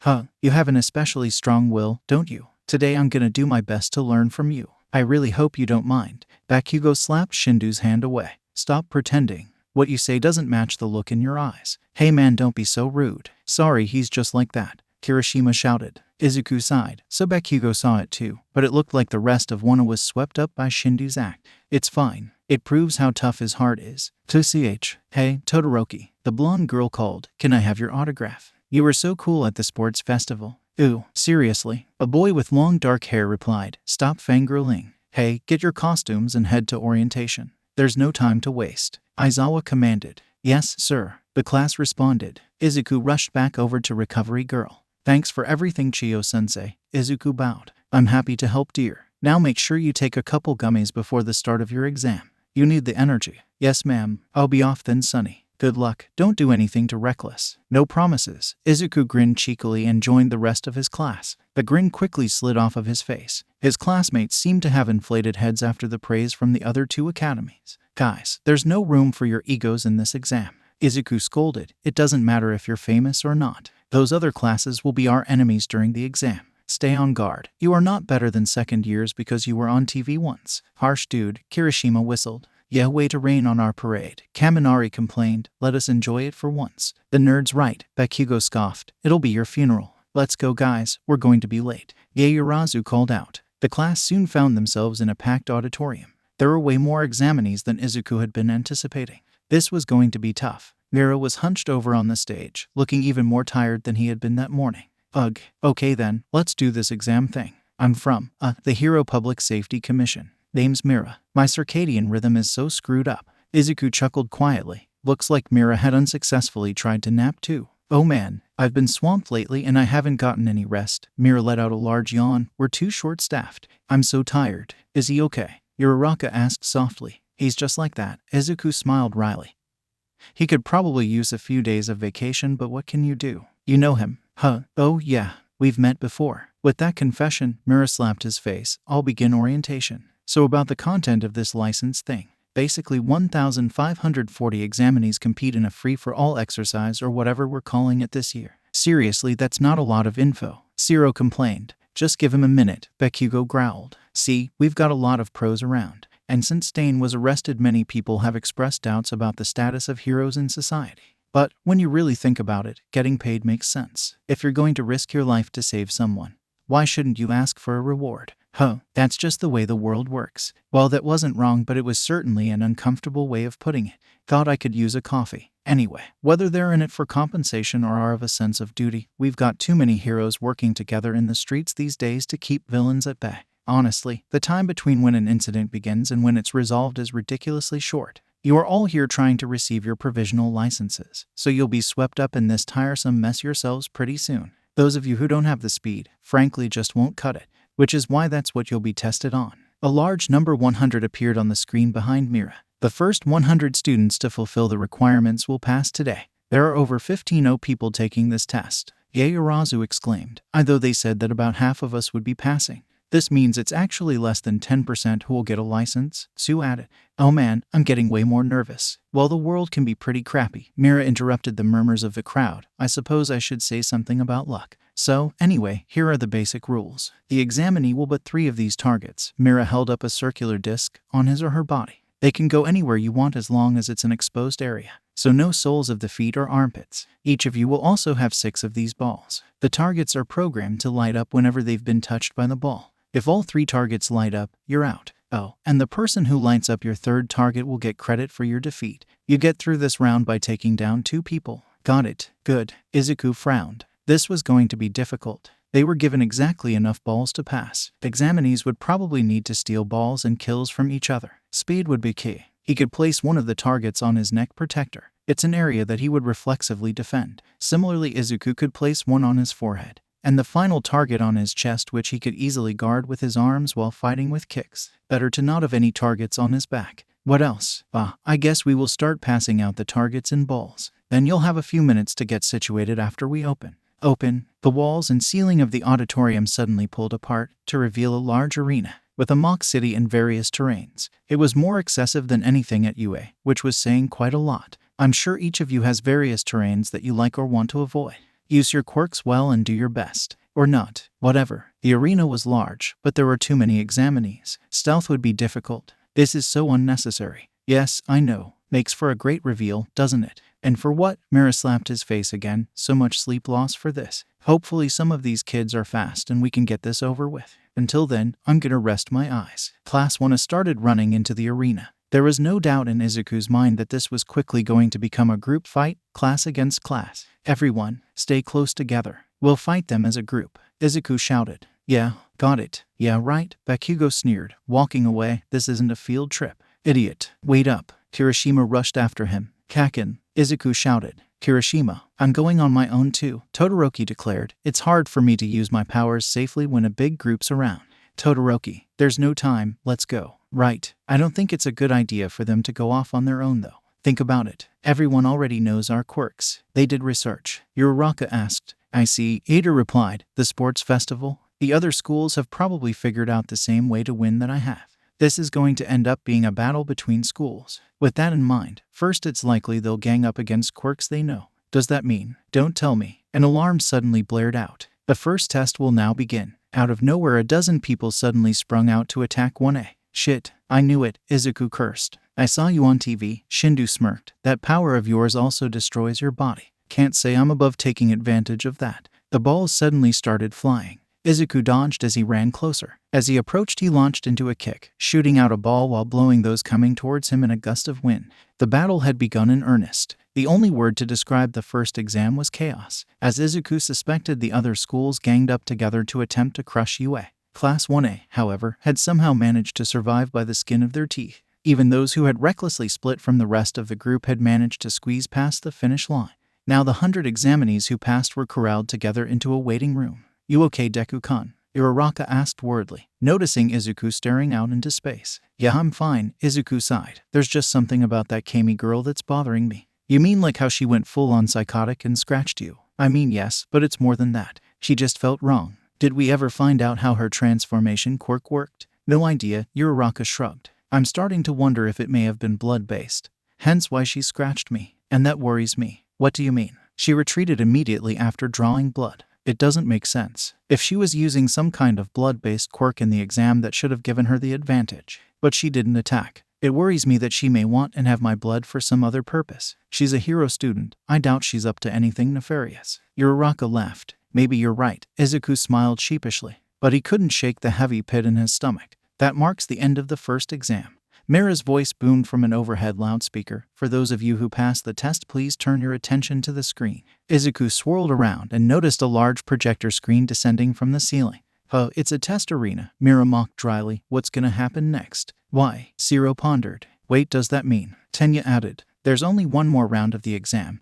Mira revealed, your goal is simple. Undertake rescue exercises and save the bystanders who are trapped in these disaster sites. A rescue mission. Izuku let a large grin spread over his face. Now this was in his wheelhouse. Save the what now? Ashido questioned. Bystanders, Hagakure replied. We learned about them in class, remember? They're people at a disaster scene, or innocent civilians on a street. Use this time to show us how you will carry out successful rescue procedures once you receive your provisional license.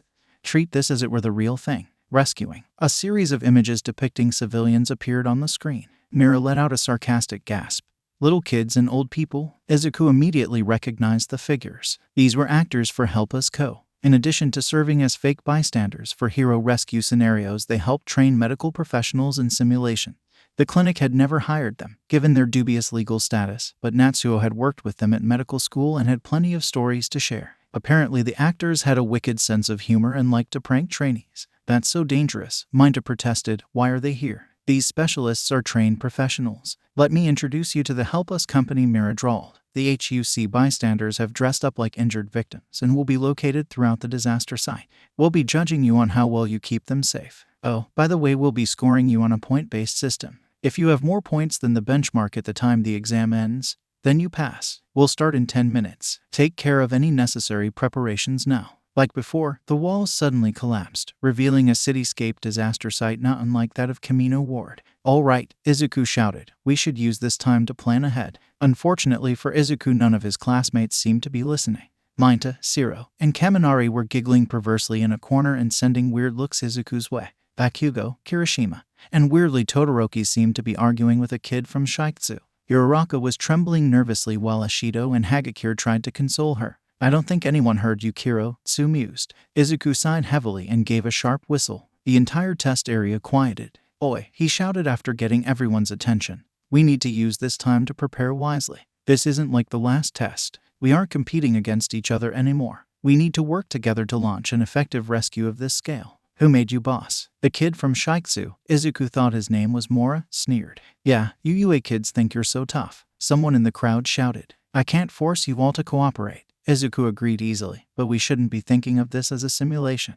The most important element of being a hero is saving people. If this were a real natural disaster, would you still refuse to work together to rescue the bystanders? The crowd broke out into quiet murmurs. He's right, Ida piped up. It is disgraceful for us to act this way as future heroes. I agree, Irashi boomed. This advice is passionate to the extreme. Right. Izuku scratched the side of his face. Anyways, who's with me here? The crowd broke out into grumbling again, but everybody stayed put. All right, we don't have the exact situation yet, but regardless as to what it is, we should break down the test site into a quadrant system and search designated areas in small teams. Creati, could you make a communicator for each team? Sure, no problem, Momo agreed. All right then, Izuku smiled. You're on mission control. Please work to direct and coordinate all of the teams. Roger that. Before Izuku could continue any further, he was interrupted by Mira's voice over the loudspeaker. Villains have performed a large-scale terror attack spanning all of insert city name here. Izuku face-palmed. Could Mira be any lazier? Since most of the buildings collapsed, there are many injured.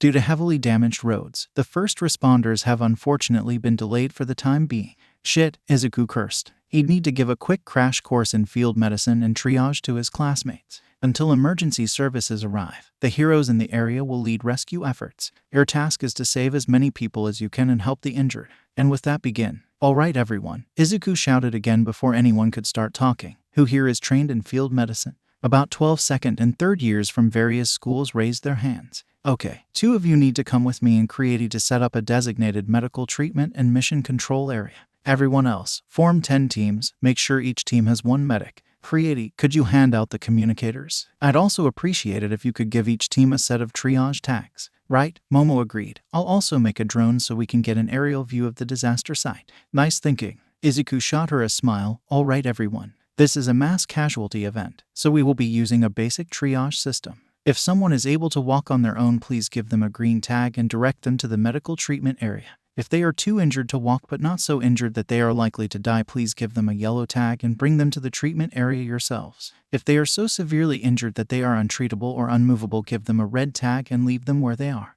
Dead bodies should receive a black tag. What? Several people cried in outrage. We can't just leave seriously injured people to die, Mina shouted. I can't believe you'd say something like that. Yeah, what she said. How can we call ourselves heroes if we don't save them? Izuku leveled the crowd with a stony glare, which caused them to quiet. It sucks, but the reality is we can't save everyone. Our time and resources in this situation are severely limited.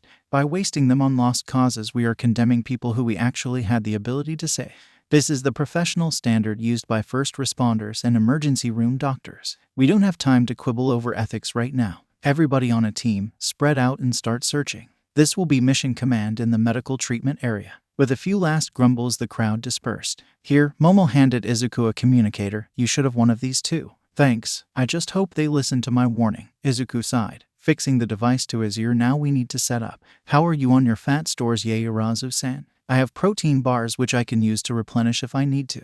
What do you need? We need to set up a sterile treatment area. A tent and a couple of stretchers would be great if you can manage it. Maybe a spinal board or two. Given the number of collapsed buildings, I suspect we may see some severe crush injuries. No problem, but I'm probably done for a while after that. I understand. Izuku spun around to face the 2 third-years who stayed behind with him. It's nice to meet you. I'm Midoriya Izuku from UA. Hero name, Deku. My quirk is super strength. I don't look it, but I'm actually apprenticed to Recovery Girl and have several years of advanced medical training. I'm Awada Emi, the first, a young woman with pale blue skin and fins for ears answered. Hero name Hydros. I'm a 3rd year at Isamu Academy High School. My quirk is Scald, which allows me to produce hot water. I took an emergency first aid course over the summer. Wow, your quirk will be a great help for first aid treatment. Can you control how hot the water is? Is it hot enough to sterilize our tools? Have you practiced using it to wash out wounds? Izuku started rambling. Awada just chuckled. I can make the water temperature anywhere between a hot bath and boiling. So yes, I am happy to help sterilize things and wash wounds. I'm Yajahashi Ryota. Hero name Scimitar. A boy with dark skin, white hair, and an obvious goat mutation added. I'm a 3rd year at Seijin High School. My quirk is goat. Pretty self-explanatory. I'm a certified EMT. Izuku had tons of questions about his quirk but clamped down on them. Now was not the time. Nice to meet you. What do you guys have in terms of medical supplies? I'm well stocked with a basic first responders kit, Yajahashi replied. I only have some bandages. Alright, in that case, Hydros, you can handle our intake and green tag patients. Scimitar and I will take care of our yellow tag patients and green tags as we have time. Sounds good to me. Righto. Hey, Deku, the tent and stretchers are all set up. Great. Thanks, Creati. Izuku paused as voices came over his comms device. We're about to have 2 patients incoming. Everybody to your stations. Izuku spun around and headed into the newly erected medical tent. Not a minute later, the first 2 patients had arrived, brought in by Uraraka. Another 5 minutes in and they almost had more patients than they could handle. We have a yellow tag here. An older gentleman who was crushed under a building. Awada announced. The second patient is his grandson in a green tag. Suspected minor head injury. Thanks, Izuku shouted, rushing over to the grandfather. Sir, I'm the hero Deku and I'll be taking care of you today.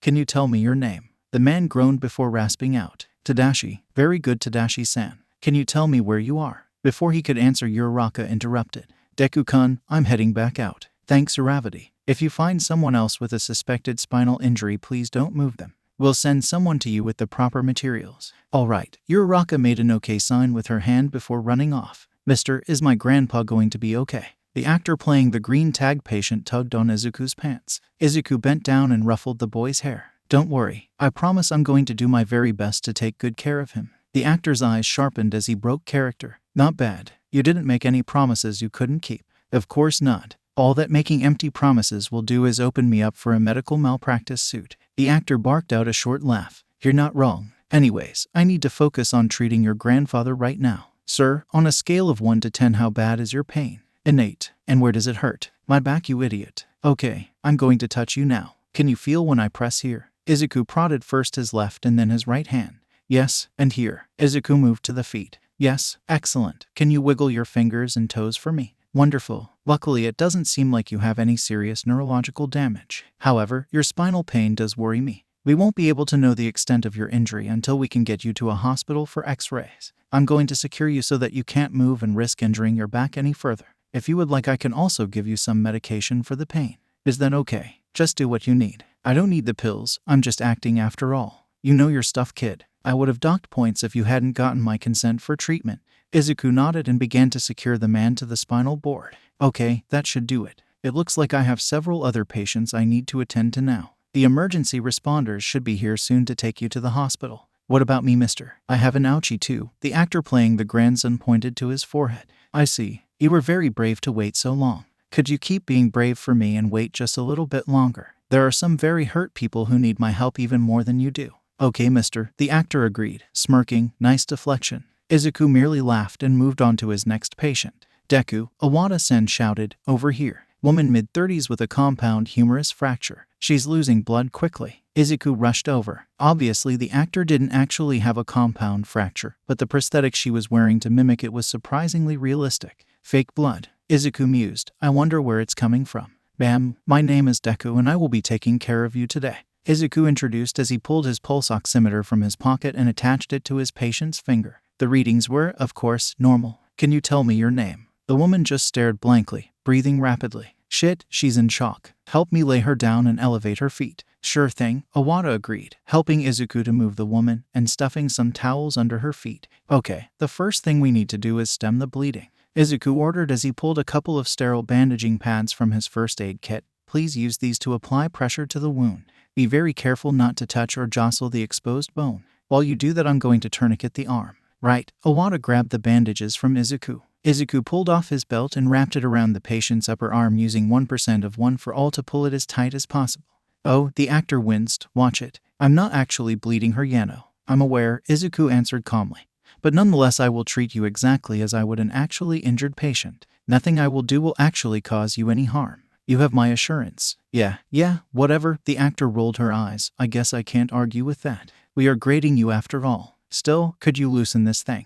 I promise not to dock you for it. All right, Izuku agreed, loosening his tourniquet. The actor breathed a sigh of release. I need to ask, should I assume that you are still in shock? It's fine, you clearly know what you're doing. The actor waved off. Go help someone else. You pass in my book. Are you sure? I haven't splinted your arm yet. It's fine. Go on. Thank you then. Izuku bowed his head. An ambulance will transport you to the emergency room for further treatment once the first responders arrive. If your condition starts to worsen, please be sure to let one of us know. At this point, the tent was practically overflowing with patients. Hey Scimitar, how many yellow tags do we have? About 10. Some idiot also brought in a couple of red tags. Of course they did. Go give them pain medication. I mean, not actually, since they're not really injured, but mime it anyways. Otherwise, for now, we need to leave them. If they're still alive after we handle the yellow tags, then I'll see what I can do. Let's each take 5. When you see her, please ask Hydros to start treating green tags. We need to clear up space in here. Roger that. Yajahashi offered a lazy salute.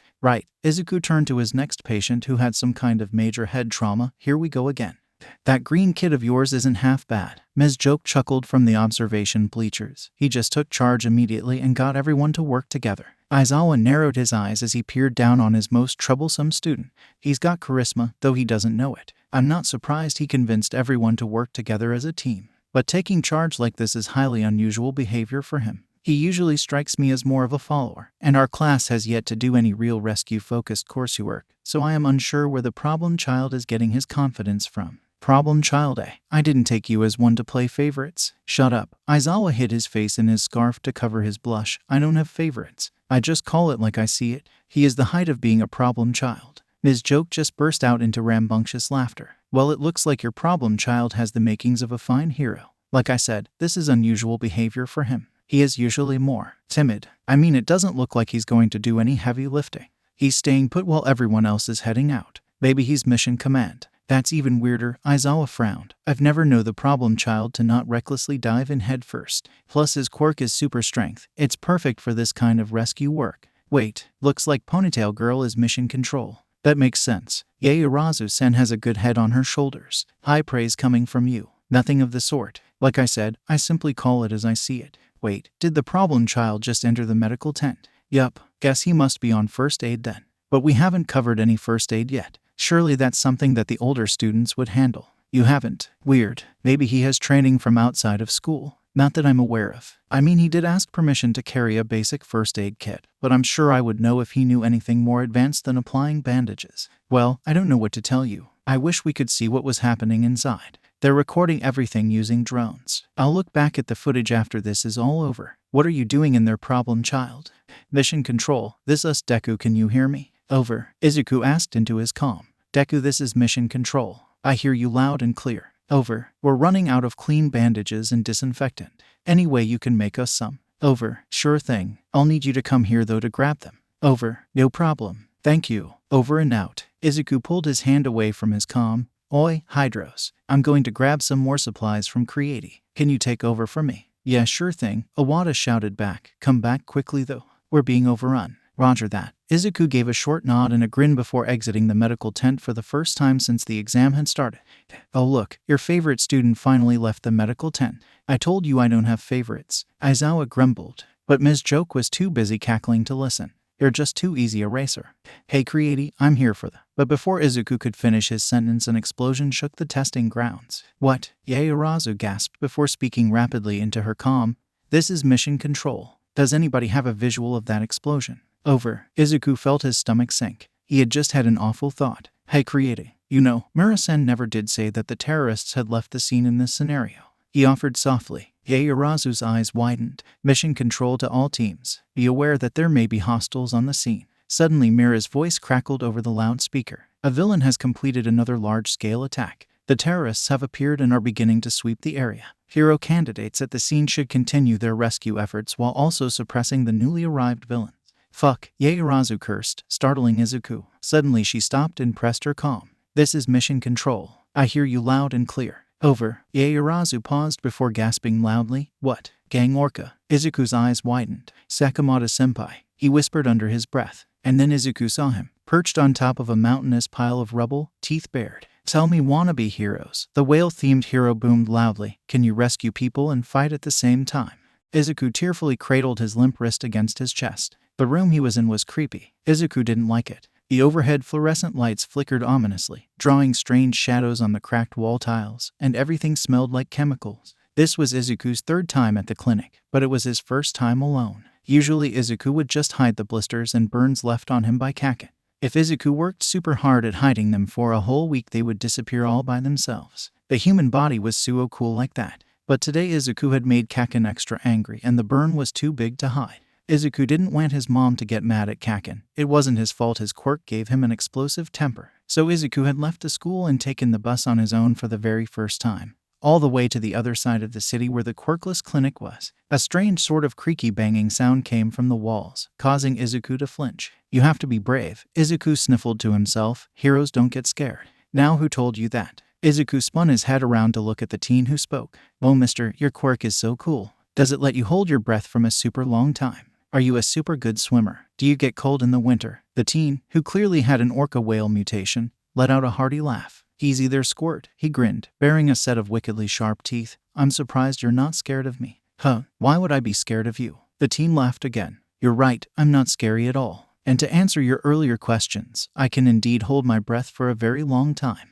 I am an excellent swimmer. However, I do, unfortunately, get cold in the winter. So cool, Izuku had stars in his eyes. The whale man frowned briefly. How old are you, Squirt? I'm Midoriya Izuku and I'm 4 years old. Izuku tried to hold out 4 fingers, but pain shot up his arm. Izuku winced and pulled his injured wrist back to his chest. Nice to meet you, Midoriya-kun. I'm Sakamoto Kugo and I'm 15 years old. Are you here alone? Where are your parents or guardians? Ka-san is at work. Does she know where you are? Izuku shifted nervously. I'll take that as a no. I can't tell her about Kaken, Izuku defended. Can you tell me about Kaken? Izuku hesitated. Do you promise not to tell? He whispered, scooting closer to Sakamoto-san. I can't promise that, kiddo. The cetacean teen smiled sadly. I have to tell someone if you or someone you know is in danger. But how about this? I promise I will talk to you before I tell anyone else. Izuku pondered that answer for a moment. I dunno. I don't want Kaken to get in trouble. He's going to be an awesome hero one day. How about I tell you a super cool secret in exchange? What secret? If I tell you, you have to promise to tell me about Kaken.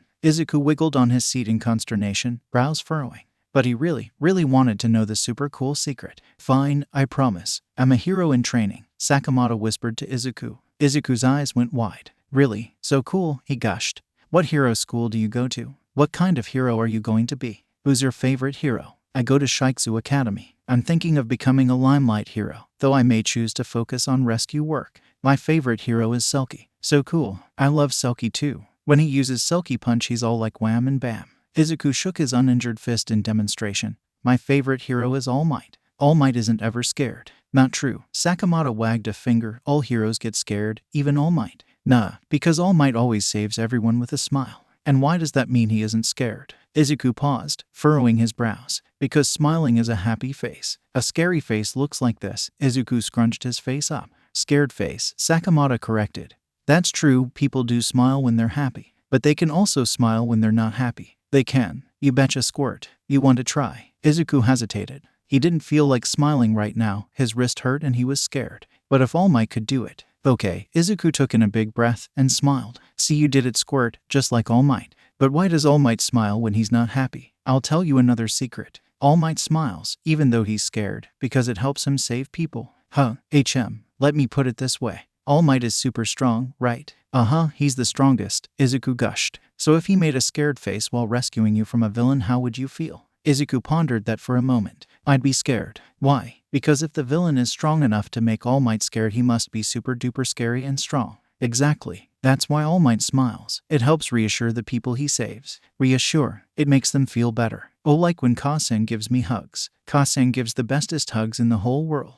One time she hugged me for a whole entire hour. Exactly like that. Sakamoto agreed. Now it's your turn. Can you tell me about Kaken? Izuku shuddered. He didn't want to. Talking about Kaken was scary. What if Kaken got in trouble and couldn't be a hero anymore, and so someone he was supposed to save got hurt? What if he got mad at Izuku? Izuku took a deep breath and smiled shakily. All Might wasn't there to reassure him, so he'd have to smile for himself. Kaken is my best friend. Izuku tried to find the words. Our Kasans are best friends, so we play together a lot. Except sometimes. Izuku pressed his fingers together. Sometimes I get hurt when we play. Sakamoto opened his mouth to interject. Wah. Izuku cut him off. It isn't his fault. His quirk makes him do it. I'm sorry, what? Kaken's quirk is explosion. It's super cool. He sweats explosive stuff. Nitroglycerin. Yeah, nitroglycerin.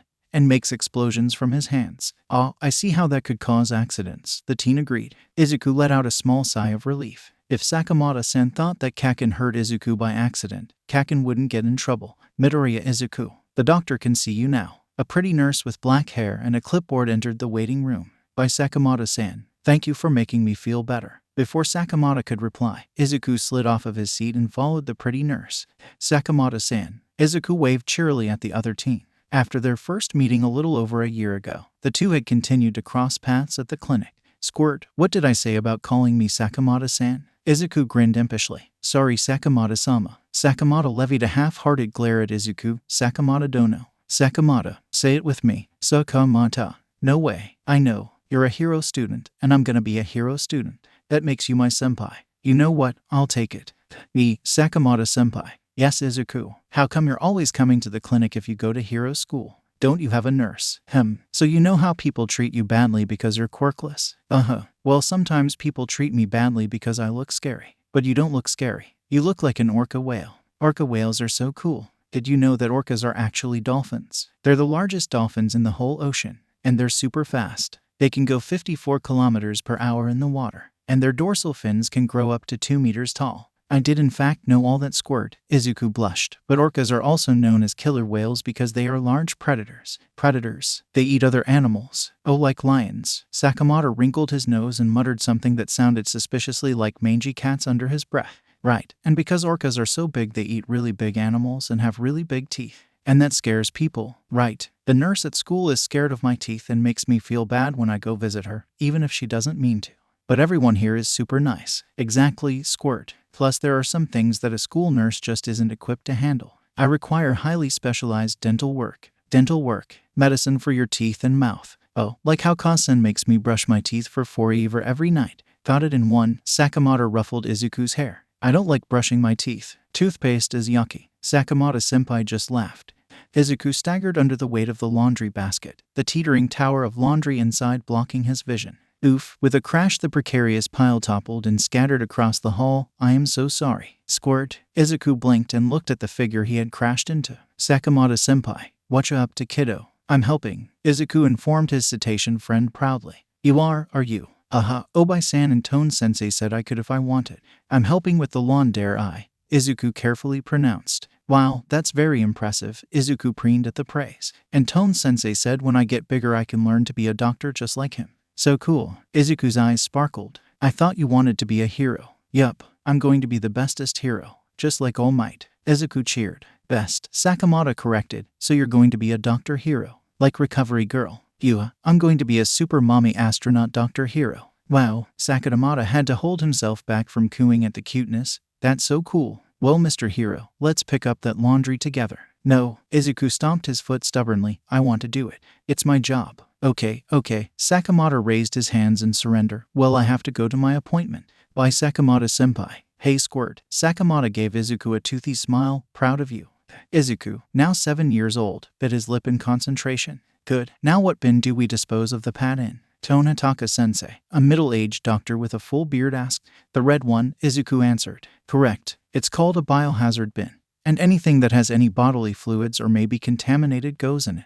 Could you give me another example? Izuku thought hard. Bandages. Or use needles. Correct, again. You're so smart, Squirt. Sakamoto-senpai complimented from the patient chair where Izuku was just cleaning a wound on his arm. And my arm looks much better now. I still need to bandage it. Izuku frowned. You're lucky you don't need stitches. You're sounding more and more like a doctor every day. Sakamoto chuckled. Hold still. Izuku frowned. I haven't done this on a real person before. Bit of pro advice. Tone-sensei chuckled. Don't tell your patient you don't know what you're doing. It makes them nervous. Sorry. Hey, it's okay. Sakamoto-senpai replied. I am honored to be your very first patient. Really? Izuku slurped his cup noodles noisily. That was one benefit of the clinic. His Kasen never let him eat cup noodles. She said they were unhealthy. The clinic usually didn't either, but they made an exception for today. All right, kid. Tone-sensei entered the room. You're going to need to stay here overnight this time, so we need to call your mom. Izuku paused his eating. Do we have to? Yeah, kid, we have to. This is serious, Izuku-kun. If you hadn't come to work today, and we hadn't caught the fact that you were sick, you would have died. As it is, your fever isn't going down and is worryingly high. If you don't respond to medication, you could be here for a long time. Your mom needs to know. Plus, I think you need your mom too. Izuku started tearing up. Yeah, he agreed quietly. I just don't want her to worry. It's a parent's job to worry, kid. It's okay if you're not okay sometimes. I'm going to call your mom. In the meantime, you have a visitor. I do. Izuku perked up. You sure do, kid. Obai-san will be here soon with more fever reducers. With that, Tone-sensei walked out of the room, and a familiar figure walked in. Sakamoto-senpai, I hear you were sick, Squirt. How you holding up? Well, they got my fever down to 39.4 and I'm breathing a little easier now. What? Sakamoto did not look impressed. Be honest, Squirt. Just how sick are you? If Obai-san hadn't noticed my fever, I would probably have gone into septic shock and died. Izuku admitted. What? I have something called MRSA. Izuku paused to catch his breath. Basically, I had a burn which I didn't treat that got badly infected, probably due to contamination with bacteria here in the clinic. MRSA is usually a hospital-borne illness, unlike sepsis where in 87% of cases the underlying infection actually starts before hospitalization. Izuku, sorry, are you going to be okay? Yeah, I'll be fine. Luckily, they were able to catch it before any organ failure, so they just need to give me medicine to get rid of the underlying infection and reduce the inflammation and fever. They've started me on IV vancomycin, which should clear it up in a few days. So sorry you feel so sick, Squirt. It's okay. I'm learning a lot about hospital-borne illnesses from it. Only you, Izuku-kun. What can I say? I'm consistent. Sakamoto-senpai snorted. Sure you are, Squirt. Hey, I am too. Kid, I have never met anyone more unpredictable than you. Izuku slouched into his bed and sulked. I'm not, he muttered into the covers. It's not a bad thing, Squirt. Sakamoto-senpai soothed. Being unpredictable is an excellent trait for a hero to have. It is. Yep, it means you can catch villains off guard. Cool. Izuku brightened up. I'm going to catch all the villains off guard and protect everyone. Yeah, and you can be my sidekick. Only a sidekick. Sakamoto laughed. I already promised Kaken to be hero partners. I see. Alas, I guess then that I must settle for being a measly sidekick. Don't call sidekicks measly. Izuku glared. There are so many awesome sidekicks. Did you know that Sir Night-Eye can only use his quirk once a day? And he was still All Might's sidekick and even opened his own agency. So cool. And there's Skycrawler. His quirk is so cool. Did you see that recent hero fight where he... Okay, I get it. Sidekicks are cool. Super cool. Izuku's eyes started doing that thing where they sparkle again. Way too bright. Sakamoto muttered. Izuku, a frantic woman with her green hair tied tightly in a bun, suddenly rushed into the room. Kasan, Izuku's eyes started welling up with tears. Midoriya and Ko flung her arms around her son and pulled him into a tight hug. Oh my baby boy, why didn't you tell me you were feeling sick? Didn't want to worry you. Izuku's words were muffled by the hug. Oh baby, it's my job to worry. That's part of being a mom. I love you, and I love being your mom. So please let me worry and tell me when you don't feel good. Izuku's tears devolved into heaving sobs. I'm sorry, Ka-san, he wailed. SHH, there. It's okay. I forgive you. Just promise to tell me in the future. Deal? Izuku sniffled. Now who is your friend here? Izuku perked up a little at the question, face still red with tears and nose running. That, Sakamoto-senpai. Izuku hiccuped. He's gonna be a hero. Also, you are the amazing Sakamoto-senpai I've heard so much about from my son. I'm Midoriya Enko. It's a pleasure to finally meet you. If Sakamoto had the capacity to blush, he would have. Sakamoto Kugo. I'm a hero student and a frequent patient of this clinic. Thank you for being such a good friend to my son. Ka-san. Izuku whined in embarrassment. You're not angry. Why would I be angry? Well, I'm a stranger who is much older than Izuku and, well, most people think I look villainous. Sakamoto gestured to his face. Izuku talks about you so much you may as well be family at this point. As for the rest, you may be older but you are still a child. And there is nothing wrong with the way you look. Would you judge Izuku for being quirkless? Of course not. Then why would I judge you for having a mutation quirk? You don't even look that villainous. In my opinion, people are much more horrible than orca whales anyways. There was a moment of silence. Though, you're getting good at this, squirt. Sakamoto complimented as Izuku wrapped up his injured dorsal. Well, I'd hope so given how much time I spend here. There, I'm done. Try not to get your dorsal stuck in any more train doors. It wasn't on purpose. This is the third time. Izuku deadpanned. Yeah, I've got nothing. Alright, you'll need to come back in 2 weeks to get your stitches out. Until then, keep the wound clean and regularly replace the bandage. Keep the wound dry for the next 24 hours. No swimming until the stitches are out. And never leave a wet bandage on, that's just asking for an infection. You're one to talk about infections. Do as I say, not as I do. Remember not to scratch the sutures and avoid any further contact or trauma to the wounded area. Talk to your school nurse. No heroics until you're healed. Come back if the pain gets worse, you notice any swelling, pus, or bleeding, the wound smells bad, or you have a fever. All of these are signs of infection. I hear you, squirt. You've learned so much. Sakamoto ruffled Izuku's hair. Now that the formalities are over with, how have you been doing? I'm good. Izuku gave Sakamoto a large smile, revealing 2 missing front teeth. I lost another tooth today. I can see that. Sakamoto smiled. What are you going to ask the tooth fairy for? Izuku gave Sakamoto a withering stare. The tooth fairy's not real. Everyone knows that, right? Sorry, I forgot. You're all grown up now. Next Tuesday I'll be 8 years old. Izuku held out 8 fingers for Sakamoto to see. That's right. Happy early birthday, squirt. You reminded me that I have a present for you. You do. But Tone-sensei says doctors can't take gifts from patients because it's unethical. And lucky for you, squirt, you're not a doctor yet, so I'm allowed to give my kohai a birthday present. What is it? Sakamoto smiled at the excited kid. While he was undoubtedly proud of Izuku, it was a relief to see him acting his age. Here, Sakamoto pulled a neatly wrapped cylinder from his backpack and handed it to Izuku. Izuku tore off the wrapping paper to reveal a poster tube. Izuku popped the cap off and let the poster slide out. Oh wow, the rolled-up poster unfurled to reveal a glossy image of Sakamoto-senpai against a yellow background. He was wearing a hero costume that looked similar to a tuxedo. Underneath the name Gang Orca was printed in big block letters. Sakamoto-senpai had autographed it with a small message. Happy birthday to my kohai and the best future super mommy astronaut Dr. Hero the world will ever see. So, it's so cool. Fat tears of joy rolled down Izuku's face. I love it. It's the very first piece of Gang Orca hero merch ever made, so take good care of it, squirt. I promise, Izuku sobbed. Hey squirt, it's okay, no need to cry. I'm sorry. Izuku started to cry harder. I can't help it. Hey, it's alright. Sakamoto-senpai rubbed small circles into Izuku's back. I'm happy you like the gift so much. It's the best gift I've ever had, Izuku informed his senpai through tears. I'm glad. And when I come back to get my stitches out, perhaps we could go grab ice cream and celebrate. I'd like that. But there was no ice cream celebration. What neither of them knew, as Izuku waved Sakamoto off from the clinic door that day, was that it would be over 7 years before the two saw each other again. Sakamoto-senpai, what did you just say? Momo turned around, having genuinely missed what her green-haired comrade had just asked in the chaos. It's nothing, Izuku sighed. Part of him desperately wanted to go confront his former senpai to get some answers. Another part of him never wanted to speak to him again. Izuku had followed the man's hero career closely, as he did with all of the top pros. But when he was younger, he couldn't help the feelings of sadness and slight self-loathing which welled up whenever he saw a news article featuring his former friend. Had he not been good enough for the hero? Had Sakamoto-senpai decided that Izuku was a useless, quirkless freak after all and had been too nice to say anything? As Izuku aged, and his sense of self-worth healed, that self-loathing turned to anger. He had been a child. It was not his fault. And the fact that Sakamoto had abandoned a small child who idolized him, and who he knew had abandonment issues, was all kinds of fucked up. And yet, deep down, a small part of Izuku hoped that there was some meaning behind it all. That Sakamoto had some deeper reason which would justify the whole fiasco. Izuku knew that people were complicated. The Sakamoto he knew was complicated, and he was a good hero. He wouldn't just. Right. Anyways, Izuku began. I'm going to take these supplies back.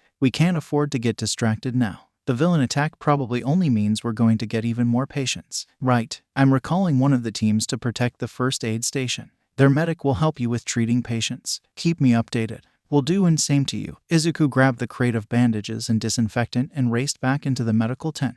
Deku, what's happening? Iwata exclaimed the moment Izuku ducked into the tent.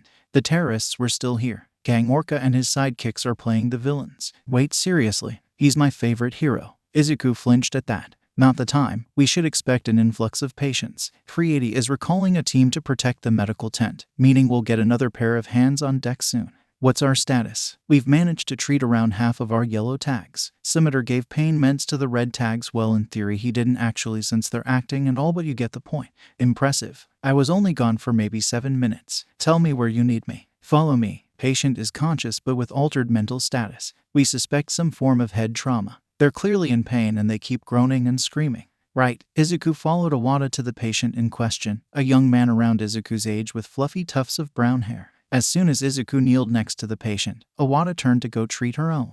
Hi, my name is Deku, and I'm doing to take care of you. Can you tell me your name? The patient simply moaned and rocked back and forth, crying. That's okay. Do you see my finger? I want you to follow it with your eyes. The patient's eyes were slightly unfocused but did follow the finger. Great, thank you. However, before Izuku could move on to the next test, the patient slapped him hard in the chest. Izuku winced in pain but otherwise didn't outwardly react. Izuku was fairly certain he understood the situation now, but he needed to be sure. I'm going to need to look at your eyes. This may be bright. Izuku pulled his pen light from his pocket and flashed it into the patient's eyes. The patient reared back away from the light, but after a moment let Izuku look at his eyes, pupils dilating normally. No sign of exterior wounds to the head. Izuku mumbled, "Can I feel your head?" The patient groaned, but shifted close to Izuku. No tenderness or inflammation. All right, thank you. I noticed you're not wearing a medical bracelet. Do you have one that fell off? The patient started hitting themselves in the knee. Whoa, easy there. No bracelet then. Do you have a card? The patient froze and pulled a medical ID card from their back pocket. As suspected. Patient name, Fujii Ken. Diagnosis, autism nonverbal. Okay, thank you. From what I see, everything is going to be okay. You're going to need to see a doctor at the hospital, but I don't immediately see anything life-threatening. Do you know JSL? Izuku signed as he spoke. The patient's eyes snapped to Izuku's hands. I didn't think you'd notice. The patient signed, the others didn't. Good job. Unfortunately, I'm not surprised. I know a good amount of people with intellectual and/or developmental disabilities, and you were showing all the classic signs of a meltdown. Izuku replied, continuing to sign as he did. Good job asking for my ID. I'd like it back though. That's my real ID. Oh, sorry. Here you go, Fujii-san. Izuku hurriedly returned the ID card. Don't worry. Now I assume you have other patients. Yes, here's a green tag. Please hold on to it. Could you go over there with the people with the green tags to wait? Sure. Hey Deku. Izuku turned around to face Yajahashi. The reinforcements are here. That girl working on the patient over there with the Naginata strapped to her back is our new medic. Hero named the Vanguard Hero, Lancer. Her quirk gives her a supernatural aptitude towards polearms. Nice, Izuku whistled, but before he could say anything else his comm crackled to life. Deku, this is Creati. Do you copy? Over. This is Deku. I hear you loud and clear. Over. We need you on the field. Todoroki and a kid from Shiksu are fighting each other instead of Gang Orca, and you're the only person who has a chance of getting through to Todoroki. Over. Shit. I'm on my way. Over and out. Izuku turned back towards Yajahashi. I'm needed on the field. Can you guys handle this? Sure thing. We should be fine now that we have some extra hands. Great. And without another word, Izuku charged one for all into his legs and sprinted off towards the battlefield. You think we're the same? Don't be ridiculous. You're a fool. I'm nothing like him. Todoroki growled. You and your father are the only heroes I can't accept. You don't deserve the title. Do you understand? Now move. Urashi launched an attack at Gang Orca at the same time as Todoroki, diverting Todoroki's flames towards Shindo, who was rescuing a citizen off to the side. Shindo had no time to react, but just before he was about to be incinerated, Izuku swooped in and pulled him out of the way. Damn it, are you insane? What the hell do you think you're doing? Izuku shouted at the two, before crashing with Shindo a ways away. Todoroki's eyes widened. Sakamoto was enraged. The two brats in front of him were really arguing with each other instead of going after the villain right in front of them. It was a disgrace to the name of heroics. The kid with the wind quirk was the instigator, but Endeavor's son still carried a portion of the blame for rising to the bait. and not even attempting to resolve the argument or communicate. And then the flames were diverted, straight towards one of their allies. Sakamoto took in a deep breath, preparing to launch a sound wave to divert the course of the fire. But before he could, a green blur of lightning swooped in and pulled the kid out of the way. "Damn it, are you insane? What the hell do you think you're doing?" Izuku shouted at the two, before crashing with Shindo a ways away. Sakamoto froze. That voice, the green hair, he would know it anywhere. Yet it couldn't be. After all, this hero student had a quirk, and Izuku was quirkless. But he couldn't help but wish. Never mind. Sakamoto shook himself out of his thoughts. The kid was safe, which was the important thing, and he had a job to do. "No more games," Sakamoto growled, releasing the sound wave he had prepared. "First, I'll stop the wind." The wave hit the kid with the wind quirk, blasting him away. "Got him. That's our boss. A total powerhouse," one of his sidekicks crowed. "Now it's time to trap these do-gooders in cement," cheered another. Okay, so Sakamoto would need to work with his sidekicks on their acting. They were somehow even cringier than actual villains, which in its own way was an impressive feat. Sakamoto then turned to Endeavor's kid, grabbing him by the neck. "You reap what you sow," Sakamoto threatened, tightening his grip into a choke while being careful not to permanently injure the kid. "Hey, while the boss is at it, let's go destroy the evacuation shelter. He'll love that," a sidekick proposed. Hell yeah. They didn't get very far. The kid who the Izuku lookalike had rescued blasted the ground, sending all of the sidekicks flying. Sakamoto decided to ignore it. His sidekicks could handle themselves. Now then, he dropped Todoroki. "I'll take down the wind user and continue with the attack." Before he could approach the kid with the wind quirk, however, the two herolings seemed to get their act together, launching a joint fire and wind attack at him. It didn't make up for how they were behaving earlier, but it wasn't a bad start. Unfortunately for them, Sakamoto wasn't going to let them win that easily. Unleashing another sound wave, he dispersed the tornado of flames which had surrounded him, and moved to retreat. Not so fast. The green kid appeared from out of nowhere in a crackle of lightning. "Sakamoto-senpai." Sakamoto's jaw dropped. "Izuku," Sakamoto breathed in wonder. Izuku frowned, anger boiling. "Why are you so surprised?" "Oh right, you've only been ghosting me for the past 7 years," he snarked. "Not that it matter right now. I'm here to stop you, villain. I won't let you hurt anybody else." You have a quirk," Sakamoto exclaimed. "No shit. Now are you going to fight back? Or can I take this little chat as a sign of your unconditional surrender?" That seemed to somewhat snap Sakamoto out of it. "We'll be talking about this after," he growled as he launched a punch at Izuku. "Oh, so now you want to talk?" Izuku blocked the punch and returned it with a powered-up kick. "Well, fuck off. You had 7 years of chances. I don't know you jack shit." Sakamoto winced. Whether it was in pain from the kick or the verbal barb, Izuku wasn't sure. "You're right. You don't owe me anything. But I do owe you an explanation if you're willing to hear it." "Whatever," Izuku frowned, torn and angry. Shaking off his turmoiled thoughts, Izuku launched another attack at his former mentor. "Yeesh, your kicks pack some punch, squirt." "Don't call me that." Izuku grimaced, continuing to exchange blows. "Now are you going to take this seriously? You're barely fighting back." "Very well." Sakamoto took a deep breath and released another sound wave. Izuku punched the ground hard, creating a large gust which repelled the sound. "Nice try, villain." Izuku flicked a series of air bullets at the hero, which were summarily dodged. The two clashed together in an exchange of kicks and punches. Izuku tried his new special move. Fingers crackling with all for one, he prodded at Sakamoto's pressure points. "Ouch, that stings," Sakamoto hissed.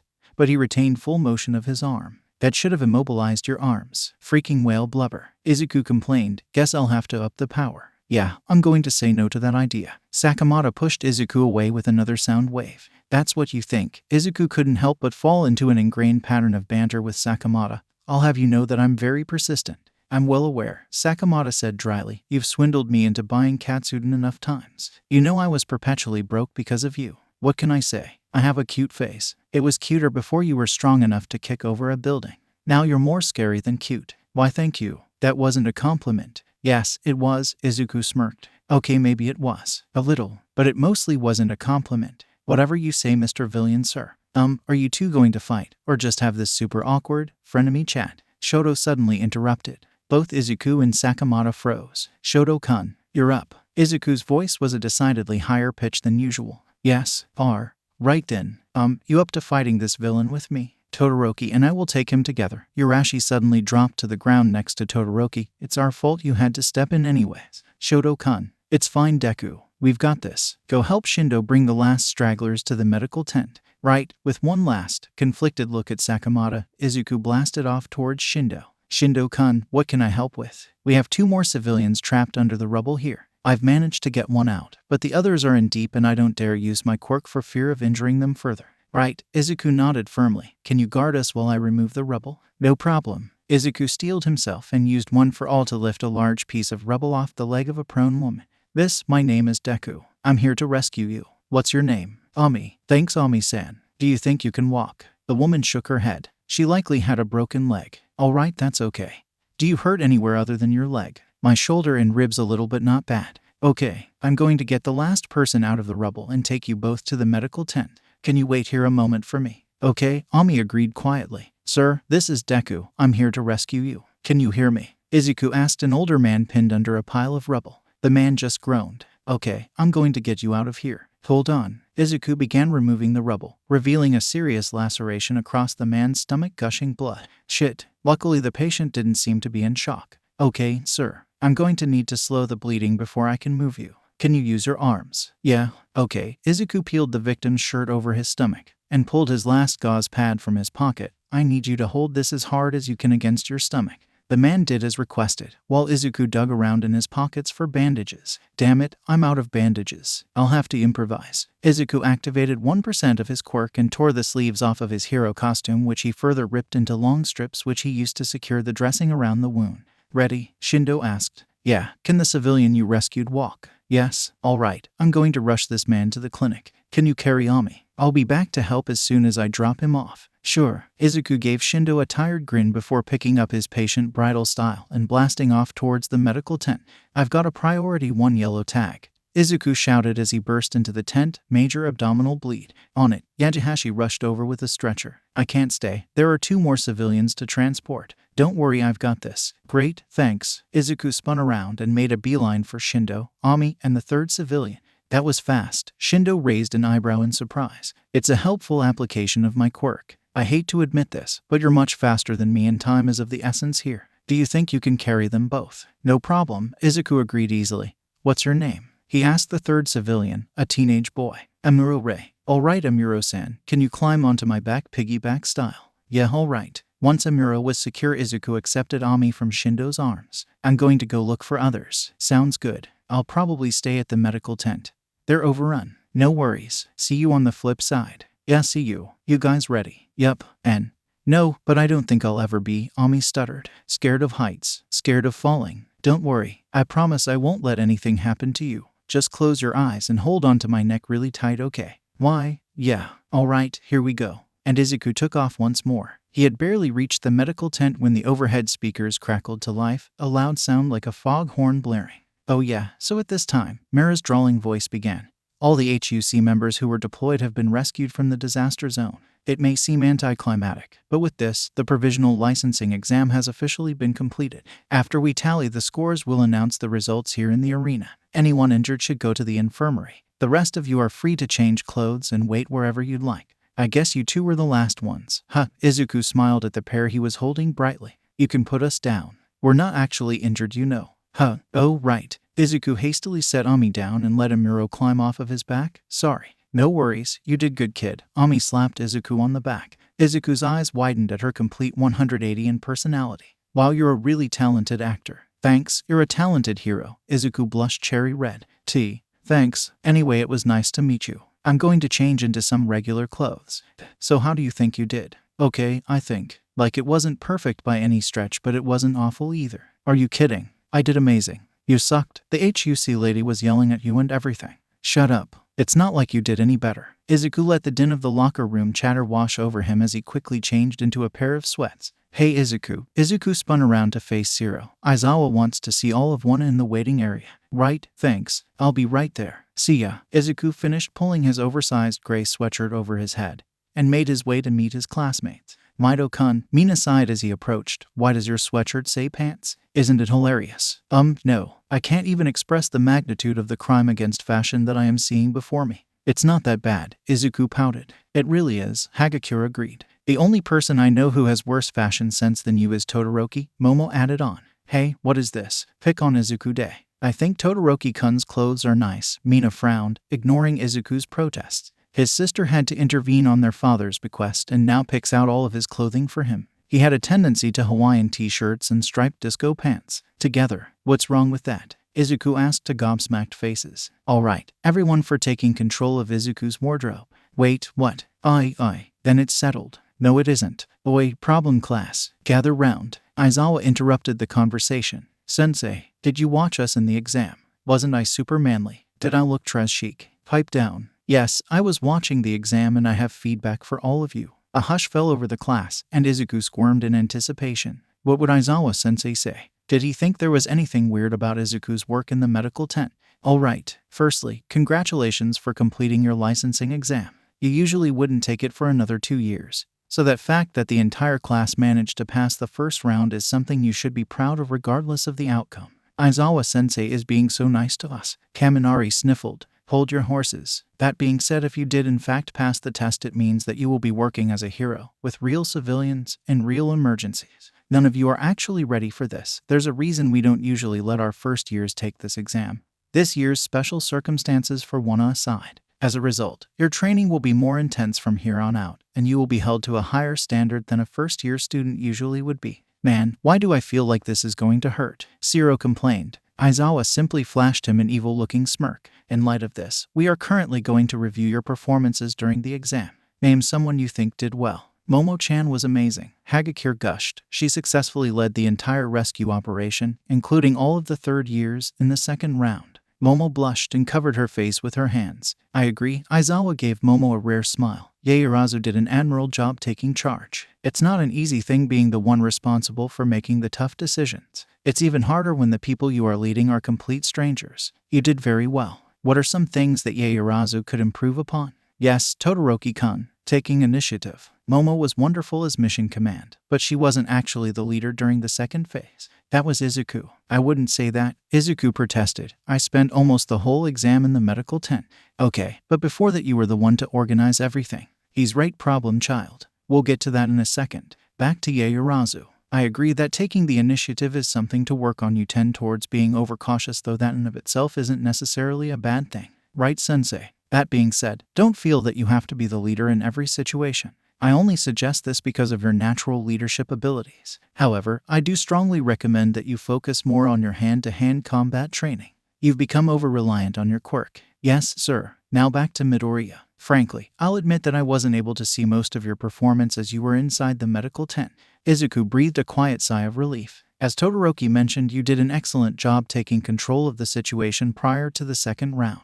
I frankly have no critiques of your decision-making, though you may have been better placed in the field given the nature of your quirk. Well done. Thank you, sensei. Izuku flushed at the praise. Now onto your fight with Gang Orca. You did well, but you kept getting distracted. I'm not sure what you were talking about, but you shouldn't allow yourself to lose focus like that. You were lucky this was an exercise. In real combat, your lack of focus could have gotten you or the people around you killed. Sorry, sensei. Don't be sorry. Learn from this and do better moving forward. Which brings me to Todoroki. I have to be honest. I'm deeply disappointed in you. There is no excuse for what happened when you were supposed to be fighting Gang Orca. I know. It won't happen again. No, it won't. I know the results aren't out yet, but I can guarantee you that stunt cost you any chance of passing you may have had. I figured. Todoroki sighed. I will accept the consequences of my actions. Good. Guess you're not so high and mighty anymore. Half and half. You're not one to talk back, Hugo. The way you spoke to and treated the civilians you were rescuing was abhorrent. I doubt you will be getting your license today either. What did you say? Izuku smiled to himself at the familiar interaction, settling in to wait for his scores. I can't believe all of us passed, Hagakure cheered. Well, almost all of us. Gyro eyed Todoroki and Bakugo, neither of whom were holding shiny new licenses. Don't worry about me, Todoroki reassured. I deserved it. I'm sure Shoto-kun and Kaken will catch up to us in no time. What did you say, nerd? Are you looking down on me? Izuku rolled his eyes fondly. Midoriya-san. Izuku turned to face a tall man with an aquatic mutation quirk. Maybe some kind of eel. He was probably one of Sakamoto's sidekicks. Yes, I think you dropped this. It has your name on it. The man passed Izuku an envelope which he had never seen before in his life. Right, or thanks. Izuku gave a short bow. Don't worry about it, kid. And congrats on the license. The man gave a lazy wave before disappearing into the crowd. What was that about? Hiroraka wondered. Oh, this was a good luck note from my mom. I must have dropped it somewhere. Izuku lied. If he had to guess, it was most likely a letter from Sakamoto. Aw, that's so sweet of her. Anyway, did you hear about that recent villain fight in? Later that night, alone in his dorm with only a single lit desk lamp for company, Izuku pulled out the envelope. Carefully ripping it open, he unfolded the letter inside. Hey Squirt, I know you're probably furious with me, and you have every right to be, but I wanted to let you know how proud I am of you. You did good today, kiddo, and you're going to be a great hero. I always thought so, even before you manifested a quirk. I'm not asking you to forgive me, but you deserve an explanation for why I left. If you want it, that is. I'm not sorry I left, but I am sorry that it meant that I couldn't be a part of your life. I doubt you'll take me at my word, but I mean it when I say that it broke my heart to leave you. Know that I have never stopped loving you, my little Kohai, my baby brother in all but blood, even though I wasn't able to be there for you. I also have several years of ungifted birthday presents sitting in my closet if you want them. If you're interested in hearing what I have to say, my private phone number is on the back of this letter. You are also welcome to burn this letter, call me to scream at me, or otherwise ignore my invitation. You have complete control here. Last time I made the choice for you. This time it's your turn to get to choose. Your senpai, deliberately ignoring the letter from Sakamata, burning a hole in his pocket. Izuku swanned into the clinic to start his next shift. Yo Izuku senpai, how'd the exam go? Ito shouted from the nurse's counter. That's pro hero Deku to you, Izuku yelled back. Hey guys, the green bean passed. We have a real, bona fide hero on staff now. All hail the great and mighty Deku. Natsuo laughed. Thank you, Izuku bowed in response. For my first act as hero I demand a tribute of celebratory cup noodles after work. Nice try, but the second my shift ends, which is in 3 minutes by the way, I'm out of here. Ito winked. Very well, I will grant you my leave. But in return you owe me the heftier tribute to my greatness of a special edition All Might poster. Izuku joked. How about an autographed one? Was planning on getting you something to celebrate anyways. Wait, seriously? I'll take it, Izuku agreed eagerly. It didn't matter that he saw the man nearly every day. All Might was still so cool. Yo kid, think I can get your autograph? Sakuma-sensei added. Huh, it's official now. You're going to be a big shot hero. My bet is that after you graduate, you'll debut in the top 50. Getting your autograph now will be a great investment. Maybe 10 years from now I'll be able to use it to pay off my mortgage. I feel like I should be offended that you only want my autograph as a financial investment strategy, but I'm too excited about being asked for my autograph for the first time to care. Here's the really important question. Natsuo interrupted seriously. Did you pass your preliminary medical practitioner exam? I haven't the slightest clue, Izuku shrugged. The results were sent to Recovery Girl. I haven't seen her yet since they gave us a few days off to recover from the exam. I think I did all right though. Tusk. So what you're telling me is that you are officially a hero who is committing illegal acts in the night. Sakuma-sensei wagged her finger exaggeratedly. Well, I suppose as long as the Hero Commission doesn't find out, your autograph will still have some monetary value. Now gimme. Before Izuku could answer, they were interrupted.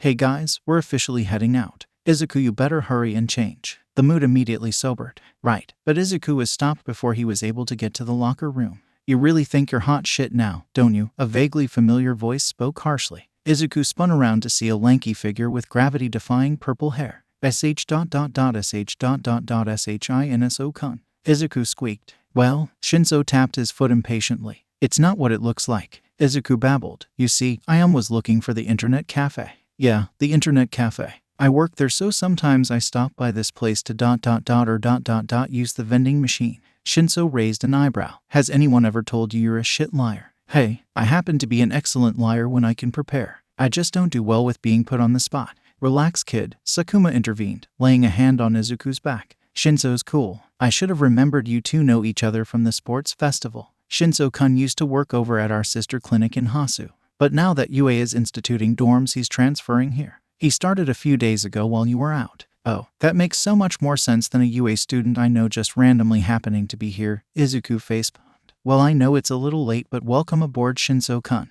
I'm the trauma surgeon on the night shift. HMPH, Shinso glared. Surgeon? You really do get everything handed to you. Izuku frowned in confusion, but before he could ask what Shinso meant, Sakuma interrupted. Easy there, Shinso-kun. Sorry, Izuku. He can be a little prickly, but he means well. He's my new psychiatric resident. That's great, Izuku enthused. Your quirk will be amazing for that. And we desperately need more psychiatric support. Not that Sakuma-sensei isn't amazing. She's the best, but it's not fair to make her do so much work by herself. I mean, she basically runs a full-service clinic and an emergency psychiatry. Just go get changed. You're going to be late. Shinso rolled his eyes and cut Izuku off. Right, thanks, Shinso-kun. I tend to babble when I get excited. Anyways, welcome aboard. I look forward to working with you. Izuku gave the Celentin a cheery wave and disappeared into the locker room to change into his scrubs. Yo, Izuku, your appointment is here. Exam room 3. Yoshida shouted from the nurse's station. Thanks. Izuku handed over the chart he was holding and made his way to the patient. Izuku rapped his knuckles against the exam room door. Kei-chan, it's Midoriya-sensei. Come in. Izuku opened the door to reveal a young woman perched on the exam table typing furiously into a laptop. Large bat wings protruded from her back and down her arms with a matching set of ears atop of her head. Her eyes were beady and black and the points of her fangs peeked out over the bottom of her lip. Good evening, Kei-chan. How are you feeling? Like I'm on top of the world. The patient gave an unnaturally wide smile, the cold light of the exam room reflecting off of her pearly fangs. She barely pausing her typing to answer. Well, anyone would be happy at the news that they're getting off the transplant list. Izuku agreed. Everything is wonderful now. Would you mind stopping typing and putting that away for now? I'm sorry I can't. It is very important that I finish this article. I'm inspired. Kei spoke rapidly. I'm glad to hear that, but I need to do your pre-opus workup. Oh, that reminds me. Here, I bought this for you. Kei handed Izuku a gaudy-looking gold chain. What is this? You know I can't accept gifts from patients. It's real gold. They were running a sale and I just knew I needed to have them. MHM. I bought 2 cases of gold chains. Kei-chan, can you afford that on your salary from the magazine? It's fine, I have credit cards. I also bought a new blender and a Gucci purse, but you can't have those. Right. Do you often go on large spending sprees? When the mood hits. It's fine. Now you were saying something about surgery. Kei-chan, are you aware of how rapidly you're speaking? What are you talking about? I'm talking normally. Right. Well, I'm going to bring in a coworker to help me with the pre-opus evaluation. I'll be right back. Sure thing. The clacking of the keyboard muted as Izuku shut the door behind him. Izuku pressed his back against the door and slid down, head in his hands. Shit. Kei-chan had been his patient for well over a year, and the bubbly Batgirl had grown on Izuku. She was dying. Renal failure. Finding her a new kidney was nothing short of a miracle. She needed this kidney. But if Izuku was right about what he just witnessed, she may never get one. Yo, Zuku-sensei. You okay there? Izuku lifted his head from his hands and blinked up at Yoshida. Yeah, sorry. Here, let me help you up. Yoshida grabbed Izuku's forearm and pulled him up off of the ground. Thanks. By the way, that teacher of yours has started bringing us patients every now and then. I don't know whether I should be pleased that he's getting people help here or annoyed that dodging him just became 10 times harder. Don't worry, we won't show him the video we took of him crying about how cute you are until after he figures out that you've been illegally working here. It can be your get-out-of-jail-free card. It'll all be like, Zuku-kun used blackmail. It was super effective. Gee, thanks. How many times do I need to repeat that blackmail isn't a good look for a hero student? Once more as always. Hey, I need to talk to Sakuma-sensei. You know where she is. She's in the waiting room. The waiting room. Our favorite Munchausen's patient is back. Hiroshi-san. What is it this time? Crohn's disease. Yoshida curled her fingers into air quotes. Since Sakuma's talking to him, I assume he's already been looked at. Yup. He had some mild indigestion and heartburn from eating Indian food for dinner. Yeah, that tracks. Anyways, thanks. No problem. See you in a bit for the transplant surgery. Izuku winced.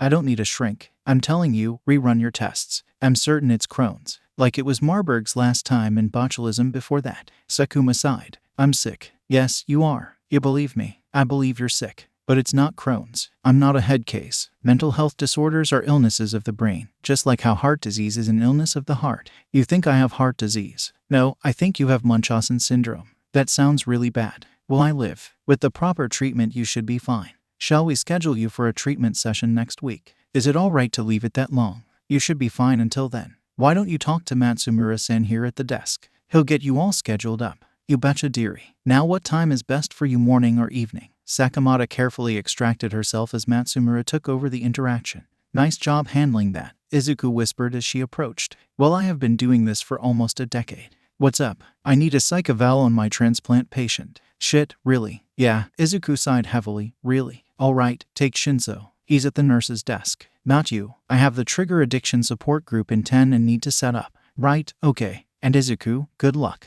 Thanks, you too. Izuku gave Sakamata a wan smile and headed back into the Shinso-kun. Izuku waved at the purple-haired boy. What? Shinso responded shortly. I have a patient in exam room 3 who needs a psych eval. You have a moment. Fine, thanks. Her name is Jinmei-san, and she's here for a kidney transplant. However, during her pre-opus I noticed that she was displaying signs of mania. She's bipolar. Not that I was aware of. But if she is, and depending on the severity, we may not be able to give her the kidney. Yeah, lithium will burn out a new kidney in no time flat. And most alternative treatment options are just as bad. There are some meds we could try which are filtered through the liver instead, but not to mention that the transplant committee tends to recommend against giving organs to patients with mental illness, which is total bullshit. It totally is, Izuku agreed, but I can kind of see where they're coming from. Don't get me wrong, they shouldn't be discriminating against potential organ recipients for chronic mental health conditions which can be treated like schizophrenia or bipolar disorder. But given how few organs we get, I can see why they would prioritize patients who are stable. And don't even get me started on addiction.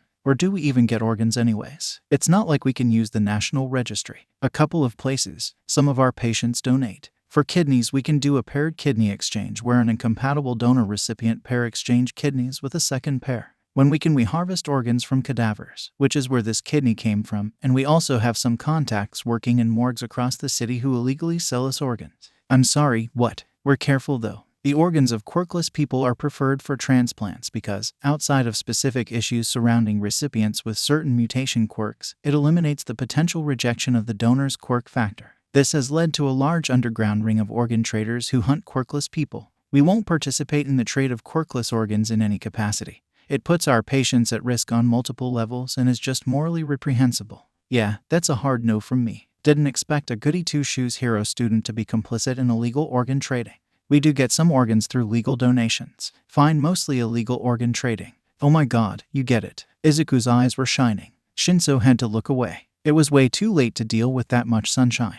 Get what? Never mind. Anyways, you should talk to Kei-chan. I'm ready whenever you are. Great, follow me. Shinso quietly trailed after the green boy until they reached the patient's room. Kei-chan, Izuku called through the door, it's Midoriya-sensei. I also have Shinso-san, one of our new residents, with me. Can we come in? Sure, a cheery voice replied, muffled through the closed door, the more the merrier. Izuku opened the door. Hi Jinmei-san, I'm Shinso Hitoshi, and if it's all right with you, I'd like to give you a pre-opus questionnaire. It would be a valuable learning experience for me. Call me Kei. None of that formal stuff. And sure, I'm always happy to talk to the residents. The more doctors the better, right? Hey, maybe I could do like a recruitment ad, but all sneaky like, in the magazine. Then you could have lots of doctors and treat lots more people, and then, that's an interesting idea to talk about later. Hitoshi interrupted the rushed rambling gently. For now, let's get you all squared away. Right, gotta get that new kidney. Luckily, the patient didn't see Izuku's wince. Right, now when is the last time you've slept? 2. No 3, wait, make that 4 nights. Kei answered rapidly. It's fine though, I'm not tired. I had this great idea for the next issue of my magazine and was so excited I couldn't sleep. Magazine. I'm the editor-in-chief of BE Audi and S-Tile magazine. You mean Beast? The fashion magazine for people with mutation quirks. That's the one. Kei gave a Cheshire smile. Because all bodies are beautiful. Don't you think? It's a good magazine, Shinso agreed. I'm not big into fashion myself, but I've heard great things. Aw, sweetie, don't worry, we can get you fixed up in no time. Ask Midoriya-sensei. I just got him the most glam gold chain. I told you, Kei-chan, Midoriya sighed. I can't accept gifts from patients. It's against the rules. And I told you it's fine. I bought a whole case, remember? Do you often find yourself going on spending sprees? Shinso interrupted. I mean, sure, when the mood hits. Can you give me an example? A few months ago, I saw this great convertible car in the mall. You know how they drive the cars into the middle of the mall and rope them off? Well, anyways, it was pink. I just needed to have it and it was mine an hour later. And you could afford that? Kei hesitated. It was fine. That's what credit cards are for, right? I managed to scrounge up the money after the fact. Okay. And how would you describe your mood when you go on your spending sprees? Great. And after? Depends, Kei shrugged, unwilling to give a deeper answer. In the past, have you ever had a period where you felt not just good, but better than good? Oh yeah, sure. I mean, I'm feeling pretty amazing right now. New kidney and everything. And before now, it's been known to happen. I'm a bright and bubbly kind of personality. And does this increased mood and energy go on not for hours or an evening, but for days and days at a time? Kei's eyes narrowed. Wait, what kind of screening did you say this was? It's a standard psych eval we give to all of our pre-opus patients. I'm not crazy. I never said you were. It's under control, okay? You already knew. Izuku's eyes were wide. About my bipolar disorder. No duh. But it's not the kind of thing I like to talk about. Like I said, it's under control. Kei-chan, you should have told me. It doesn't matter. Actually, it does. Shinso interrupted. Are you on medication? Not since the kidney failure started. And before that, lithium, 600 milligrams. Once a day. Twice. It caused your kidneys to fail. Izuku realized with growing horror. Once I realized, I got off them. You didn't get the meds here. Shinso noted. I was diagnosed at a regular clinic. They were shit to people with mutation quirks, so I decided not to go back. You could have gotten psychiatric care here, Izuku protested. We would have helped you. The meds were killing me. My life wasn't bad or anything off them. I like my manic states. They make me feel smart and vivacious and alive. And your depressive episodes. I mean, yeah, sure they can be pretty sucky. But I'd rather be depressed than take the meds. They made me boring, dull, sucked the life out of me, given the kidney failure somewhat literally. Why would I go back on them? You were probably on the wrong dosage. And there are also other meds we can try. No thanks. Like I said, I like the way I am. K-chan, bipolar disorder is a really tricky condition. While you might feel okay right now, you never know when you'll have a mood swing or other severe symptoms, hallucinations, suicidal ideology, etc. I'm fine. Denial, Izuku frowned. Not unexpected, but never ideal. How bad is your credit card debt? Shinso interrupted. I don't want to talk about that. Well, I do. How bad is it? Not the greatest, Kei admitted. And how's it going at work? Kei heaved a sigh. I mean, I'm the boss, so it's all fine. Is it really? I may have missed a few deadlines recently. But it's no big deal, happens to writers all the time. Kei-chan, but wouldn't your life be so much better if you could get this under control? No, it wouldn't. Because, getting it under control is what caused my fucking kidneys to fail. Don't want to forget that. Kei spat. God forbid. Shinso muttered. Jinmei-san, can I give it to you straight? Wow, a shrink actually being direct. Sure, knock my socks off. Jinmei-san, if we don't get this under control, you will absolutely be ineligible for your kidney transplant. I'm sorry, what? Who the fuck gives you the power to take that away from me? Anger. The Organ Transplant Board. Untreated and serious mental illness is grounds for disqualification. So you're telling me, she was pissed now, that the only way for me to get a kidney is to participate in the very behavior that shot my first one. There are other meds we can try. Fuck that, Kei snorted. You can take your shitty meds and shove them up your fucking. Kei-chan, Izuku interrupted. I know this sucks. I really do. But that's the situation. It's out of our hands. Remember, I'm here to be on your side. Always. If I could change it, I would. But you're going to find yourself in the same situation no matter where you go. If we can get you on a better treatment plan, one that doesn't make you hazy or hurt your kidneys, then we have a really good shot at saving your life, and in the interim we can keep you on dialysis. Midoriya-sensei, people like and know you. Can't you talk to the transplant committee on my behalf and get them to make an exception or something? It's not like being bipolar makes me dangerous or anything, and it won't kill me. I swear they won't regret it. So please, as my friend, bargaining, Kei-chan, I'm not saying I won't talk to the committee. In fact, I have to now even if you hadn't asked. But I think it's highly unlikely that they'll grant you some kind of exception. It's incredibly difficult even for people who have serious mental illnesses under control to get approval. The reality is, unless you're on medication, your bipolar disorder predisposes you to engage in risky behaviors which would adversely affect the success of your transplant. Furthermore, if you get hit with a really bad depressive disorder, being bipolar really could kill you. I know you don't see it right now, and I'm so sorry that I didn't see this sooner and wasn't able to help you earlier, but I can promise that I am doing everything in my power to help you right now. This sucks. Tears formed at the corners of her eyes. Why does this shit always happen to me? What's the point anyways? My life has always sucked. I don't know why I thought it would be any different this time. Depression. I know things seem really bleak right now, Shinso sighed. Even if you decide not to go on medication, I would recommend scheduling some appointments with our in-house therapist to help you process. Maybe. It's not acceptance. Izuku sighed internally. It would take much longer for Kei to get there than one conversation.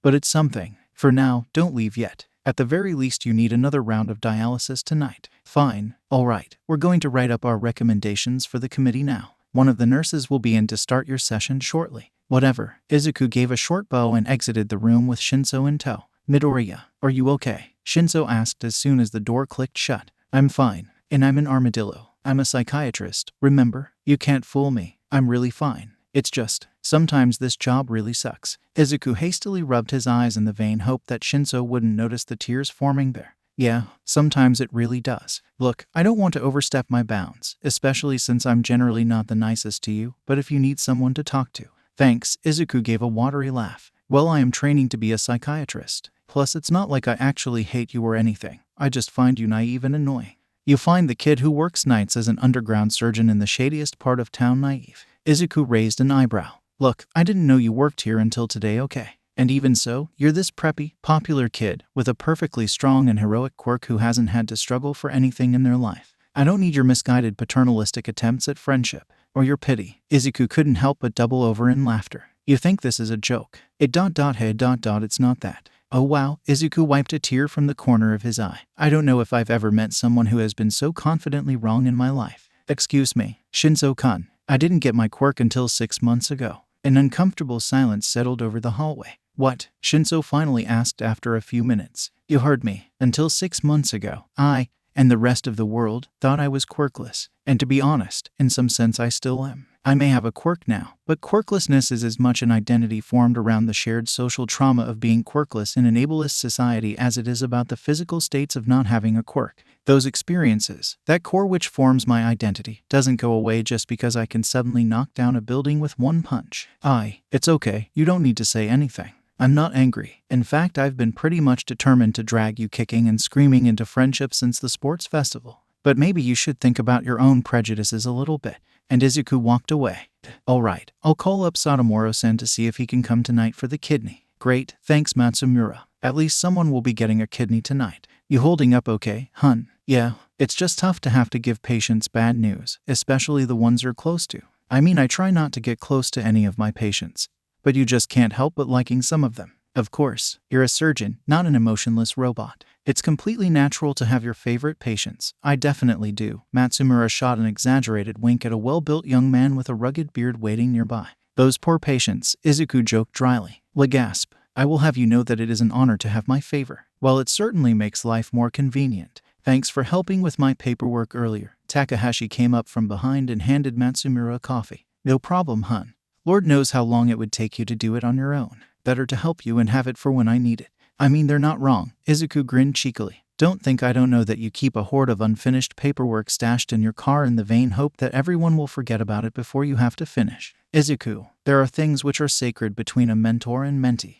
Not anymore. Izuku bolted. You traitor. Get back here. Catch me if you can. I'm a hero now, you know. No running in the clinic.